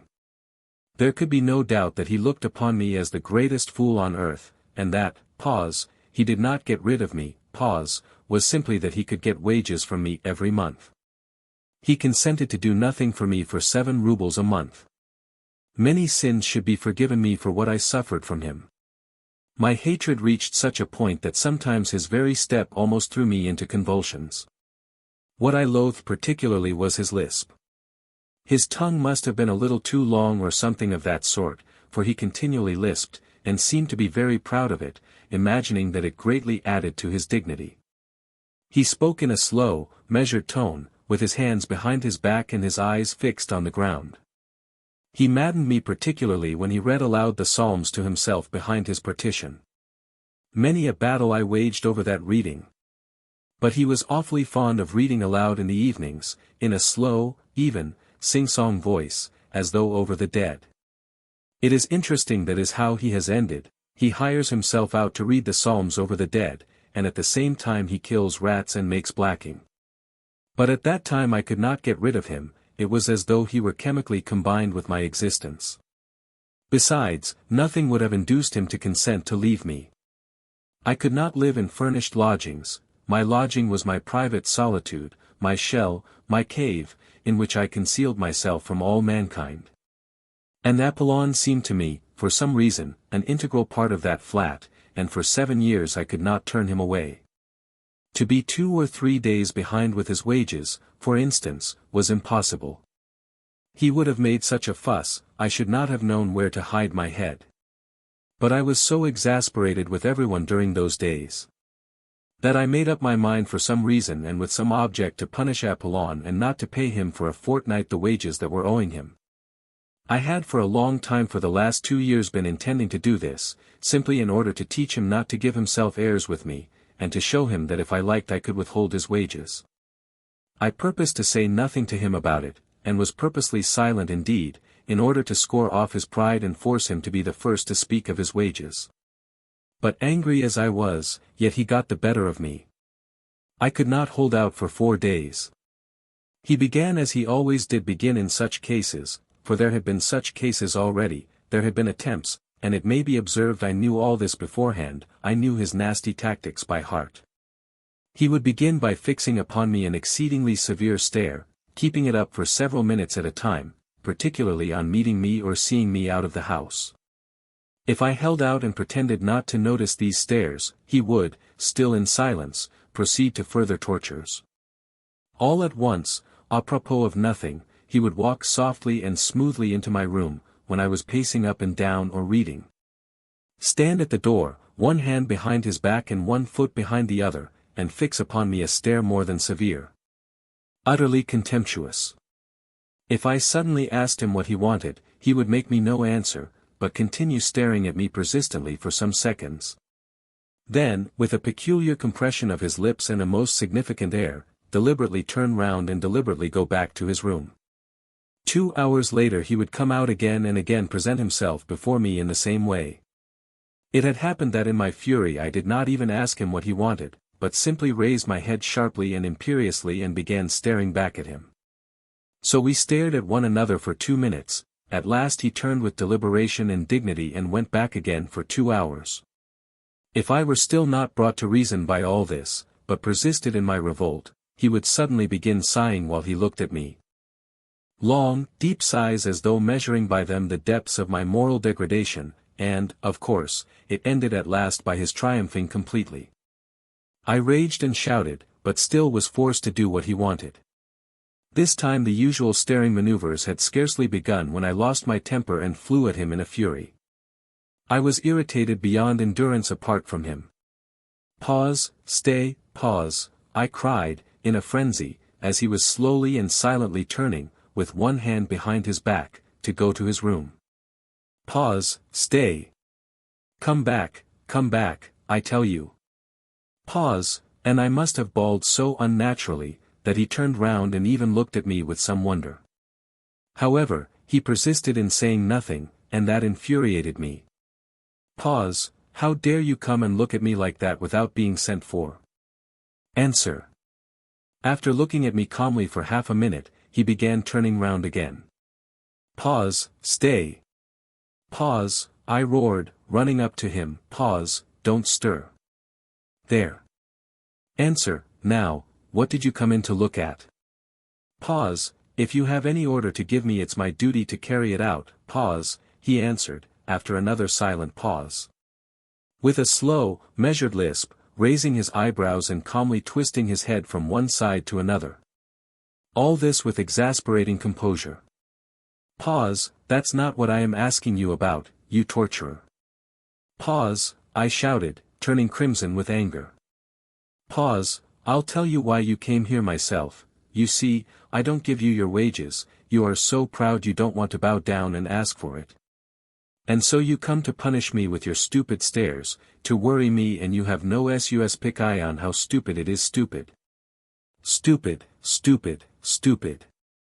He would have turned round again without a word, but I seized him. Pause, listen, pause, I shouted to him.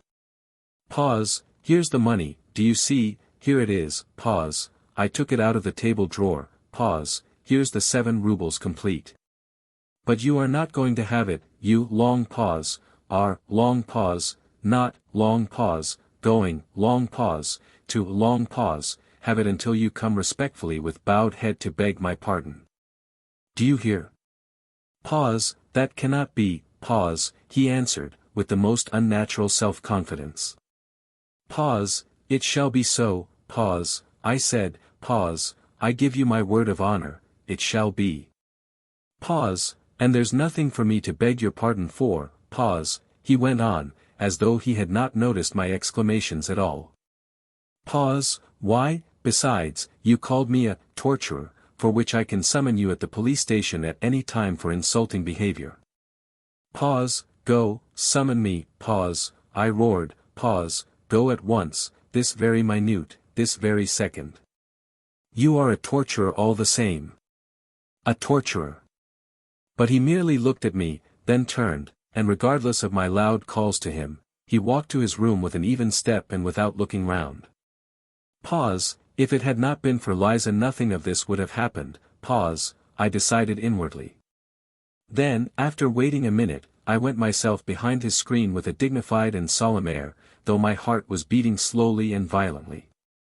Pause, Apollon, pause, I said quietly and emphatically, though I was breathless, pause, go at once without a minute's delay and fetch the police officer.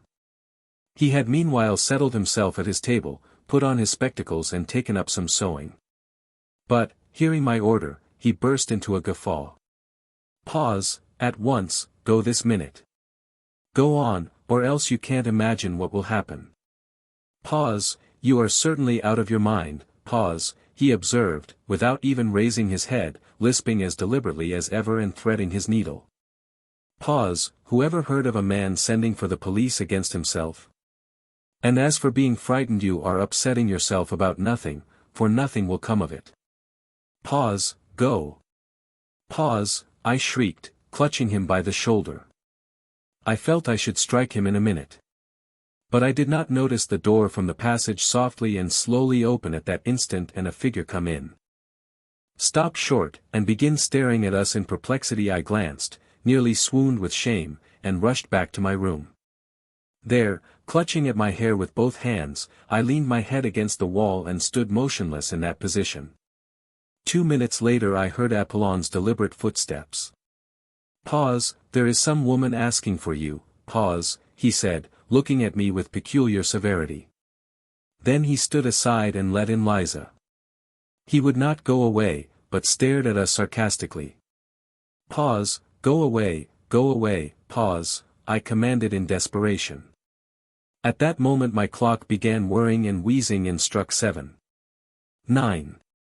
Pause, into my house come bold and free.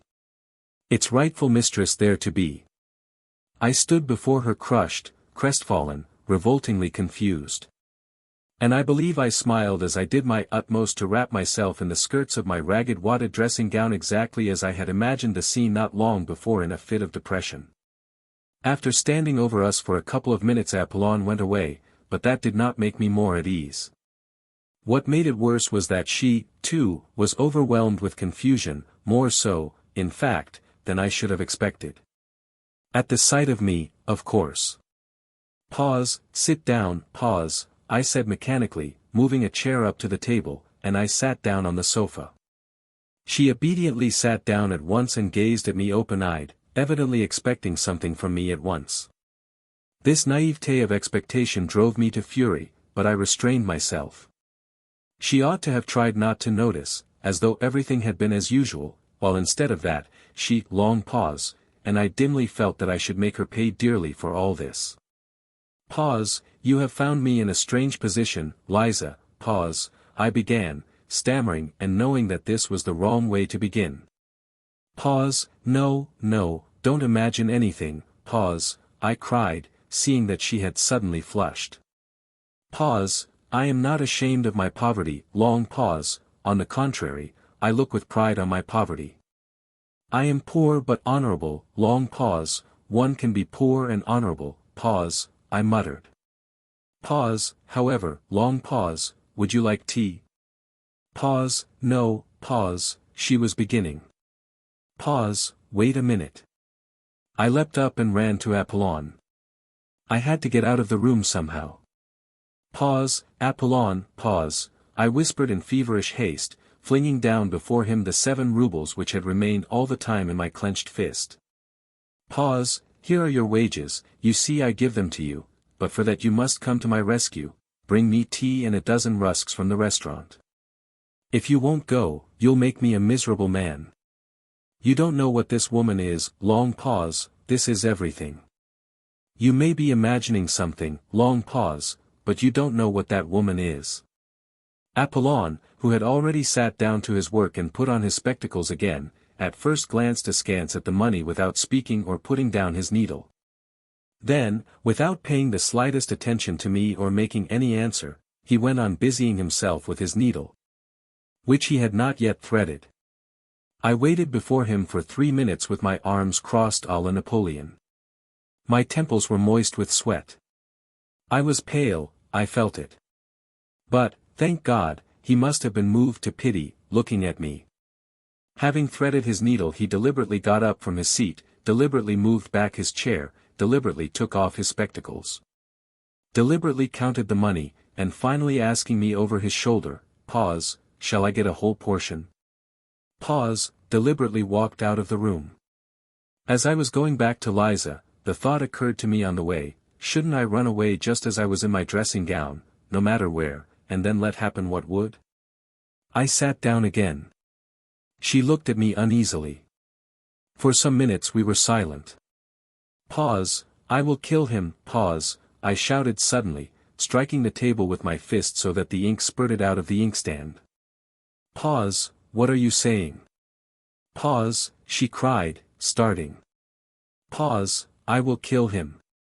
Kill him.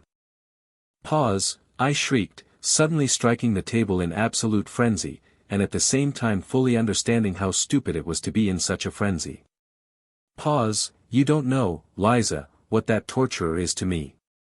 And suddenly I burst into tears. It was an hysterical attack. How ashamed I felt in the midst of my sobs, but still I could not restrain them. She was frightened.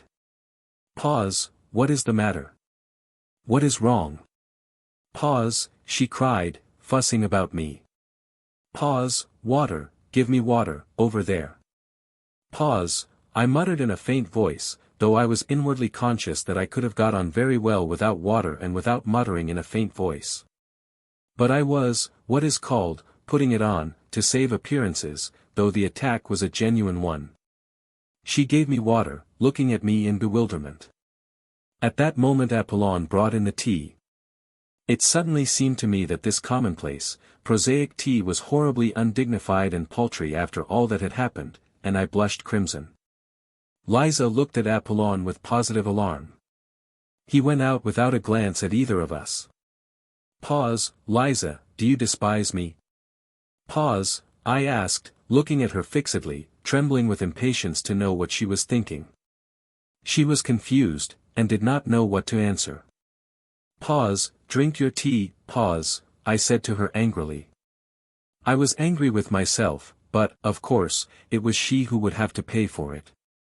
A horrible spite against her suddenly surged up in my heart, I believe I could have killed her. To revenge myself on her I swore inwardly not to say a word to her all the time. Pause, she is the cause of it all, pause, I thought. Our silence lasted for 5 minutes. The tea stood on the table, we did not touch it. I had got to the point of purposely refraining from beginning in order to embarrass her further. It was awkward for her to begin alone. Several times she glanced at me with mournful perplexity. I was obstinately silent. I was, of course, myself the chief sufferer, because I was fully conscious of the disgusting meanness of my spiteful stupidity, and yet at the same time I could not restrain myself. Pause, I want to, long pause, get away, long pause, from there altogether, pause, she began, to break the silence in some way. But, poor girl, that was just what she ought not to have spoken about at such a stupid moment to a man so stupid as I was. My heart positively ached with pity for her tactless and unnecessary straightforwardness. But something hideous at once stifled all compassion in me, it even provoked me to greater venom. I did not care what happened. Another 5 minutes passed. Pause, perhaps I am in your way, pause, she began timidly, hardly audibly, and was getting up. But as soon as I saw this first impulse of wounded dignity I positively trembled with spite, and at once burst out. Pause, why have you come to me, tell me that, please. Pause, I began, gasping for breath and regardless of logical connection in my words. I longed to have it all out at once, at one burst, I did not even trouble how to begin. Pause, why have you come? Answer, pause, I cried, hardly knowing what I was doing. Pause, I'll tell you, my good girl, why you have come. You've come because I talked sentimental stuff to you then. So now you are soft as butter and longing for fine sentiments again. So you may as well know that I was laughing at you then. And I am laughing at you now. Why are you shuddering? Yes, I was laughing at you. I had been insulted just before, at dinner, by the fellows who came that evening before me. I came to you, meaning to thrash one of them, an officer, but I didn't succeed, I didn't find him, I had to avenge the insult on someone to get back my own again. You turned up, I vented my spleen on you and laughed at you. I had been humiliated, so I wanted to humiliate, I had been treated like a rag, so I wanted to show my power, long pause, that's what it was, and you imagined I had come there on purpose to save you. You imagined that? You imagined that? I knew that she would perhaps be muddled and not take it all in exactly, but I knew, too, that she would grasp the gist of it, very well indeed. And so, indeed, she did. She turned white as a handkerchief, tried to say something, and her lips worked painfully, but she sank on a chair as though she had been felled by an axe. And all the time afterwards she listened to me with her lips parted and her eyes wide open, shuddering with awful terror. Pause, save you. Pause, I went on, jumping up from my chair and running up and down the room before her. Pause, save you from what? But perhaps I am worse than you myself. Why didn't you throw it in my teeth when I was giving you that sermon, but what did you come here yourself for? Was it to read us a sermon? Power was what I wanted then, sport was what I wanted to wring out your tears, your humiliation, your hysteria, that was what I wanted then. Of course, I couldn't keep it up then, because I am a wretched creature, I was frightened, and, the devil knows why, gave you my address in my folly. Afterwards, before I got home, I was cursing and swearing at you because of that address, I hated you already because of the lies I had told you. Because I only like playing with words, only dreaming, but, do you know, what I really want is that you should all go to hell. That is what I want. I want peace, yes, I'd sell the whole world for a farthing, straight off, so long as I was left in peace. Is the world to go to pot, or am I to go without my tea? I say that the world may go to pot for me so long as I always get my tea. Did you know that, or not? Well, anyway, I know that I am a blackguard, a scoundrel, an egoist, a sluggard. Here I have been shuddering for the last 3 days at the thought of your coming. And do you know what has worried me particularly for these 3 days? That I posed as such a hero to you, and now you would see me in a wretched torn dressing gown, beggarly, loathsome. I told you just now that I was not ashamed of my poverty, so you may as well know that I am ashamed of it. I am more ashamed of it than of anything, more afraid of it than of being found out if I were a thief. Because I am as vain as though I had been skinned and the very air blowing on me hurt.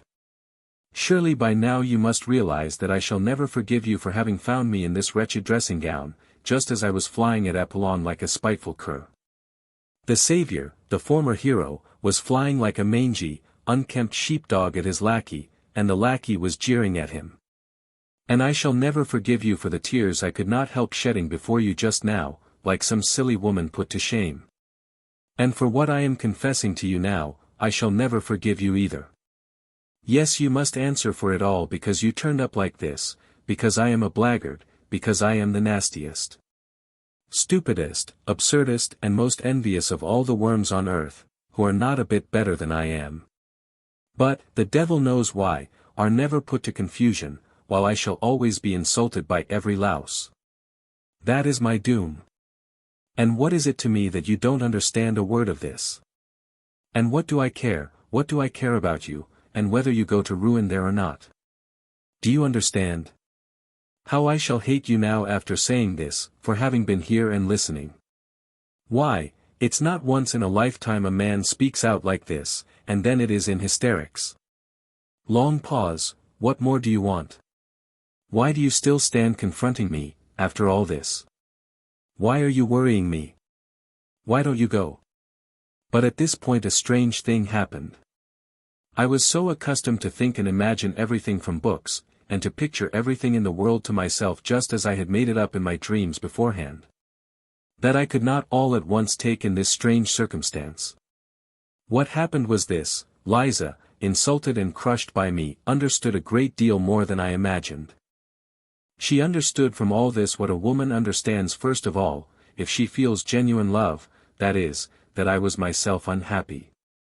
The frightened and wounded expression on her face was followed first by a look of sorrowful perplexity. When I began calling myself a scoundrel and a blackguard and my tears flowed, the tirade was accompanied throughout by tears, her whole face worked convulsively. She was on the point of getting up and stopping me. When I finished she took no notice of my shouting, "Pause, why are you here, why don't you go away?" Pause, but realized only that it must have been very bitter to me to say all this. Besides, she was so crushed, poor girl, she considered herself infinitely beneath me. How could she feel anger or resentment? She suddenly leapt up from her chair with an irresistible impulse and held out her hands, yearning towards me. Though still timid and not daring to stir, long pause, at this point there was a revulsion in my heart too. Then she suddenly rushed to me, threw her arms round me and burst into tears. I, too, could not restrain myself, and sobbed as I never had before. Pause, they won't let me, long pause, I can't be good. Pause, I managed to articulate, then I went to the sofa, fell on it face downwards, and sobbed on it for a quarter of an hour in genuine hysterics. She came close to me, put her arms round me and stayed motionless in that position. But the trouble was that the hysterics could not go on forever, and, I am writing the loathsome truth, lying face downwards on the sofa with my face thrust into my nasty leather pillow. I began by degrees to be aware of a faraway, involuntary but irresistible feeling that it would be awkward now for me to raise my head and look Liza straight in the face. Why was I ashamed? I don't know, but I was ashamed. The thought, too, came into my overwrought brain that our parts now were completely changed, that she was now the heroine, while I was just a crushed and humiliated creature as she had been before me that night 4 days before. Long pause, and all this came into my mind during the minutes I was lying on my face on the sofa. My God! Surely I was not envious of her then. I don't know, to this day I cannot decide, and at the time, of course, I was still less able to understand what I was feeling than now. I cannot get on without domineering and tyrannizing over someone, but, long pause, there is no explaining anything by reasoning and so it is useless to reason. I conquered myself, however, and raised my head. I had to do so sooner or later, long pause, and I am convinced to this day that it was just because I was ashamed to look at her that another feeling was suddenly kindled and flamed up in my heart, long pause, a feeling of mastery and possession. My eyes gleamed with passion, and I gripped her hands tightly. How I hated her and how I was drawn to her at that minute. The one feeling intensified the other. It was almost like an act of vengeance. At first there was a look of amazement, even of terror on her face, but only for one instant. She warmly and rapturously embraced me. A quarter of an hour later I was rushing up and down the room in frenzied impatience. From minute to minute I went up to the screen and peeped through the crack at Liza. She was sitting on the ground with her head leaning against the bed, and must have been crying. But she did not go away, and that irritated me. This time she understood it all. I had insulted her finally, but, long pause, there's no need to describe it. She realized that my outburst of passion had been simply revenge, a fresh humiliation, and that to my earlier, almost causeless hatred was added now a personal hatred, born of envy. Long pause, though I do not maintain positively that she understood all this distinctly. But she certainly did fully understand that I was a despicable man, and what was worse, incapable of loving her. I know I shall be told that this is incredible, but it is incredible to be as spiteful and stupid as I was. It may be added that it was strange I should not love her, or at any rate, appreciate her love. Why is it strange? In the first place, by then I was incapable of love, for I repeat, with me loving meant tyrannizing and showing my moral superiority. I have never in my life been able to imagine any other sort of love. And have nowadays come to the point of sometimes thinking that love really consists in the right freely given by the beloved object to tyrannize over her. Even in my underground dreams I did not imagine love except as a struggle. I began it always with hatred and ended it with moral subjugation, and afterwards I never knew what to do with the subjugated object. And what is there to wonder at in that, since I had succeeded in so corrupting myself, since I was so out of touch with, real life. As to have actually thought of reproaching her, and putting her to shame for having come to me to hear, fine sentiments, and did not even guess that she had come not to hear fine sentiments, but to love me, because to a woman all reformation, all salvation from any sort of ruin, and all moral renewal is included in love and can only show itself in that form. I did not hate her so much, however, when I was running about the room and peeping through the crack in the screen. I was only insufferably oppressed by her being here. I wanted her to disappear. I wanted, peace, to be left alone in my underground world. Real life oppressed me with its novelty so much that I could hardly breathe. But several minutes passed and she still remained, without stirring, as though she were unconscious.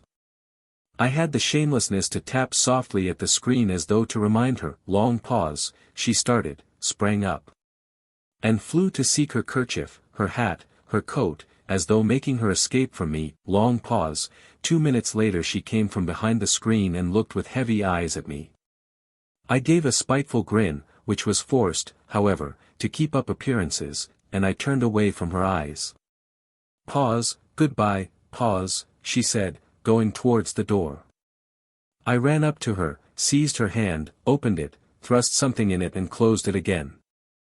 I did mean a moment since to tell a lie to write that I did this accidentally, not knowing what I was doing through foolishness, through losing my head. But I don't want to lie, and so I will say straight out that I opened her hand and put the money in it. Long pause, from spite. It came into my head to do this while I was running up and down the room and she was sitting behind the screen.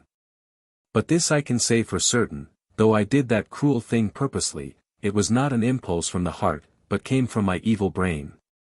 This cruelty was so affected, so purposely made up, so completely a product of the brain, of books, that I could not even keep it up a minute. First I dashed away to avoid seeing her. And then in shame and despair rushed after Liza. I opened the door in the passage and began listening. Liza. Liza. I cried on the stairs, but in a low voice, not boldly. There was no answer, but I fancied I heard her footsteps, lower down on the stairs. Liza. I cried, more loudly. No answer. But at that minute I heard the stiff outer glass door open heavily with a creak and slam violently, the sound echoed up the stairs. She had gone. I went back to my room in hesitation. I felt horribly oppressed. I stood still at the table, beside the chair on which she had sat, and looked aimlessly before me. A minute passed. Suddenly I started. Straight before me on the table I saw, long pause, in short, I saw a crumpled blue 5-ruble note, the one I had thrust into her hand a minute before. It was the same note, it could be no other, there was no other in the flat. So she had managed to fling it from her hand on the table at the moment when I had dashed into the further corner. Well, I might have expected that she would do that. Might I have expected it? No, I was such an egoist, I was so lacking in respect for my fellow creatures that I could not even imagine she would do so. I could not endure it. A minute later I flew like a madman to dress, flinging on what I could at random, and ran headlong after her. She could not have got 200 paces away when I ran out into the street. It was a still night, and the snow was coming down in masses and falling almost perpendicularly, covering the pavement and the empty street as though with a pillow. There was no one in the street, no sound was to be heard. The street lamps gave a disconsolate and useless glimmer. I ran 200 paces to the crossroads and stopped short. Where had she gone? And why was I running after her? To fall down before her, to sob with remorse, to kiss her feet, to entreat her forgiveness. I longed for that, my whole breast was being rent to pieces, and never, never shall I recall that minute with indifference. But what for? I thought. Should I not begin to hate her, perhaps, even tomorrow, just because I had kissed her feet today? Should I give her happiness? Had I not recognized that day, for the 100th time, what I was worth? Should I not torture her? I stood in the snow, gazing into the troubled darkness, and pondered this. Pause, and will it not be better? Pause, I mused fantastically, afterwards at home. Stifling the living pang of my heart with fantastic dreams, pause, will it not be better that she should keep the resentment of the insult forever? Resentment, why, it is purification, it is a most stinging and painful consciousness. Tomorrow I should have defiled her soul and have exhausted her heart, while now the feeling of insult will never die in her heart. And however loathsome the filth awaiting her, the feeling of insult will elevate and purify her. Long pause, by hatred, long pause, long pause, perhaps, too, by forgiveness, long pause, will all that make things easier for her though. And, indeed, I will ask on my own account here, an idle question, which is better, cheap happiness or exalted sufferings? Well, which is better? So I dreamed as I sat at home that evening, almost dead with the pain in my soul. Never had I endured such suffering and remorse, yet could there have been the faintest doubt when I ran out from my lodging that I should turn back halfway? I never met Liza again, and I have heard nothing of her. I will add, too, that I remained for a long time afterwards pleased with the phrase about the benefit from resentment and hatred, in spite of the fact that I almost fell ill from misery. Even now, so many years later, all this is somehow a very evil memory. I have many evil memories now, but, long pause, hadn't I better end my notes here? I believe I made a mistake in beginning to write them. Anyway, I have felt ashamed all the time I've been writing this story, so it's hardly literature so much as a corrective punishment. Why, to tell long stories, showing how I have spoiled my life through morally rotting in my corner, through lack of fitting environment, through divorce from real life, and rankling spite in my underground world, would certainly not be interesting. A novel needs a hero, and all the traits for an anti-hero are expressly gathered together here, and what matters most. It all produces an unpleasant impression, for we are all divorced from life, we are all cripples, every one of us. More or less. We are so divorced from it that we feel at once a sort of loathing for real life, and so cannot bear to be reminded of it. Why, we have come almost to looking upon real life as an effort, almost as hard work, and we are all privately agreed that it is better in books. And why do we fuss and fume sometimes? Why are we perverse and ask for something else? We don't know what ourselves. It would be the worse for us if our petulant prayers were answered. Come, try, give any one of us, for instance, a little more independence, untie our hands, widen the spheres of our activity. Relax the control and long pause, yes, I assure you, long pause, we should be begging to be under control again at once. I know that you will very likely be angry with me for that, and will begin shouting and stamping. Speak for yourself, you will say, and for your miseries in your underground holes, and don't dare to say all of us. Excuse me, gentlemen, I am not justifying myself with that, pause, all of us. Pause, as for what concerns me in particular, I have only in my life carried to an extreme what you have not dared to carry halfway. And what's more, you have taken your cowardice for good sense, and have found comfort in deceiving yourselves. So that perhaps, after all, there is more life in me than in you. Look into it more carefully. Why, we don't even know what living means now, what it is, and what it is called. Leave us alone without books and we shall be lost and in confusion at once.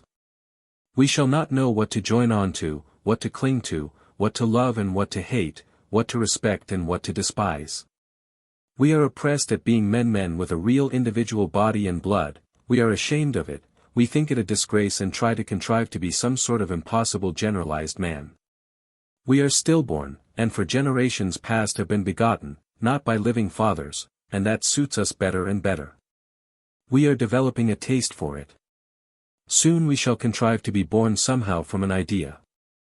But enough, I don't want to write more from, pause, underground.